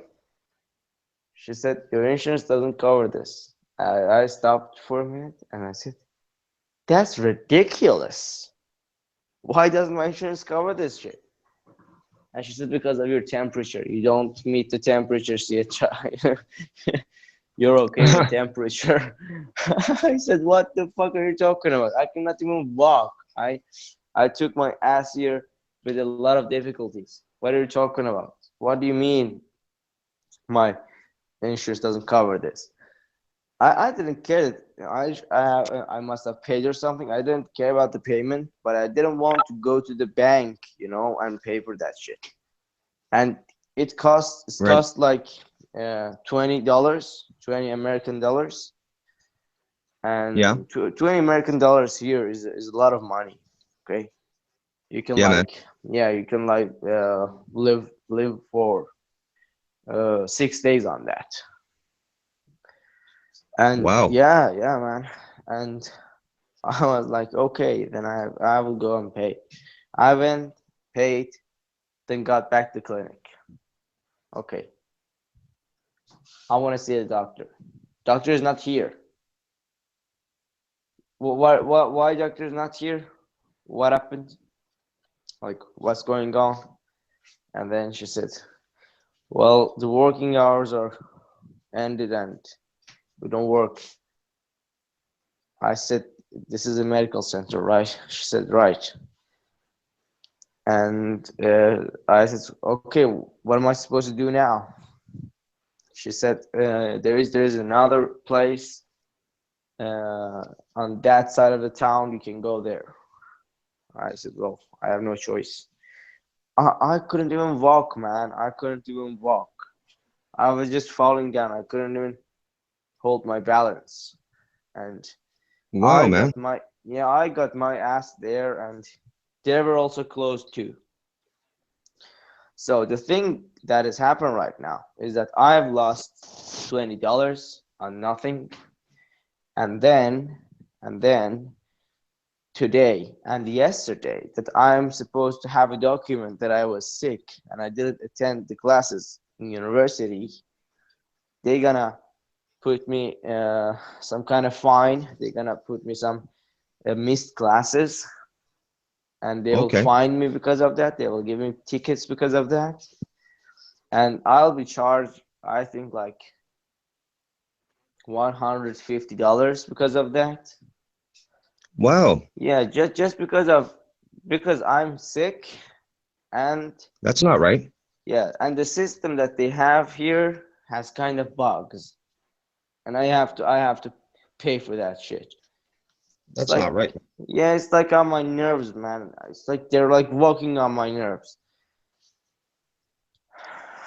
Just crazy, just crazy. Money grabbers, man. Yeah, man, it's just crazy. And they were visiting their own people, but not us. I don't understand. I don't understand what the hell is going on, man. They just don't care, man. It's just frustrating. When you see this, it's just, man, it's just. I think that I don't even want to be here anymore.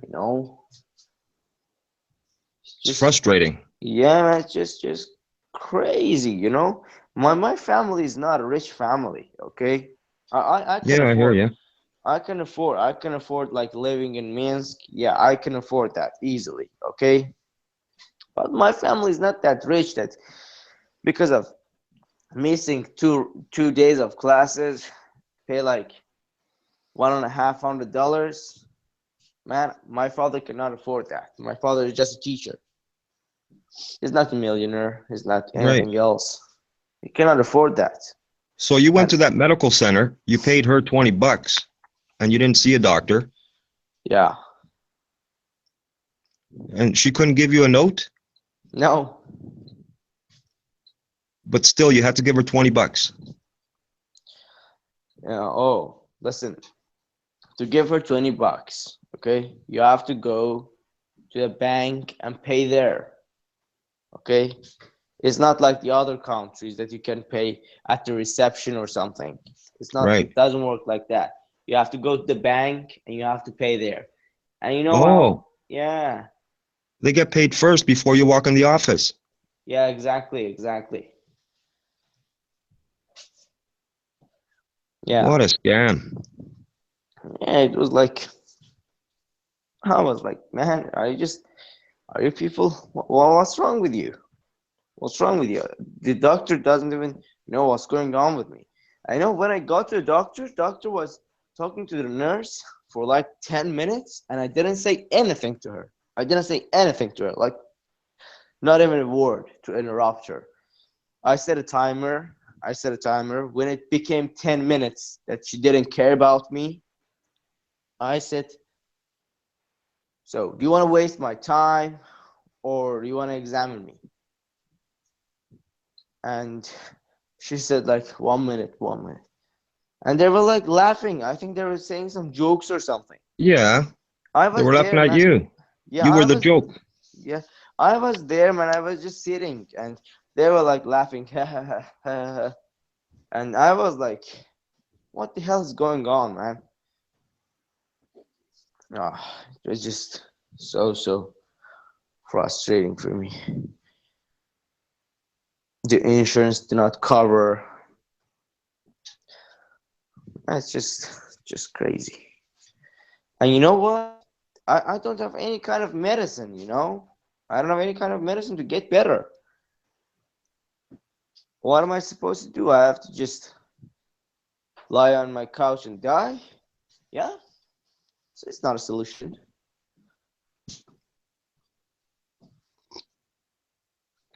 Ah,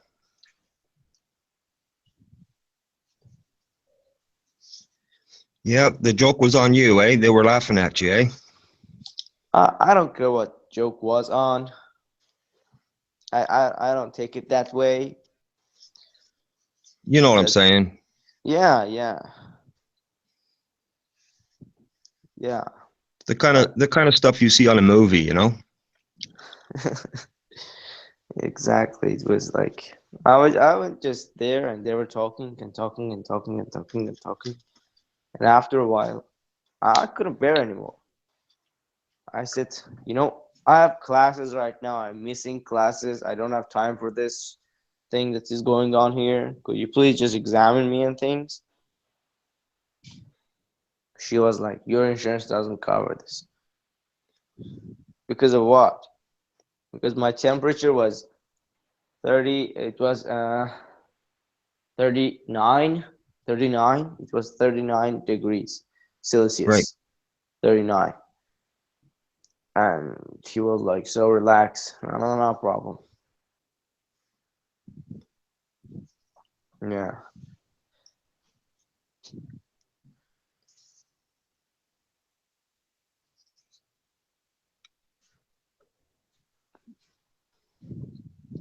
Just another bump on the road, that's all.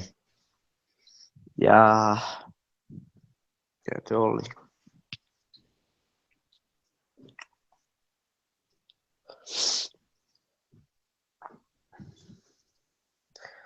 No, I mean the system that they have here is like corrupt. It's like, it's not working. Yeah, man. It's not working. How am I supposed to just be in two places at the same time? I cannot do that. You know how long does it take Well, to go out of the clinic to a bank to pay in a bank, to wait in a queue in a bank. Okay, there are lots of people there, and just pay for that, and then bring the receipt, bring the check to the reception, and then you have to wait at the queue at the clinic too. Okay, and then the doctor can see you if uh, and you know they don't actually care that if you have like an illness or something. Yeah, you just go there, you pay them, and they will give you the documents. They don't care. Actually, some people like this. They go there, they pay like, you know, like how much, like $30. Yeah, they pay $30, and then they will give them the document for 10 days. You can uh, you know, just be absent at the classes for 10 days, and it's okay with that. You know, they're okay with that. They don't care if you're sick or not.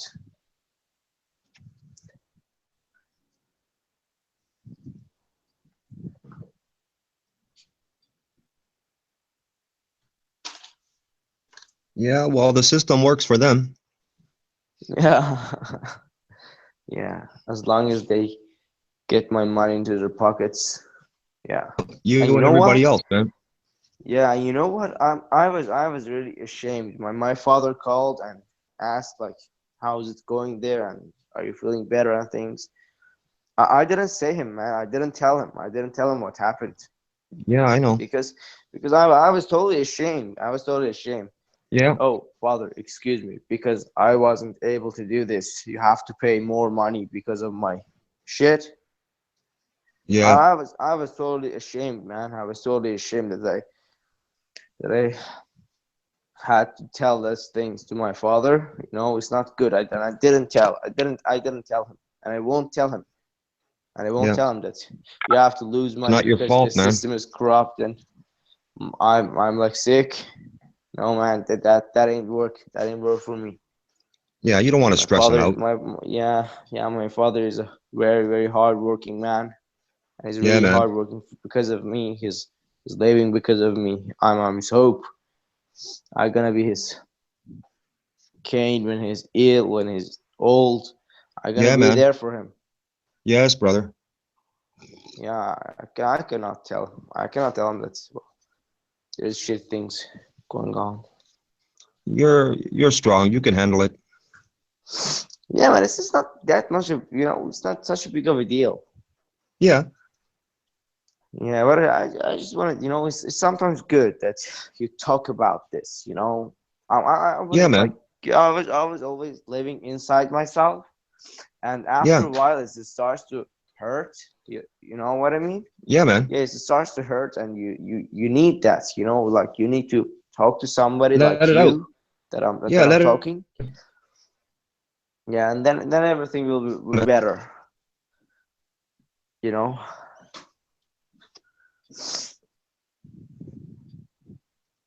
Don't bottle it up, man. Yeah, but this day actually ended up well, you know, when I saw those people. Yeah, it ended up well. They were like great. They were like great. And uh, both of them, both of them. Okay, one of them had Persian girlfriend. Okay, for 2 years, and one of them had Persian boyfriend for 3 years. And I was like, man, are you serious? Yeah, are you serious? Like, there are Persians like in Sweden, and they're like, you're dating them? And they were like, oh, they knew some bad words in Persian, you know? Yeah, they knew some bad words, you know, some curse words. It was so funny. They were like saying again them to me. And I was like, yeah. That's the thing. That's the thing. It was so fun. Okay, enough of me. How are you doing?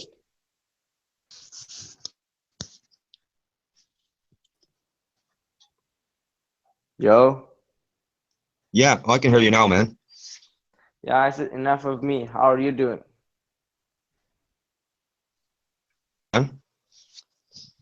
You all right? Yeah, I'm all right, man. Good.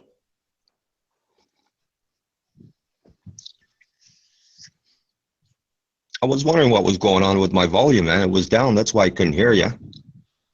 Oh, yeah.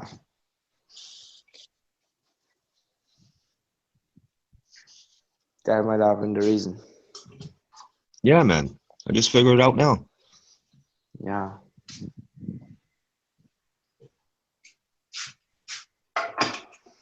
There was this feminist lady at the end of the meeting that we kind of talked. She was like so feminist. Uh, Yeah.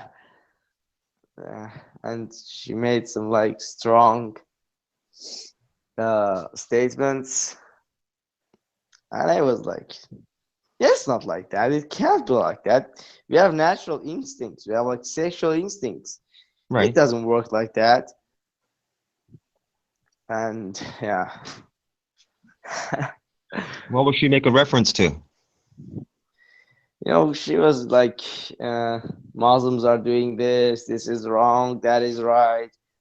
And then she went further. Like she went further on, like, you know, humanity, and we are different. We are not at all animals. We're not animals at all, and we're completely different. We should control them. We should do this. We should do that. Women are like this. Women are like that. Why don't we have the same rights? Why don't we do the same things as you do? Why do we do this? Why do we, you know, some stuff like that. And actually, some of them were right. I agreed with her. Some Okay. of them were right, but some of them were like, you know, overacting. And on that point, I would just speak out and tell what I believed. Yeah, it was kind of cool. What was she talking about? Being oppressed or what? Kind of, well, a lot of things actually, but yeah. She was kind of talking about being pressed and being kind of their rights are being violated. Okay. Yeah, some of this is stuff. She's from where? Belarus? Yeah, she was from Belarus. Oh, okay. Yeah, she was from Belarus. Yeah, that's understandable. Yeah.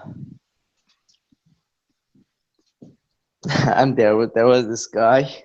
There was this guy with a lot of tattoos and things. Actually, he's a nice guy, and he was verbally fighting with this lady because he was like completely from a different mentality on women. Okay.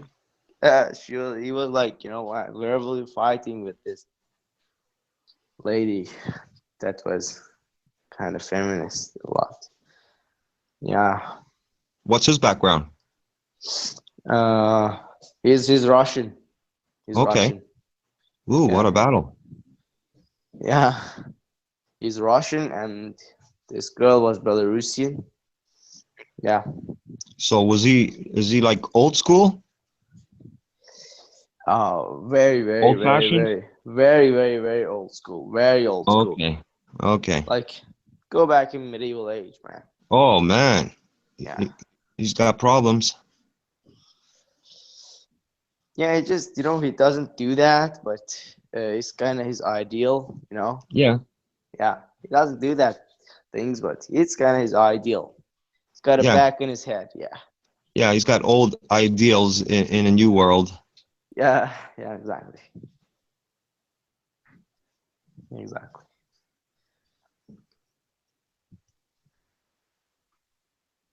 But then again, I'm saying that, you know, here, you know, I'm not there in Russia, so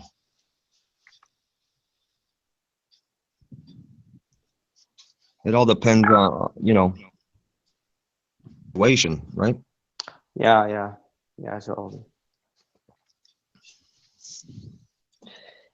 Alaska and Russia are actually pretty close, right?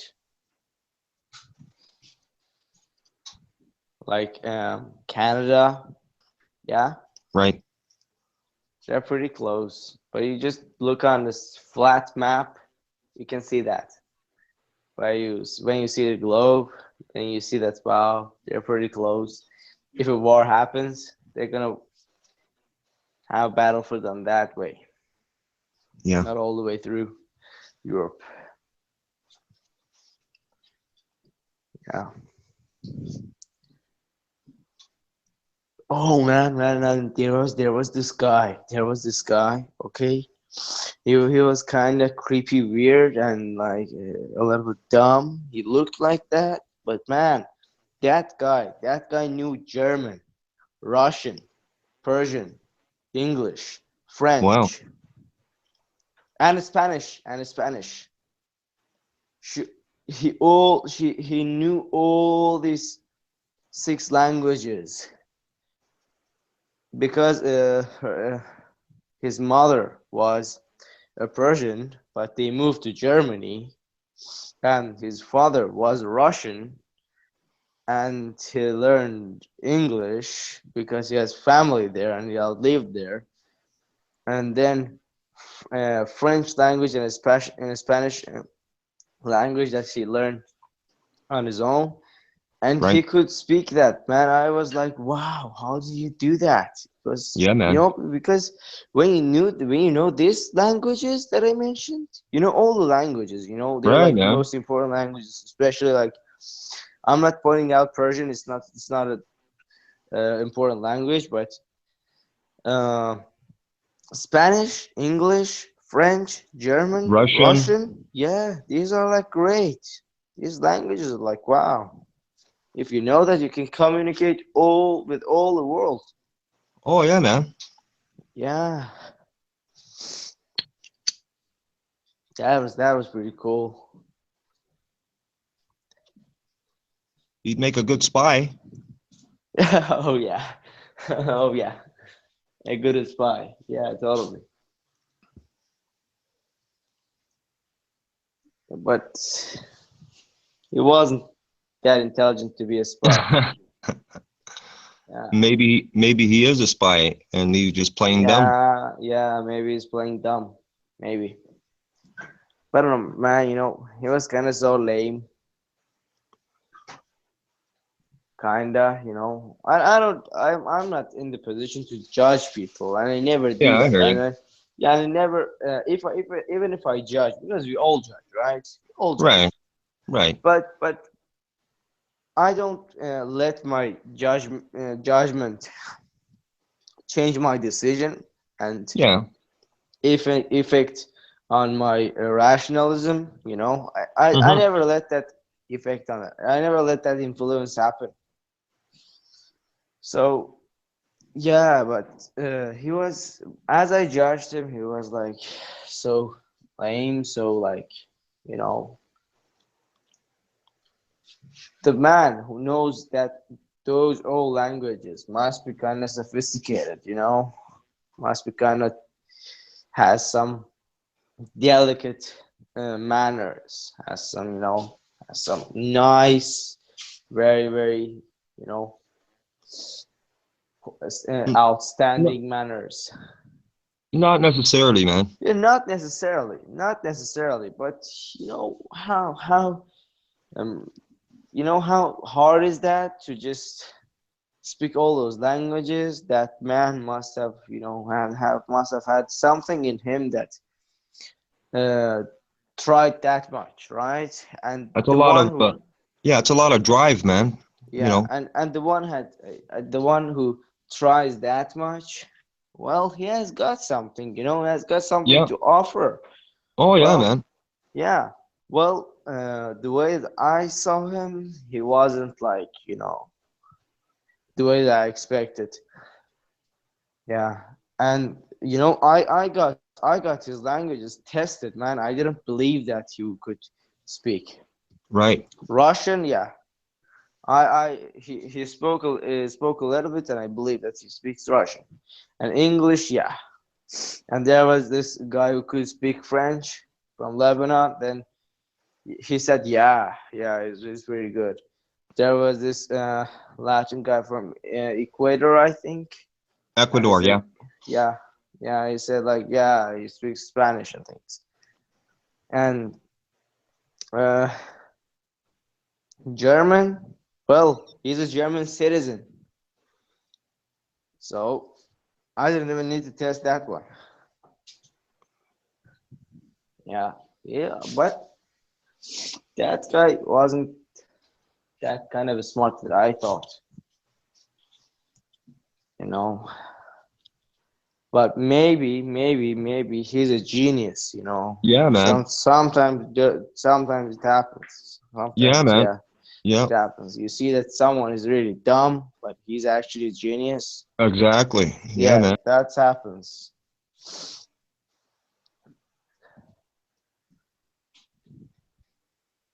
Yeah, man. You could have a genius that doesn't know how to tie their shoes, man. That's for sure. Yeah.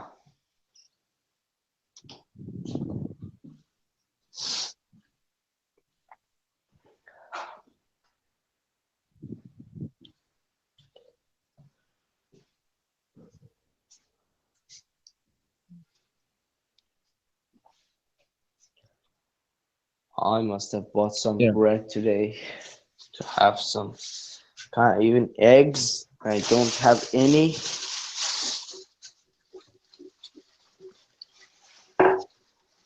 And now I'm hungry.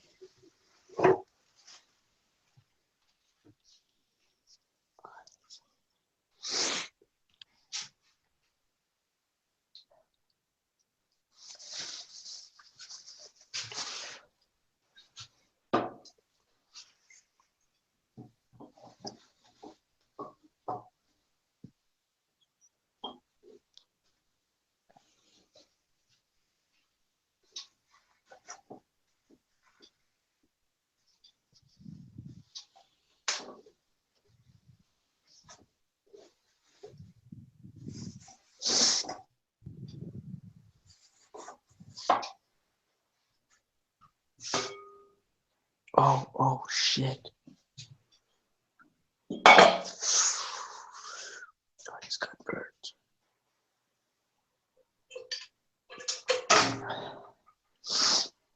It's pretty peaceful here, right? Armando's hangout. Yeah.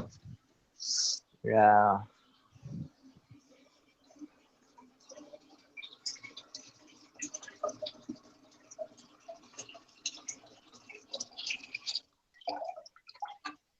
No fights. It's the way it should be, man. Yeah, totally. I just sometimes come here and see that they're fighting. Just I leave the room. You know, I don't have to listen to that shit.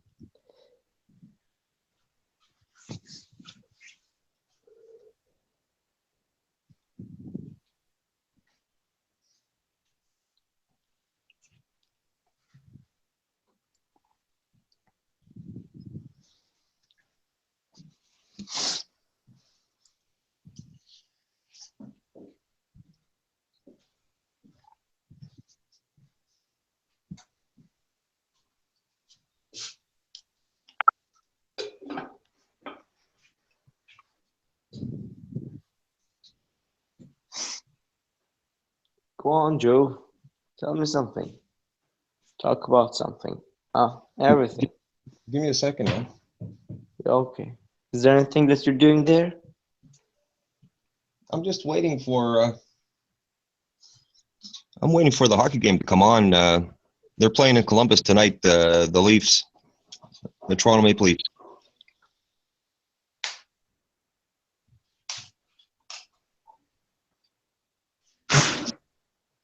We beat New York Islanders last night, 7-1, man. Kicked some ass.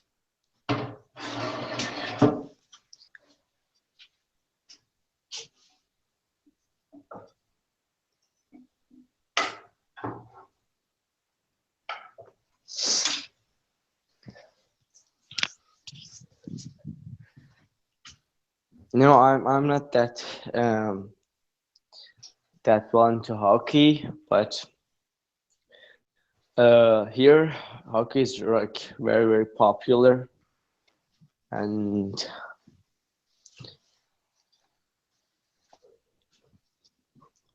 I watched Well, some winter games.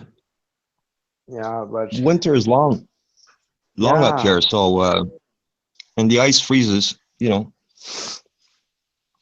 you mean that they don't play hockey in the summer?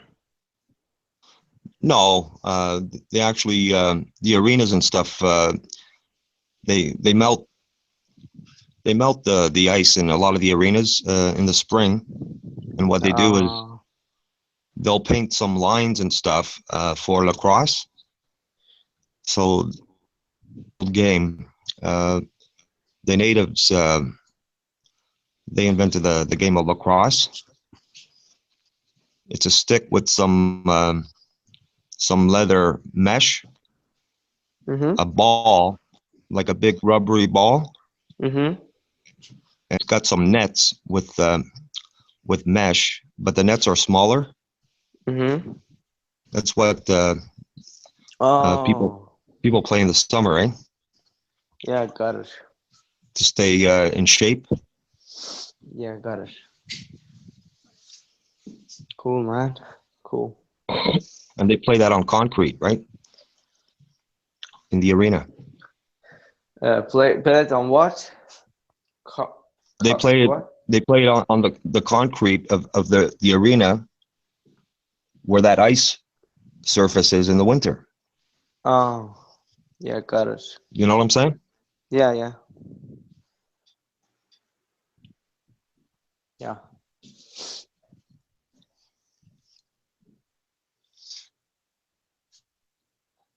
When we were younger, we talked to. There was a school close.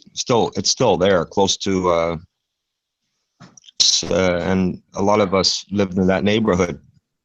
We talked to the principal.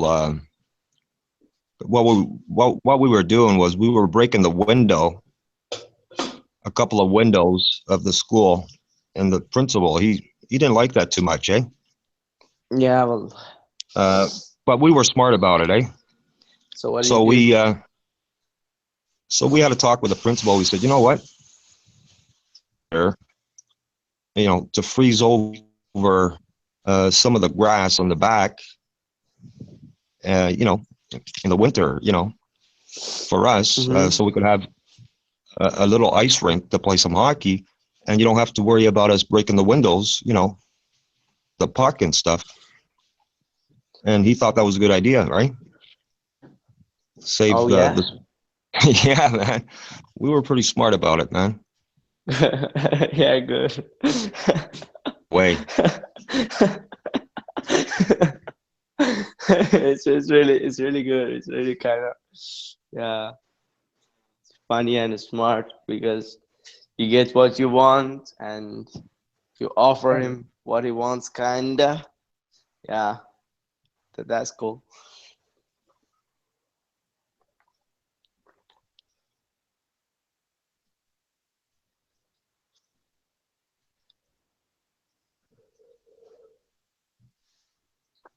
So you didn't break any other windows after that? Oh, Any other no, glasses? after that. What? We didn't break any more windows after that. Oh,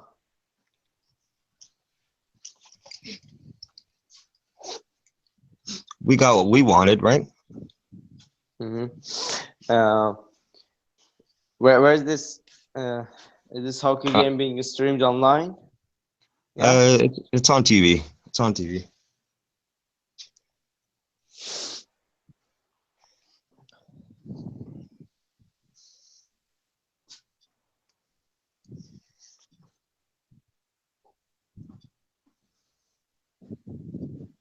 Well, the reason I'm saying this is, because in the winter's long, and you want to have, you want to give kids something to do, and there's nothing better over here.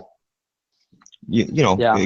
It gives other kids an opportunity, put on some skates, they can learn how to skate, and we were good that way, eh?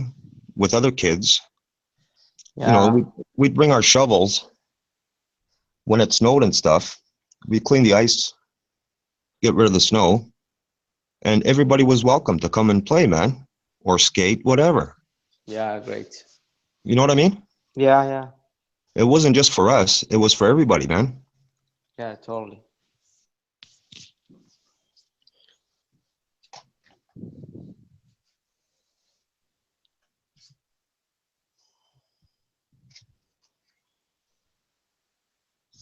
See, the difference is other kids, the parents who had money and stuff put them in hockey. That cost money, eh, for them to play in arenas. Yeah. Where other kids whose parents didn't have that kind of money to put them in organized hockey, they didn't have nowhere to go, right? Yeah.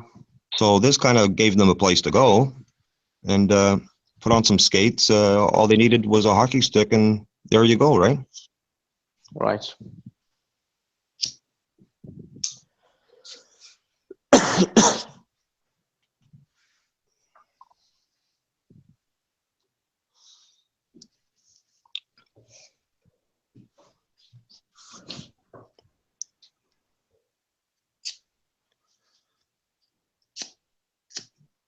See, that's the situation. Like nowadays, in a lot of these places where you have the cold climate, where you can have areas where all it takes is just some water and a couple of boards, to make a surface. Yeah, but safety is a matter these days, right? Well, yeah, this is the problem. Nobody wants to get sued, right? Yeah, safety is a matter. But there's a way around that. You could have a legal document where the parents can sign that and say, yeah, little Tommy or what have you, or, Yeah, they I could get sign that. I that. get that. I get that. But sometimes it's actually not safe, right? Arenas are pretty more safe, aren't they? In what way? Like the quality, ice, It's not that big of a deal, man. Really. Well, I don't know because I'm not that expert, Yeah. I mean, if you have a nice surface, you have other kids, you put on a helmet, nobody ever got really hurt skating in an outdoor ice surface, man. Seriously. Mm-hmm. It's the adults. They always ruin it. That's the problem with these legal issues. Yeah, well, I don't care about the legal issues because they're like some bullshits that they Yeah, make this is to the make their problem. monies. And this is the problem. Now you have kids who, are overweight because they sit at home, they play these games, they stuff their, their mouth with, junk food. They don't get out there and, play any sports in the winter, right? Yeah.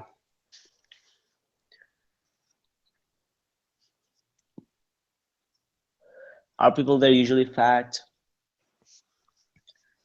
Not here. Not that much, man. Oh, buddy. What's up, man? Hey, Hello. buddy. What's going on? Hello, buddy. Hello, Hank. What's up, Hey, Hank? Hank. Hey, what's up, guys?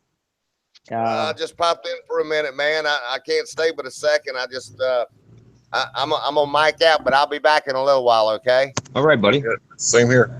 Cool. All right. We'll see y'all later, man.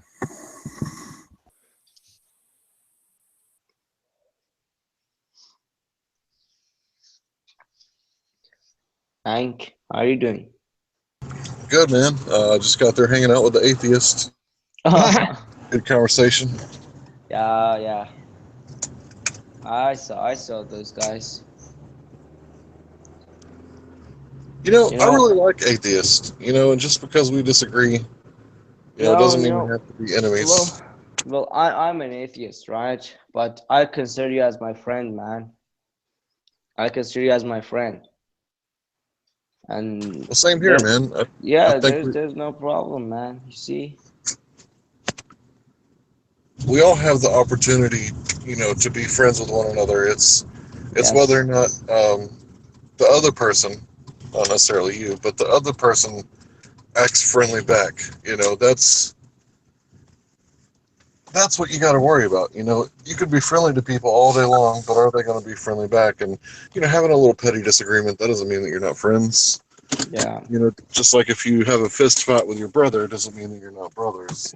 Yeah, the thing is that people actually do not understand. People do not actually understand that it doesn't matter that these kind of differences. They just they're just full of hatred and they just want to be apart from you. So, well, religion, race, they're all good excuses that they can make, and they do that.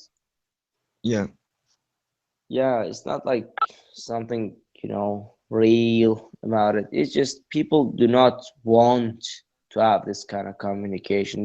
They do not want to have a conversation. They do not want to be friends. And actually, on that hangout, I saw that. I saw that very, very, very, very clear that day that I was in. They were just. Well, I was getting along with everybody today, so it was good as far as I'm concerned. Yeah. It starts with respect. That's what it starts with, man. And if the person doesn't have respect, they're not gonna fucking care about you, man. Yeah.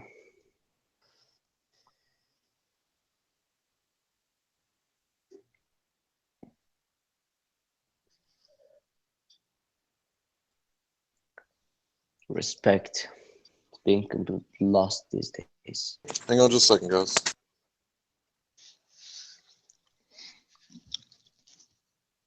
You know what, Hassan? A person can be taught the respect thing at home, but that doesn't mean that they're going to carry it outside the door. Yeah, I get that. Yeah. Yeah, I get the general idea that you mean.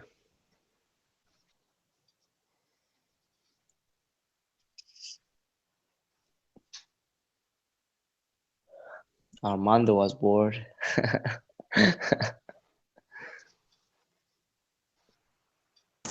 All right, I'm back. Oh, great.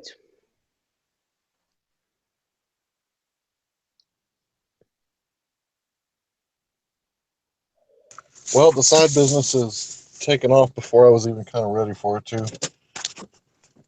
I'm doing a little job right now. It's 2 jobs actually. Oh yeah?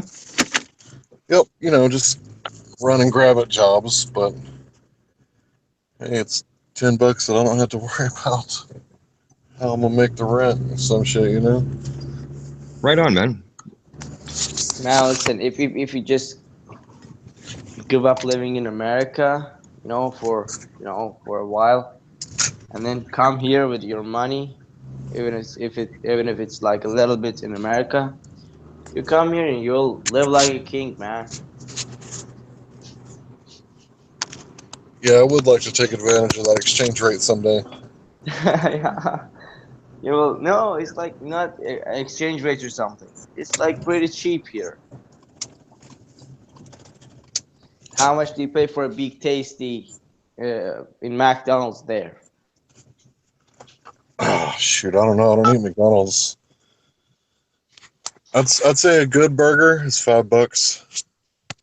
$5. You see, this is my Yeah. point. Yeah, you won't pay $5 here for a hamburger. No, you won't pay. You'll pay like, maybe like $2. Maybe $2. Yeah, that's pretty it. Like pretty cheap here, man. That's why I came here. Did your Stupid family shit. flee?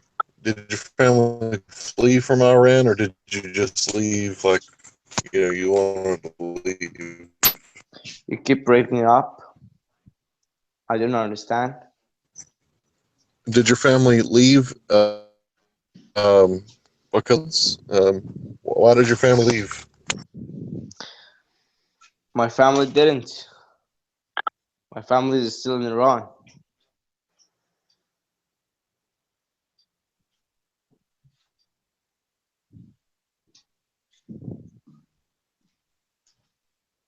I'll be right back. Okay. Did I get him wrong or? No, just explain to him that you're there going to medical school. Oh, he knows. He knows about that. We Oh. talked I think about 2 hours that day in personal chat. Oh, okay. Because we came here and people were fighting a lot. Like Richard was here, Buddy was here, Ronan was here. Oh, okay. And yeah, Ray was here. So Kiwi was here, and that other lady whose her name is really hard. Paymind, yeah, from New York. Oh, yeah. Pay me no mind. Yeah. Yeah, pay me no mind. She was here, and Kiwi and her, they were fighting. Ronan and Richard and Buddy. No, not Buddy. Ronan and Richard were fighting. So we just came here and saw that, and we got out, and yeah, went and hang out for ourselves. Maybe he thinks your whole family is there. No, I'm here by myself. You mean Ronan and Richard don't get along? Imagine that. No, they don't get along, man. Ronan and Richard do not get along. They're always fighting, man. Oh, that's funny. Yeah. No, I'm here alone. Didn't I tell you? Didn't I tell you that? For some reason, I thought your father was there too, but maybe that was an assumption. No. I'm here by myself.